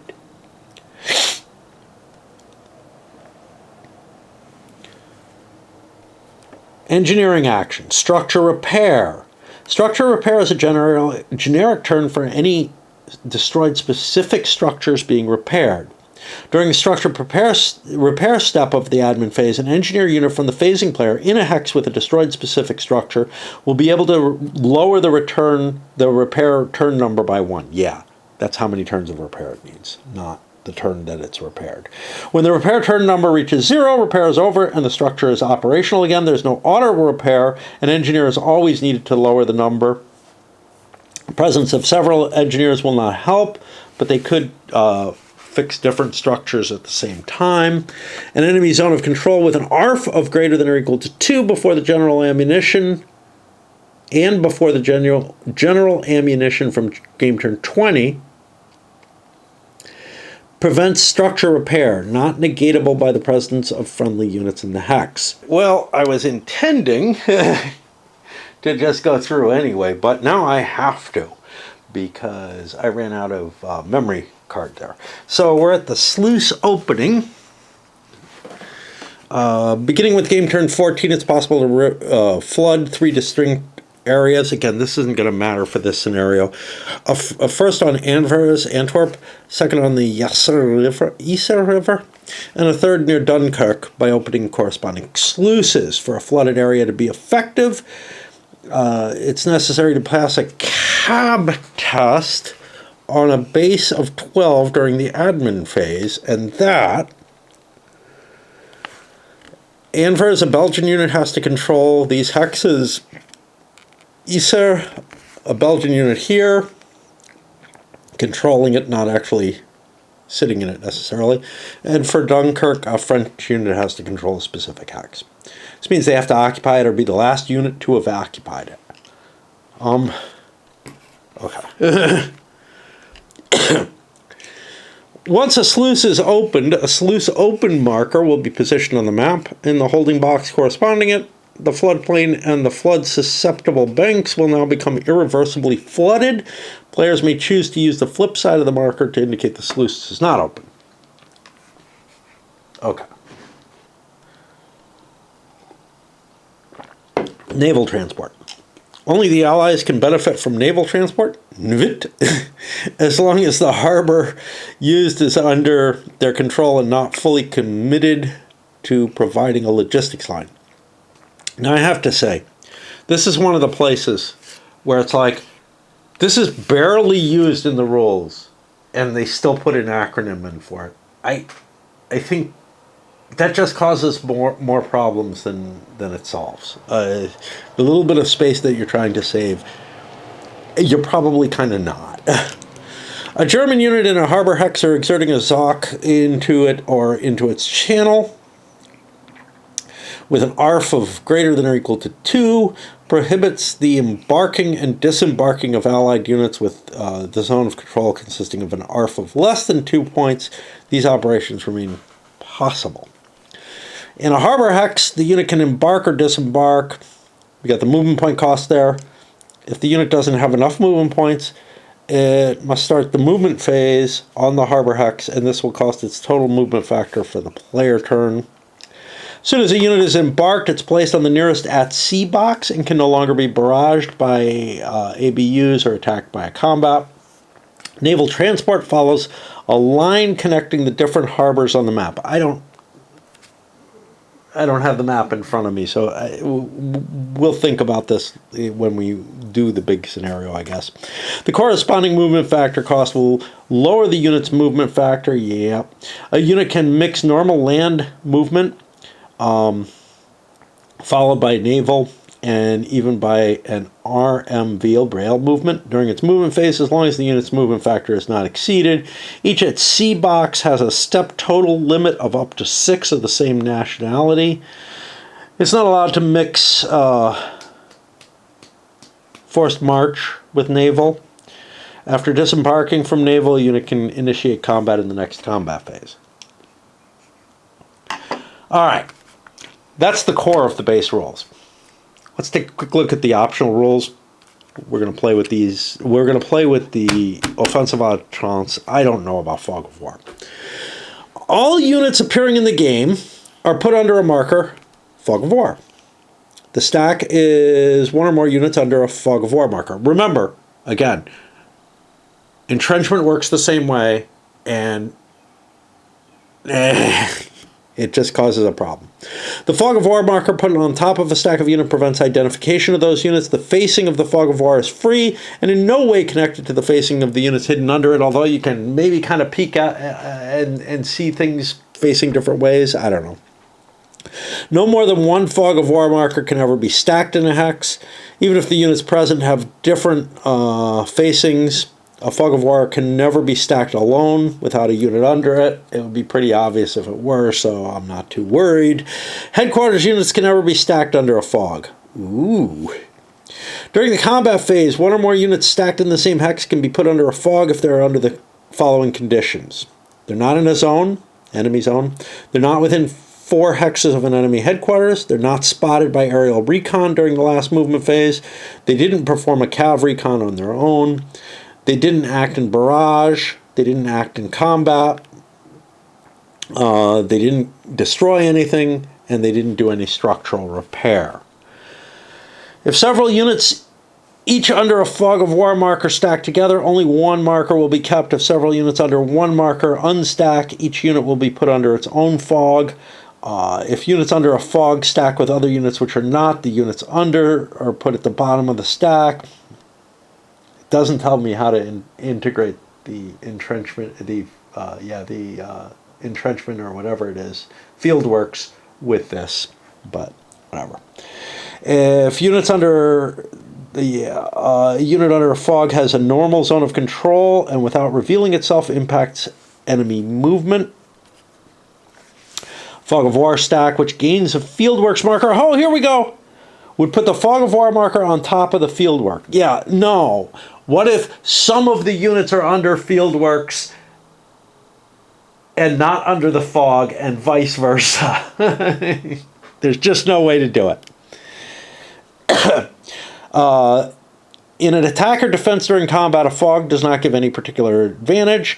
The stack can only be attacked by an ABU with at least 20 points of ARF, as well as a lump sum +6 modifier to the ABU, whatever any other modifiers, to launch an ABU against a stack of units under a fog, and units which are not. Rule 8.31 should be used for the units not under the fog. Basically, what modifiers you get is dependent. The units under the fog would be impacted by this ABU according to their +6. You lose it by being in preparatory artillery barrage, initiating a combat, or doing cav recon. Other units in the hex not being part of these actions stay under their fog. As soon as a unit must pass a cab during combat or ABU, it loses its fog. The recon actions have the target to reveal enemy units under a fog marker. I don't know what that's trying to say. We'll take a quick look at recon. Okay, so there's two different types of recon. In order to avoid fighting against an unidentified enemy, you can use aerial or cav recon. Aerial is particularly effective against moving units. The autonomy of about 3 hours of flight time allowed them to fly over large distances. The reliability is poor, but the results were appreciable. Cav is more effective than infantry in carrying out long recon patrols quickly, but they were often perilous. Interrogation of prisoners is also practiced. I don't know. There's no rule about interrogating prisoners. So, I don't know. Aerial recon. The target of the aerial recon is to remove the concealment of a fog of war stack when it makes movement in a hex. During the movement phase of a player, during each movement of a fog of war stack, the enemy player can launch an aerial recon towards the hex entered. Other units already present in this hex are in no way affected by the aerial. A unit making rail move cannot be targeted by aerial recon. You see some choo-choos. The main thing with the fog of war here, this is not total fog of war. This is, you can't see the factors that you're dealing with. That's about it. You can't see how big a force it is or how effective. And I am absolutely on board with that kind of fog of war being allowable. I have my disagreements, especially in 20th century, but even before that, with the idea of like the total fog of war, which is like dummy units and all that running around. I think that's absolute bullshit. And got into a heated exchange about that, which I had to stop because, yeah. Okay. The initial number of air squadrons of the armies is noted on the headquarters counter. During movement phase, an air squadron can only conduct one aerial recon. During each, the virtual airfield is considered to be the headquarters. This cannot be in an enemy zone. The range of an aerial recon is 8 hexes from the headquarters hex. Beyond this distance, it cannot take place. It's forbidden during game turn 1. Beginning game turn 2, the Germans can do it without any restriction, while the French cannot cross the border. Beginning on game turn 3, the French can do it, whatever. Just says the border. I'm assuming that's the French border. They can't like violate Belgium or Luxembourg. I don't know if the if the Belgians have aerial recon. Aerial recon is only effective against a stack of enemy units with a minimum of 2 total steps when it's moving in clear terrain, including lowland and floodplain. It's successful with a modified d20 of less than or equal to 8. And the modifiers, the size of the force has an effect. If it's less than 4 steps, it's hard. But if it's close to the headquarters, it gets a bonus. But if it's far from the headquarters, it gets a penalty.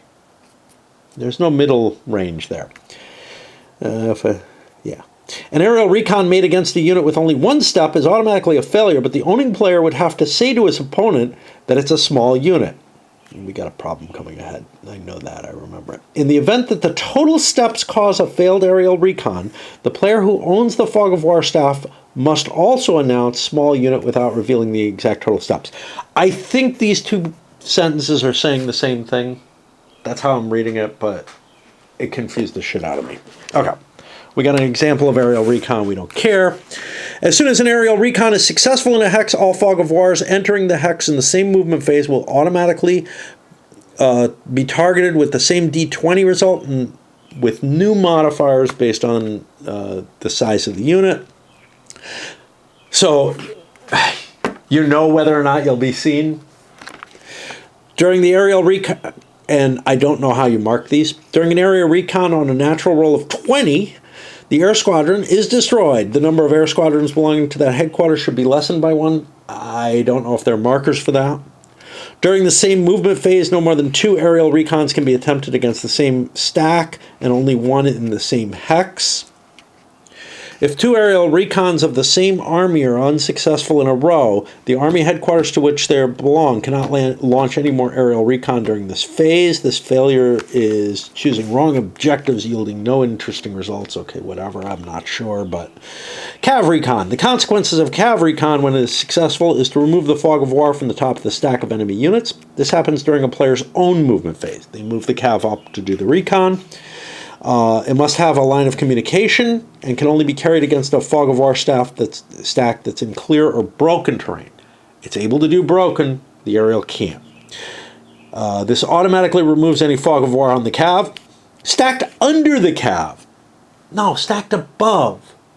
This is errata. Should be. During the movement phase, during or at the end of its movement, a Cav unit adjacent to a hex with a fog of war stack can make a recon. It's performed on the entire hex and generates an additional cost of 30 movement factors. The recon is successful with a d20 of less than or equal to 8. During a movement phase, a Cav unit can only make 1 recon. The same fog of war stack can only be target of 2 Cav recons. In a phase, of course, from different Cav units. They can be in the same hex. In fact, they will be in the same hex because it's not during the enemy's movement. The recon attempt is modified. The size of the Cav, the larger the Cav, the better it's at doing it.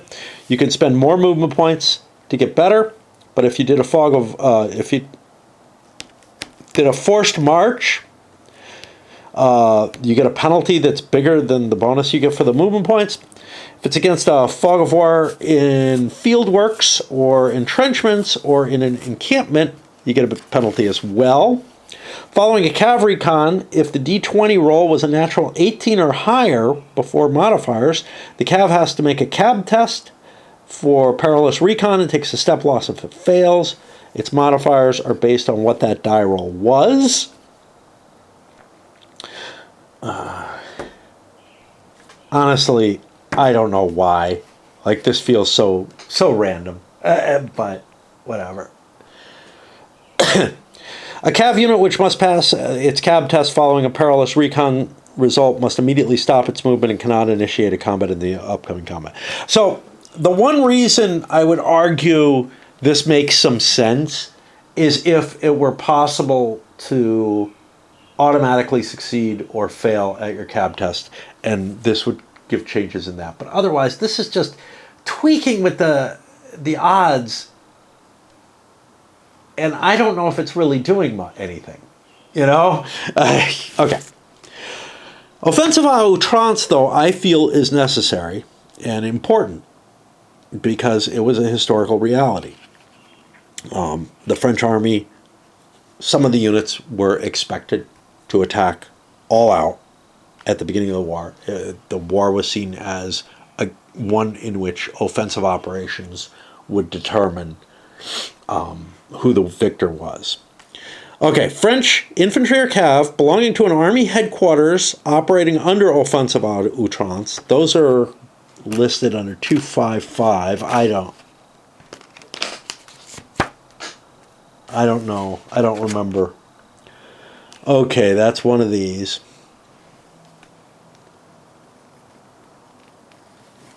The headquarters has a red symbol on the headquarters determines that it is. And then if they fail a special Cab test during the admin phase of a scenario, they become indoctrinated units which will engage in the offensive. What happens? They'll no longer be able to build fieldworks. They will not participate in an ABU, that's firing their artillery instead of advancing. They have a +1 cab when the unit is at full strength or at attrition level 1. That's good. They're getting a morale boost. But they get a -3 modifier when attacking during combat, whatever should be the other units involved in such a combat. Again, I think that's good. A -3 modifier gets you towards the good side of the table. Indoctrinated units, though, must initiate a combat in every combat phase against enemies that are within 2 hexes if the odds ratio is greater than 1 to 2. Greater than or equal to 1 to 2. That's not so good. The French player can send any other unit, indoctrinated or not, into the combat. I assume the modifiers are in there. That -3 is sweet. The French player will be required to engage all indoctrinated units in combat according to the above, even if the German player shows it. I don't get what that last clause is at all. I'm going to ignore it and pretend it's not there. As soon as an indoctrinated unit is at attrition level of 2 hits or worse, it does not have to obey the offensive à outrance anymore. And that is it. We have the index, the abbreviations, the back page. We are done. And we're going to test out this game using at least one tiny scenario. See what comes of it. All right, now I have to do compilation. I think I got away lucky. I didn't stop the video at all, so I only have to modify the name of one file in order to combine things. As you can tell, though, I have low expectations of my enjoyment factor to the game. In some cases, I can take a game and say, I really respect what they're trying to do. It's not for me. This is sort of on the edge of that. It's kind of a, yeah, you know, I don't really respect what they're trying to do. I get in some aspects, but I'm like, I am really afraid this is going to be way too much, and the things that it's trying to do don't appeal to me that much. But more than that, it's failing at finding solutions that I think would be more accurate in a couple of cases. Stuff like rolling a die for movement instead of these huge movement factors and movement costs for hexes. I feel like facing in an operational game, is it completely out of the question? I mean, it's 2-day turns. There's a fair amount of time to reposition and all that. I think other operational games are able to handle that. Sometimes they do it with the multiple hexes attacking. This combines both. It combines the multiple hexes with the positioning and everything. I just don't know. There's a lot in here that feels like too much. There's other things that feel really interesting. I don't know about the multiple fortifications in one hex, but the different kinds of attacks and everything, I don't know. I may end up loving this. That's the problem. I can't tell, because I'm not a big fan of most operational games. Maybe all this extra detail is what I need to kick me into, yeah, I like this. But I'm more of a fan of things that give... I generally tend towards either strategic and grand strategic games and then tactical games. And I'm not sure I would enjoy tactical. I've played a couple, but I don't know that I would enjoy tactical World War I all that much. Let us see what we get out of this. In some cases, like, I kind of favor the operational that really abstracts things like what is it? The area impulse movement type things. Cambrai was interesting, but I got to tell you, I kind of liked the Cambrai that was not that. The the old Rand game, I thought was kind of cool. Uh, so I don't know. I have really mixed opinions on it all. Sometimes operational really hits well with me. Usually it doesn't. It's not where my focus of excitement is. But sometimes like the focus of excitement maybe, you know, you could say, make it really abstract. That way, you don't have to deal with all the things that are maybe not exciting to you and that kind of thing. No, I mean like OCS, I like because of the emphasis on supply. I feel like it's going into detail on something that too many games just don't go into detail on. But then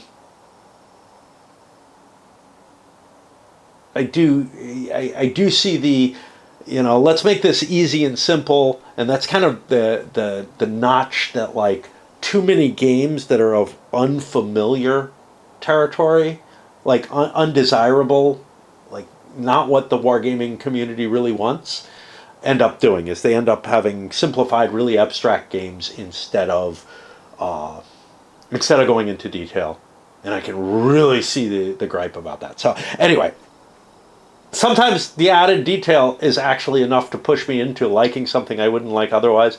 Sometimes the detail is exactly what I don't want. I don't know. We're going to see what this does. But more importantly, you're going to get to see the struggles that I make, but also whether or not this is something that you'd be more interested in, which is where I think the way I do things kind of shines.